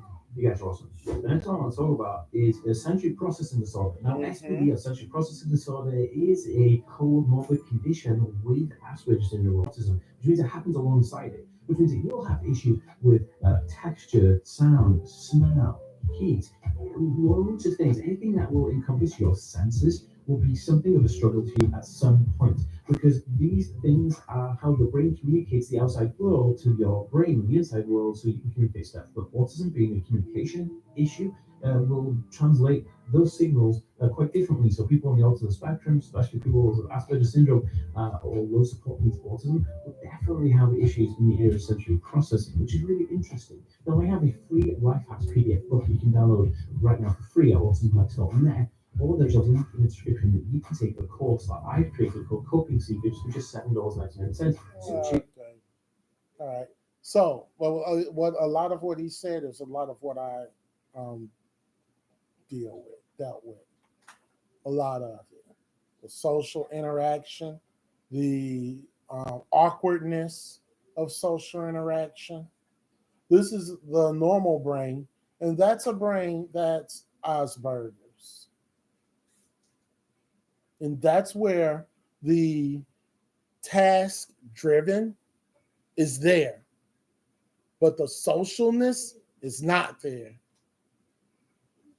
The drive is there. The driven is there. I love history, and I'm driven. That's it. That's not it. That's not all, but that is where it is. I can talk history for a long time. I can give you dates and I can give you things that happen in history. Oh, you're my personal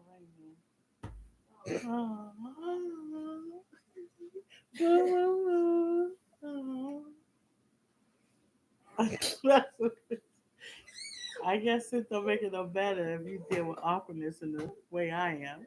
Yeah. I'm here to make you stronger. Yeah. So people with Asperger's, they have difficulty, very, very difficult with social interaction. Very difficult. They struggle with relationships. They struggle with understanding feelings from other people. Mm-hmm. It's a problem. You don't understand what other people are going through because you're just this one track way. Your conversations are one-sided. They're going to be one-sided because if it's not about your favorite interests and what you want to talk about, you don't want to hear what the other person has to say.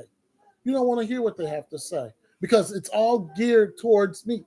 I mean, it's not narcissistic, but it's more geared towards me because that is the way the brain is wired. It's one-way conversations. We can't talk about 2 or 3 things at different times because the person with the Asperger's brain can't keep up. It's not going to be able to keep up. Look at all that. And I'm the opposite. I can have 5 conversations going on at the same time and remember all of them. A person who deals with Asperger's, it's the nonverbal communication it's non-existent. It's not there. You don't see people body language. You don't see their facial reactions. You don't understand their tone of voice. Everything is monotone to you. Everything. Now, when it comes to Asperger's, intellectual or artistic interests, yes, there is a part of Asperger's where you excel, but that's the only way you process. That's the only way. That's it. Delayed motor development. Yes, I did not say my first word until I was 3 years old. I didn't say my first word until I was 3 years old. That's a development. There's something. There's a delay. That's the delayed motor development. I didn't say my first word till I was 3. They thought that there was something seriously wrong with me because look at these children. They're saying stuff all over the place, but I wasn't like that. And persistent. I'm very persistent. If there's something that has to be done, we need to get it done now, not later. Now, I'm very persistent. High integrity. Better not be late. Don't be late. Period. Do not be late. I cannot take being late. I can't do it. If you tell me you're going to do something and you don't do it, I used to explode. You say, I'm going to take care of this. I'm going to hold you to that. You're going to keep reminding you. And yeah, I'm going to do that. It's not that I'm trying to being a bully. That's just the way my brain is wired. That's just what I am. Until Yeshaya saw differently. Let me see myself from where I am, and I start to try to change differently. Speech differences, that's not really me. Poor social skills, that was definitely me. Oh, that's a lot better. Oh, that was definitely me. Even in ministry, when we first started ministry, and I would throw things at people. Poor social skills. Detailed oriented, yes. I'm very detailed. Yes. Very detailed. And I don't understand why other people are not very detailed. I am too, so that's a good thing. Yeah, not socially driven. I used to be that one. Not socially driven. Masters of routine. Oh yes. If this whole household has to be on a routine, or I would feel out of place, out of line. Change. If that just happened a couple of weeks, I Yeah, told you I did. was going to do something, and he kept saying, "But you said, but wife, but you said," right, and I'm like, Shepherd, things change. Mhm. Everything don't always be the same, right, because we leave out of here and we said we're going to the store, right? But on our way to the store, some may happen, and I may have to go to the dealership, or I may have to go over here. Or you see, I'm wired like that. I can multitask. That's how I am. But if Shepherd with me and we leave out to do one thing, and I said, well, we can't do that right now. We have to go over here. Then we come back. It's Can't a do whole, it. yeah. It's like, okay, we're going now. I can, if we go into the store, we're going to Walmart, we're going to, I was about to say Fry's, going to Walmart, Wegmans. going to Wegmans, maybe have to stop at the dollar store and Right. then go to the dealership. I'm cool with that Right. because that's a schedule. Yeah. If it's going to Walmart and then all of a sudden, oh wait, the dealership, that I can't do that. We have had a million arguments Right. about that. But since Mother showed us, and I want you all to listen to this, because Mother showed us what he deals with, Mhm. I'm able to communicate with him effectively so we don't have those arguments anymore. Right. So you have to know who you're dealing with Right. on an individual level and what that person deals with Right. to communicate effectively with that person. Mm-hmm. So Right. if I'm trying to throw all these things at him, if I tell him we're going to the dealership on Tuesday, but it's Monday, and I'm saying, no, we're going on Monday. I'm like, wait a minute, but you said we were going on Tuesday. Right. And if I don't have this understanding about how he operates, how his mind is wired, it would be, what's wrong with you? Why we gonna go? We gonna go a day before. I don't see what the problem. You see what I'm saying? It's gonna be this whole big old Right. shebang that we don't need to have. Right. But if I know that the car is messed up and I have to go before Tuesday and they have an appointment on Monday, I'm going to take my time before I just run in and throw that information on him. You know what I'm saying? I'm going to take in consideration who I'm talking to, how his Mhm. brain is wired, how his reactions are, and I'm going to ease into it. I'm going to ease into it into a way that he may say, well, why we got to do that? Why we can't just wait till Tuesday? But before the conversation is over with, he's going to accept that, yes, okay, it's more serious than what we thought. We need to Mhm. go on Monday. Right. Right. Even you have to do it with your children. Your children are different. You can't communicate with your children Mm-hmm. all in the same way. Your Right. children are individual. They're their own person. So Right. you have to know how they are. You have to study them. You have to learn them. Pay attention to them. Right. What are they communication skills, the level? What are their words? How do they communicate? How do they express themselves? Right. See, a lot of people don't want to take time to do that. Right. Right. So Asperger's. It's something that, I mean, it's milder than autism. Autism is a whole nother spectrum. That's a whole nother level. It's milder than autism, but Asperger's, left unchecked, your relationships are going to be destroyed. Yeah. You are going to be destroyed because all you're going to do is think about what's pleasurable for you, and that is it. What do you like? That's it. Asperger's. People that deals with Asperger's and autism, Mhm. they can have a relationship, but it'll be a difficult one. It'll be a huge challenge. Like I know she deals with one. I know what she deals with, and that's why years ago I told you to start working with her with speech therapy. Right. But when you're dealing with her and you're teaching and chastising her and all that, you have to understand what she deals with, that way you can effectively communicate with her. Right.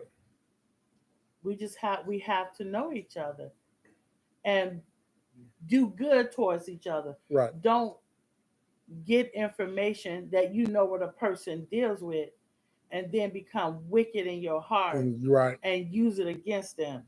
Because Mhm. Yeshaya would deal with you on that one. Right. So see, like I said, there's some things that I deal with also. And it was bad, really bad, especially on Breck. It was bad. And it wasn't until on Breck Street where I actually listened to the ministering that was happening. And something just inside my brain just clicked. But all of these are serious. There's not one that's not less serious than the other. Let's see something else. Newton would. This will explain. This will help. This will help as far as with Asperger's and understanding it on a one-track mind. Oh, I used to tell you that all the time. Yeah. Obsessively, he is something of a recluse when he writes reams of material that no one else sees. This is knowledge that he's developing for himself. He was quite suspicious, paranoid, cruel, sadistic, but then he had this enormous capacity to hyperfocus, enormous capacity to ask fundamental questions, and the ability to do experiments and to persist with a question until he came up with an answer. I'm 100% sure that Isaac Newton had Asperger's syndrome. The key to the condition is poor social relationships, poor empathy, they have a piercing gaze, problems reading faces, reading body language, and they're rather repetitive in their behavior. He often wrote out works again and again and again. And these aren't just pages of works, but often tens of thousands of words he would write out again from scratch. Do you know how many lessons I have that I haven't taught yet? This is part of the Asperger's, where your mind just goes off, and it's like you're creating these things, but your social interaction is dead. I have at least maybe 30 to 35 lessons that I haven't even taught on yet over the years that we have been in ministry. There's something wrong with that. I mean, I don't think it's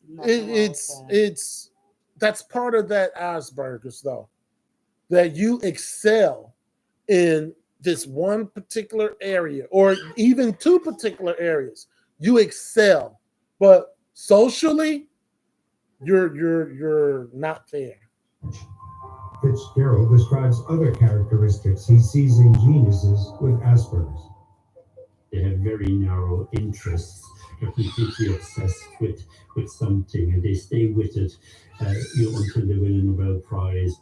I think there is a lot of independent evidence that Newton did push himself to the limit continuously, and that he did indeed engage in this kind of distracted behavior. And he was capable of being utterly tunnel visioned and obsessed with whatever it was he was doing. Fitzgerald also believes that Albert Einstein and Charles Darwin showed signs of Asperger's syndrome. Yes, most definitely. If Newton has Asperger's, his brain works differently than in an average person. The way I would describe it would be like having maybe 12 computers in the brain operating independently almost of each other. They're not linked up and they're not integrated as they are in a neurotypical or what we call an average person. Average person, all 12 are working together. Asperger's, there's 12 individuals. To an integrated brain. The picture of Newton today is a much more complex one than in the past. Nevertheless, his status as a scientist hasn't changed in one iota. He's just the greatest scientist for the past 1,000 years. That's it. A person who has Asperger's, you have these 12 mini computers that are going off, but they're not programmed and networked together. They're all separate. Versus a normal person would have 12 computers and they're all synced together and they're all speaking together. Asperger's, it's not like that. You got that one, that one, that one, that one, that one, that one. And they all are communicating, but they're not communicating together. So that's why a person like that is only on like the tunnel vision, can focus on. But I see that in that little one over there. He most definitely deal with it, but his thing is music and reading, and he's only 2, right? But what we're doing is teaching him to communicate because we saw it early. Yeah. So communication sucks. We teach him to communicate. Remember when he was younger, he wouldn't talk. Well, he would only talk to you. Now we know why. Kindred spirits. But he wouldn't have nothing to do with nobody. I don't mean in a bad way. But think about it. It's not until I started communicating with him the way I do that he has recently opened up to me. Because remember, he would cry. True. We were just in the store and he was with me and he was crying. Now, when we're in the store and he's with me, he doesn't do that because I am communicating with him in a different way. So he used to be that social awkwardness, but you see he's not. It can be fixed. If you catch it and you start working on it, it can be fixed. It can be fixed. Right. All right. So when it comes to Asperger's, anxious, and sometimes you think a person who has Asperger's is aloof. Like they're just aloof. Silly. Something wrong with him. Sensitive to criticism. Yes. Oh, yeah. Most definitely. Peculiar. Yes. A peculiar person.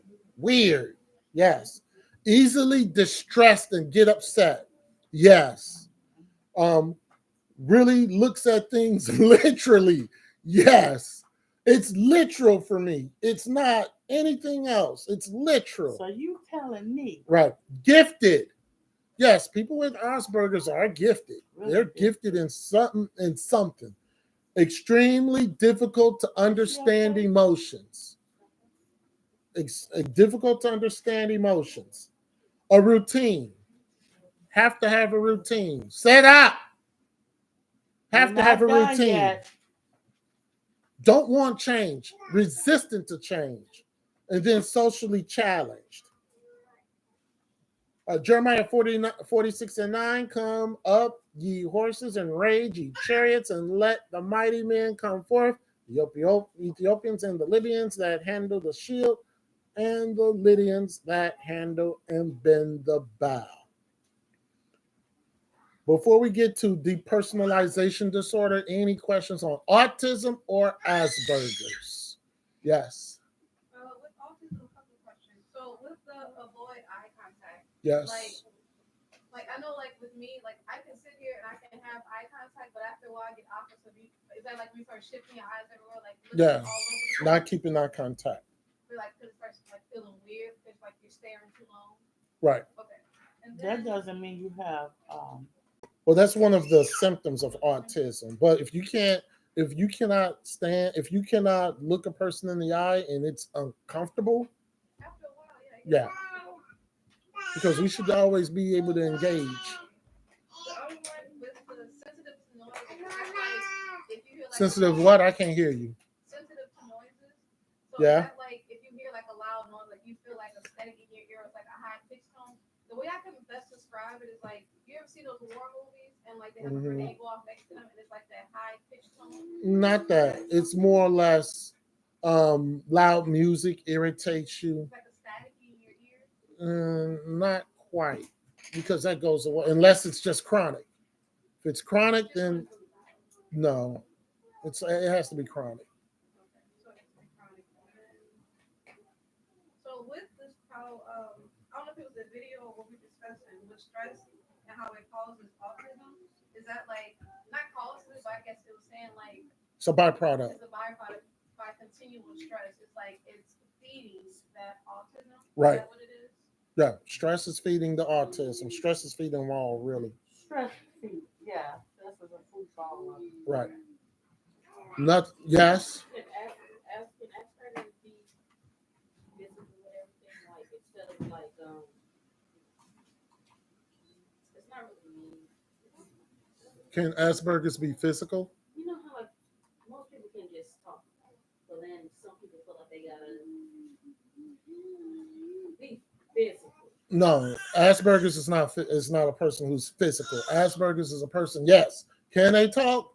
They can talk for hours. If it's a subject that they like, most definitely they can talk for a long time, but they're not going to get like punchy physical. No. Depersonalization disorder. So what we're going to do, because what time is sundown? 8? 8.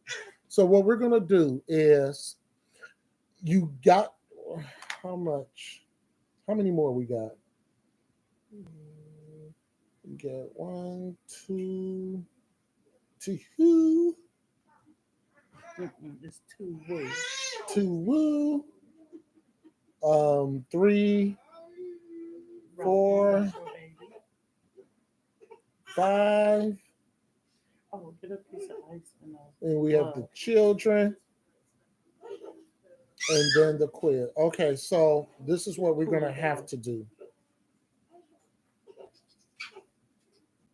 I'll do it. We're going to talk depersonalization disorder, and we're going to talk general anxiety disorder. Before 8 o'clock. Yeah, we're going to talk those two, and then we're going to have to pause. So, based on that, you have your information, and next week on Friday, We're going to continue with the rest of these. We're going to talk depersonalization. We're going to talk that now. You know what? Let's go. Depersonalization. Now, depersonalization disorder is an anxiety, and it's where a person becomes disconnected from their surroundings, or they're disconnected from their self. And it's a coping mechanism. And this coping mechanism, it happens during stressful times, and it happens when anxiety is happening. Okay, so it's part of dissociation disorder or dissociation anxiety. Now, dissociation anxiety or DID, that's what they used to call multiple personality disorder. But in the DID, which is the dissociation identity disorder, DID, there's a spectrum, and that's called depersonalization disorder, where something happens and you check out. When I say that you check out, is that you put this surrounding and people are yelling and screaming and talking to you, and it's like you got catatonic schizophrenia. You like this. There's no reaction. Okay. Yeah.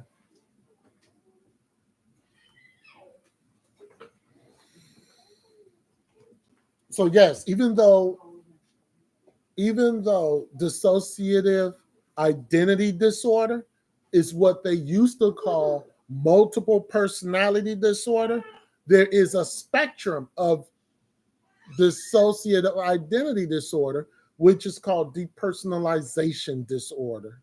So a person that has depersonalization disorder does not have multiple people up here. It's one person, but that individual during a time of stress, during a time of anxiety, they shut off, literally. Right? Let's see something. Hey, Psych2Goers. Do you feel distant from your emotions, thoughts, surroundings, and memories? This is part of something called dissociation. Dissociation is a defense mechanism where you unconsciously push away conflicting or threatening emotions and compartmentalize feelings so that you don't have to deal with them. Within the umbrella of dissociative symptoms, there are two that help categorize the experience: detachment dissociation and compartmentalization dissociation. Detachment dissociation refers to feeling like you have been taken out of your body. Compartmentalization dissociation refers to when your mind pushes aside distressing moments or experiences. This usually results in memory loss. With that said, here are 5 signs you may be experiencing dissociation. Number 1, memory loss. Memory loss is a common symptom of dissociation. You may find yourself at work or school, but unable to remember how you got there. Memory loss is one of the quickest symptoms to identify because it's obvious. The main reason memory loss goes hand in hand with dissociation is because your brain cannot handle whatever is going on, so it switches to autopilot. Dissociation pulls you outside of your body, hence it's difficult for you to remember what happens around you if you're not there. But these moments of dissociation don't always occur when we are frightened or distressed. They could sometimes happen while you're doing something. Number 2, derealization. Derealization is another symptom of dissociation. It sometimes feels like a dream where things are colorless, dull, or blurry. Derealization is distressing and can cause anxiety, but it's common for those with anxiety, depression, and other mental illnesses. However, derealization differs from other psychotic disorder symptoms in the sense that there is a degree of awareness. You are aware of reality and a feeling that distances you from it. Number 3, feeling lightheaded. There are many reasons why you may feel lightheaded, but in the context of mental health, dissociation can be a cause. When lightheadedness is paired with another one of the symptoms mentioned above, then the cause is most likely dissociation. The vestibular system is a sensory system responsible for spatial awareness and sense of balance. However, when you dissociate, you are not aware of your surroundings. When you come to, the sudden realization of your surroundings serves almost as vestibular stimulation and makes you lightheaded. Number 4, not feeling pain. Another sign of dissociation is not feeling pain. There is research suggesting that dissociation not only minimizes painful memories, but also the physical pain attached to them.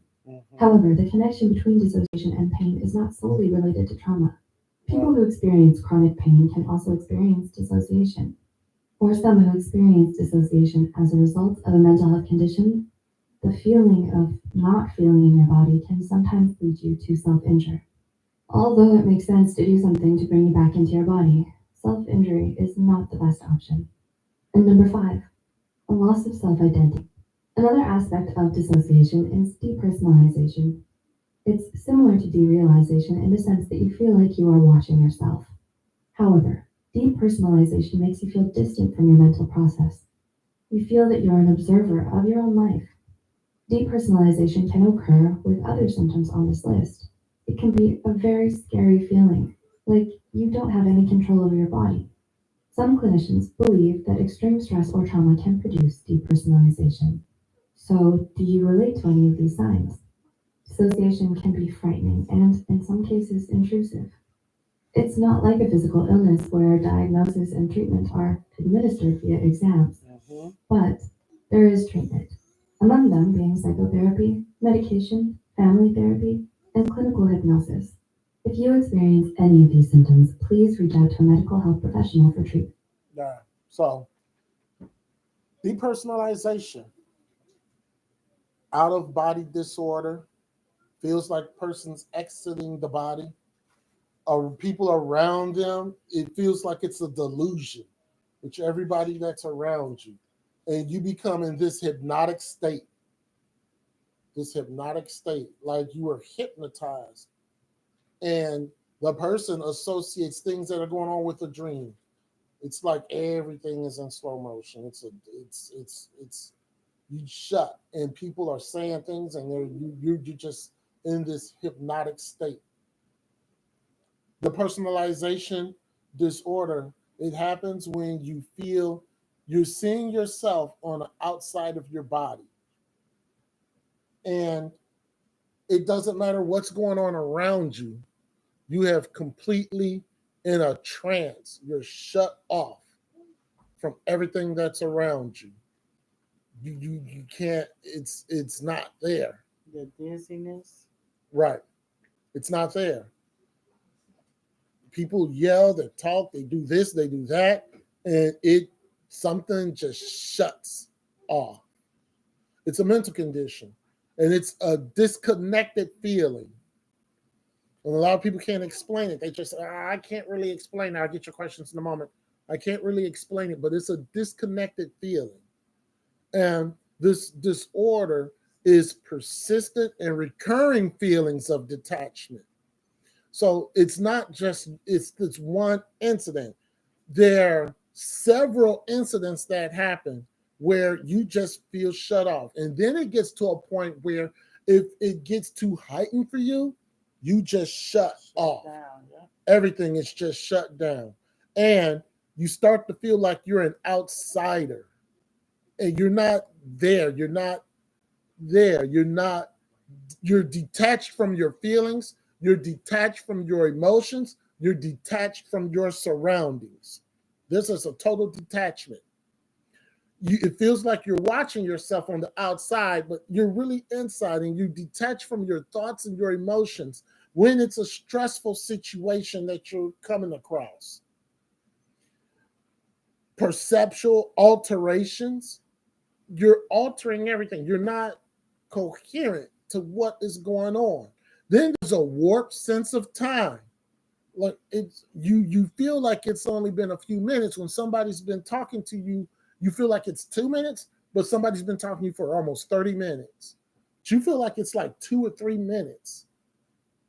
Emotional. Your emotions and who you are physically is numb. It's totally numb. And it's like you're watching a movie when in fact you're not watching a movie. It's you. And you have like a I don't care attitude, like right. whatever. Well, the I don't care attitude comes with the shutting down Okay. emotionally, Like, whatever, I numbing don't yourself care, emotionally. Derealization, you're not perceiving the world as real, it's unreal. This is strange, it's unfamiliar. You don't handle it, you can't handle it. Mm-hmm.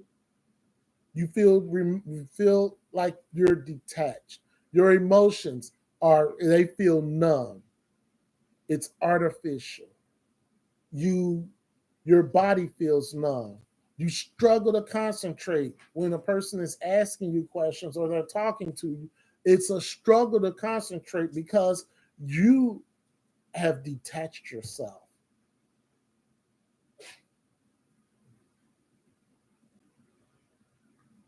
What can assist with this? Cognitive behavior therapy.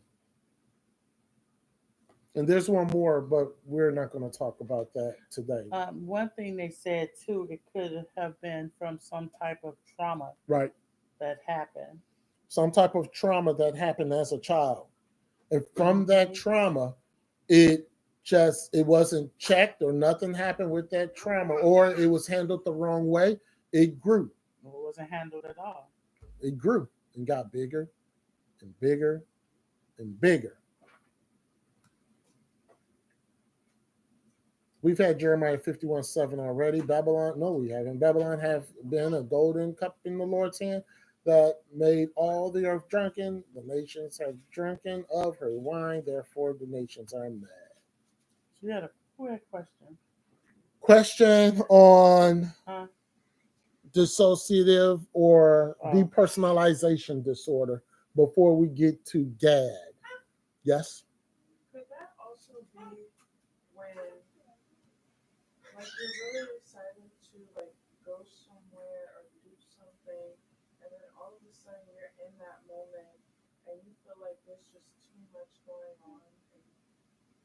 No. No. No. This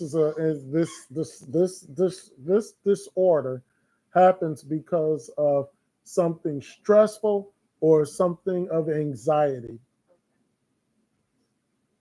Any other questions before we get to GAD, generalized anxiety disorder? And this will be the last one. And the reason why this is the last one, because basically what we have done so far is we've at least identified one in everybody in this room. At least one. Even to the church. That's why I want to stop at general anxiety disorder, because once we get through that, then we have identified at least one mental illness that everybody is dealing with. Mm-hmm. Yes? So, is it like depersonalization when, so like I said, like a stressful situation happens and then you're so caught up in your own thoughts, like in your own head, that when somebody does ask you a question, you physically, you hear the question, but you are literally incapable to respond. Even though you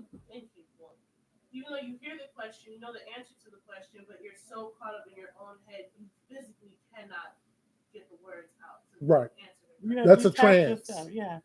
That's a trance. You're in this trance where you hear it, but you're emotionally are unable to respond. And it's based off of what the person feels is stress. It could be not a stressful situation at all for everybody else, but for one individual or two or a few individuals, when this happens, it's a shutdown. It's it. And the other people don't understand why. They're talking, they're answering. Why isn't this person responding?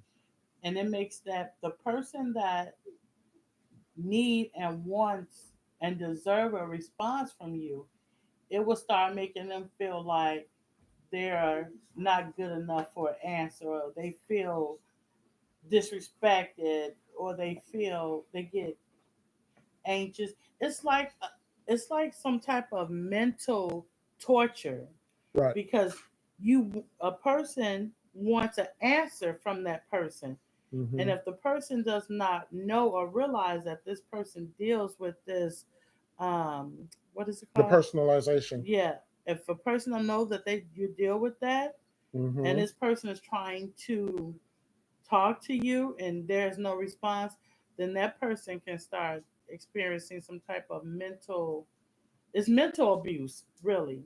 It's Right. mental abuse. And it's, well, the thing is that the person who has the disorder does not think that it's abuse.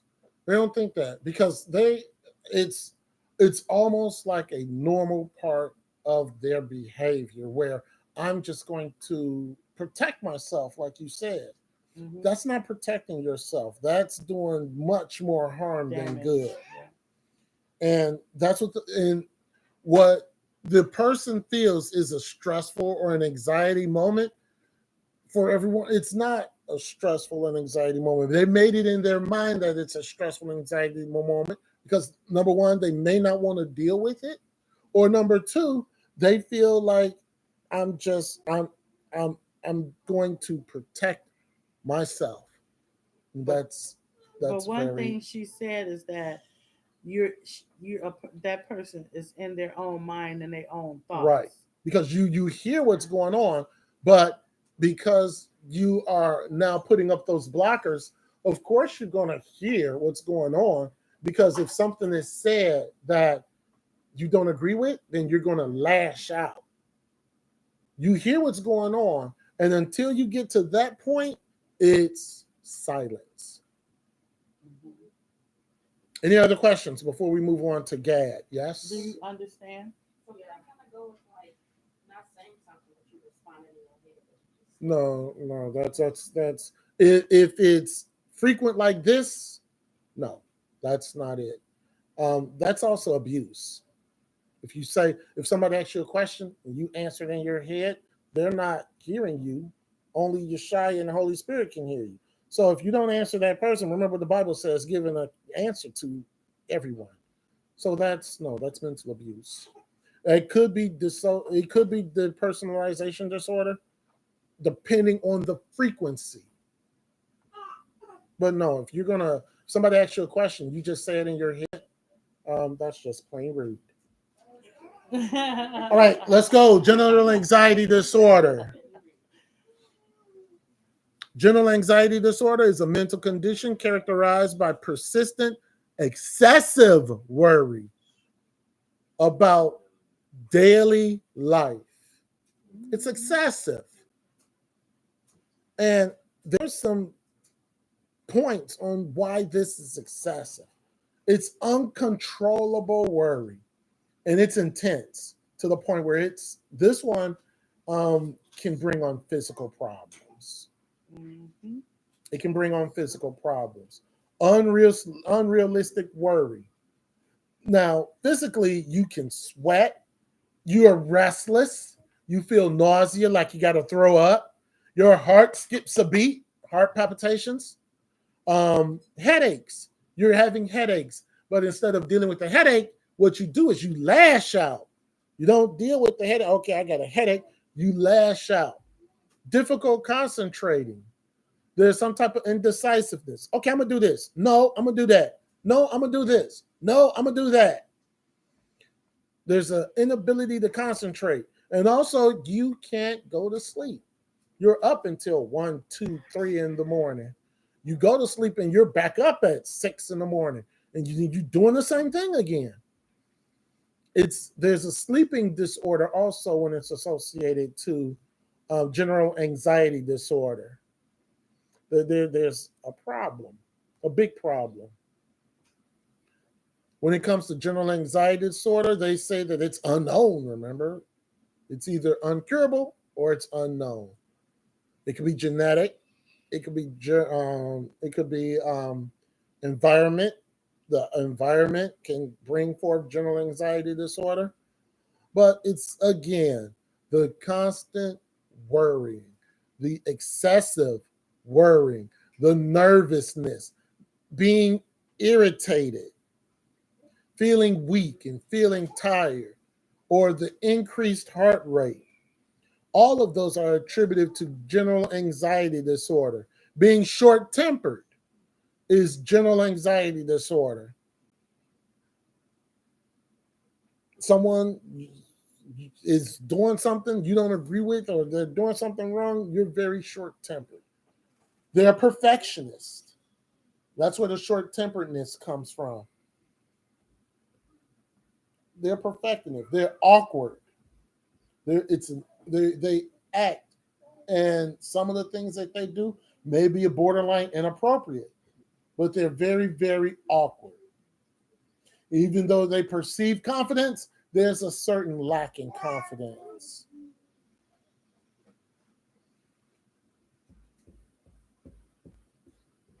Doesn't just go away over time. Now, cognitive behavior therapy can assist with general anxiety disorder.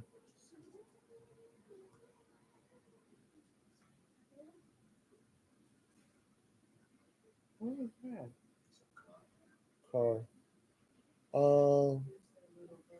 There's supposed to be a video. We'll have the video We'll have the video on Friday. There's supposed to be a video with this. You don't have it? Don't know where it's at. I have a video for every single one of them. Okay. So we're just going to finish up general anxiety. We'll have a video for this Friday, and then we'll continue with the others. General anxiety disorder can be challenging, but it can be effective also if you understand what it is. If you understand, and also not only just understand what it is, but understand that this is who you are, and you have to change who you are when it comes to general anxiety disorder, because it's not just worry over bills and all that this worry and this short temper, it is almost explosive. It is almost explosive. And it will deal with it because it's an anxiety disorder. No. You will deal with some type of sickness and some type of illness. What is it called? Autoimmune disease? Mm-hmm. Yes, that would be coming up. No, that's what you. That's what you'll be dealing with. Deal with anxiety. Yeah.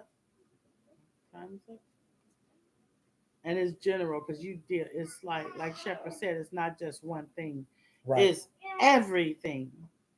Even to if someone cleaned up the kitchen, and you wasn't down there when they were done, but you upstairs, you would have anxiety thinking about if they hung the towels up so they can dry. The kitchen.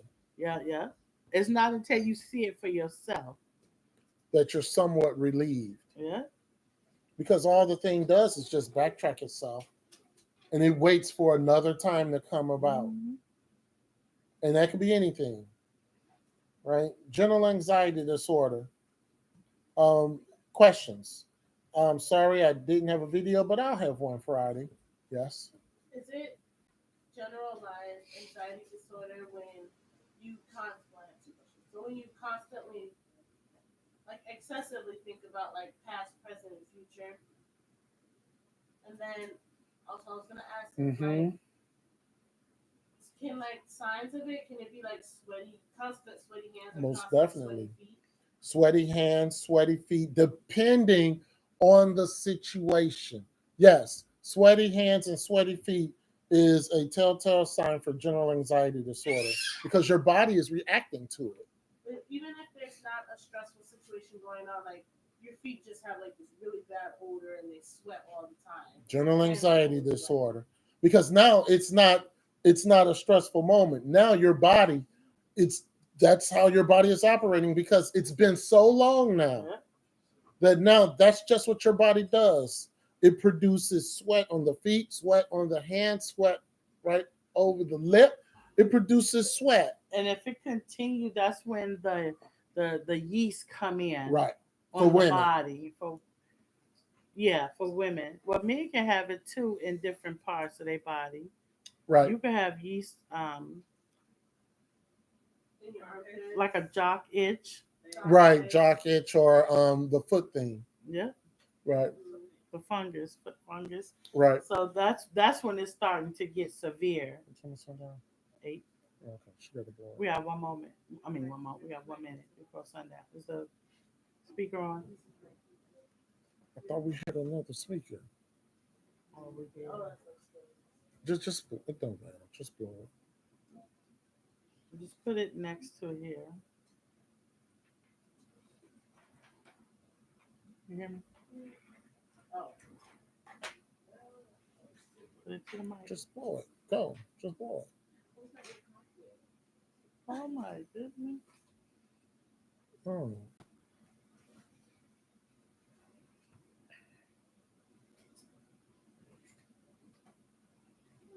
It is now.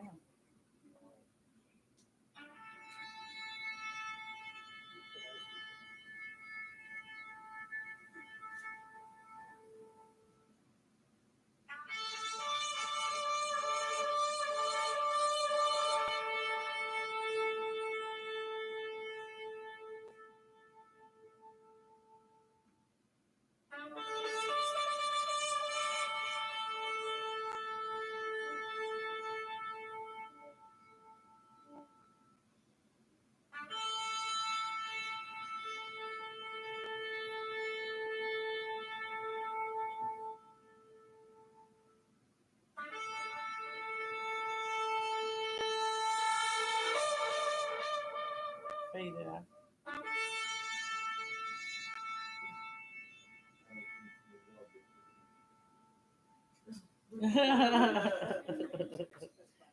Information about Shalom. Oh. Okay, great. All right. So, yes, what's your question before? So, I know, like you said, like it's general, but I just have like an example. Like, so like, for example, like with bills, like I would write a list out, and I'll be content with that list, but then later on, it'll be on my mind, like constantly, then I make another list, and then I change things, and then if that list, I'll be fine with it, or I'll come back to it, and then I'll keep doing the same thing until I finally get those funds, and then I disperse them, and then after that, I feel the relief. Is that general anxiety? That's attention deficit disorder. That's not general anxiety disorder.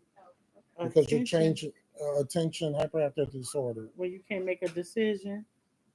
Yeah. General anxiety disorder is not about that. General anxiety disorder is stress. I mean, it's worry, it's anxiety, and it's very, very short tempered. That's what that is. When you say short tempered, you mean like no patience? Yeah, no patience. Oh, when I be telling y'all to clean up and it's taking you all too long, what happened? Thank you. He just Yes, said, ma'am. yeah. So, I don't know which one this is, so I have a question about this. So, I might do something like a particular way. I might do, okay, pick up toys or whatever, and then I go to something else sometimes, not always. But if I tell her to do something, I'm like, all right, I need you to do this and then do that, and then she do it all together at once. She get it done, and I'm like, no, you're supposed to do this, and that, and then I get like frustrated because she didn't do it like I told her to do it, and I'm like, that's rebellion. But then is that just me? Yeah, that's just you. That's called control. That's called control. Because it was like this. I have a certain way I clean up, and Shepard have a certain way he clean up. So I asked him to clean the counters, but he do it his way. But the counters are still clean, but I'm fussing at him because he didn't do it the way I do it. That's control. We haven't talked about that. But because general anxiety deals with having or not having control as well. Not that's feeling true. like you're not in control can make you feel like you have anxiety. Right. You feel like you're not in control. Right. But if everybody did everything the way you told them to do it, and it got done, you won't feel that. Right. But if you tell them to do something, they did it their way, and it still got done, you still gonna feel some kind of way because they didn't do it the way you told them to do it. That's Right. control. But see, with that's not general anxiety disorder. No, it's not. But it being in control, that's another disorder, which I don't even think we talked about. Just always having to be in control of everything. Could be narcissism, We haven't talked about narcissistic personality disorder, which we're going to do next week. So based off of the information that you have thus far, like I said, we have covered pretty much every mental illness that's in here. Now, we still have narcissism to talk about. Yeah. We still have schizophrenia to talk about. Yes. Are people dealing with narcissism and schizophrenia? Yes, you are. And what else? Those are it for the disorders. Then the children and what they deal with. Right. And then at the end of that, after the end of the children, then we're going to have a quiz on what we have learned today and Friday. So that's what we're going to do on Friday. So we're going to push the stress lesson up a week, because we really got to get this one finished. So what you're going to do is what you should do is be prepared Friday night to self-analyze yourself. And it's even more prevalent because you got a whole week now. It's like I said, we've covered at least one. Some of you are dealing with 2 or 3, but we've covered at least one mental illness that you all are dealing with. And maybe you don't think so, but I guarantee you, if you listen to the Holy Spirit, she'll tell you, yeah, you are. All right. I had to put a note here. Psalms 1. I gotta make a mental note for myself. Walketh not in the counsel of the ungodly, nor standeth in the way of sinners, Nor sitteth in the seat of the scornful. But his delight is in the law of the Lord, and in his law doth he meditate day and night.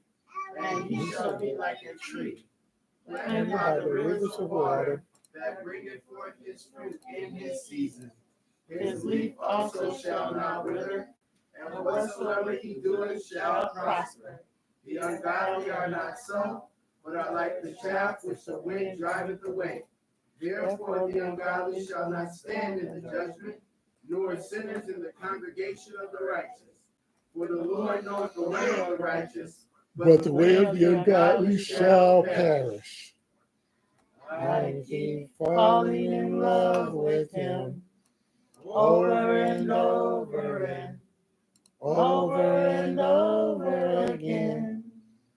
I keep falling in love with him over and over and over and over again. It gets sweeter and sweeter as the days go by. All the love between my Lord and I keep falling in love with him over and over again. All right, so we want to thank you for joining us on live stream. Thank you for joining us here. If you've enjoyed the lesson, found it educational, like, share, and subscribe.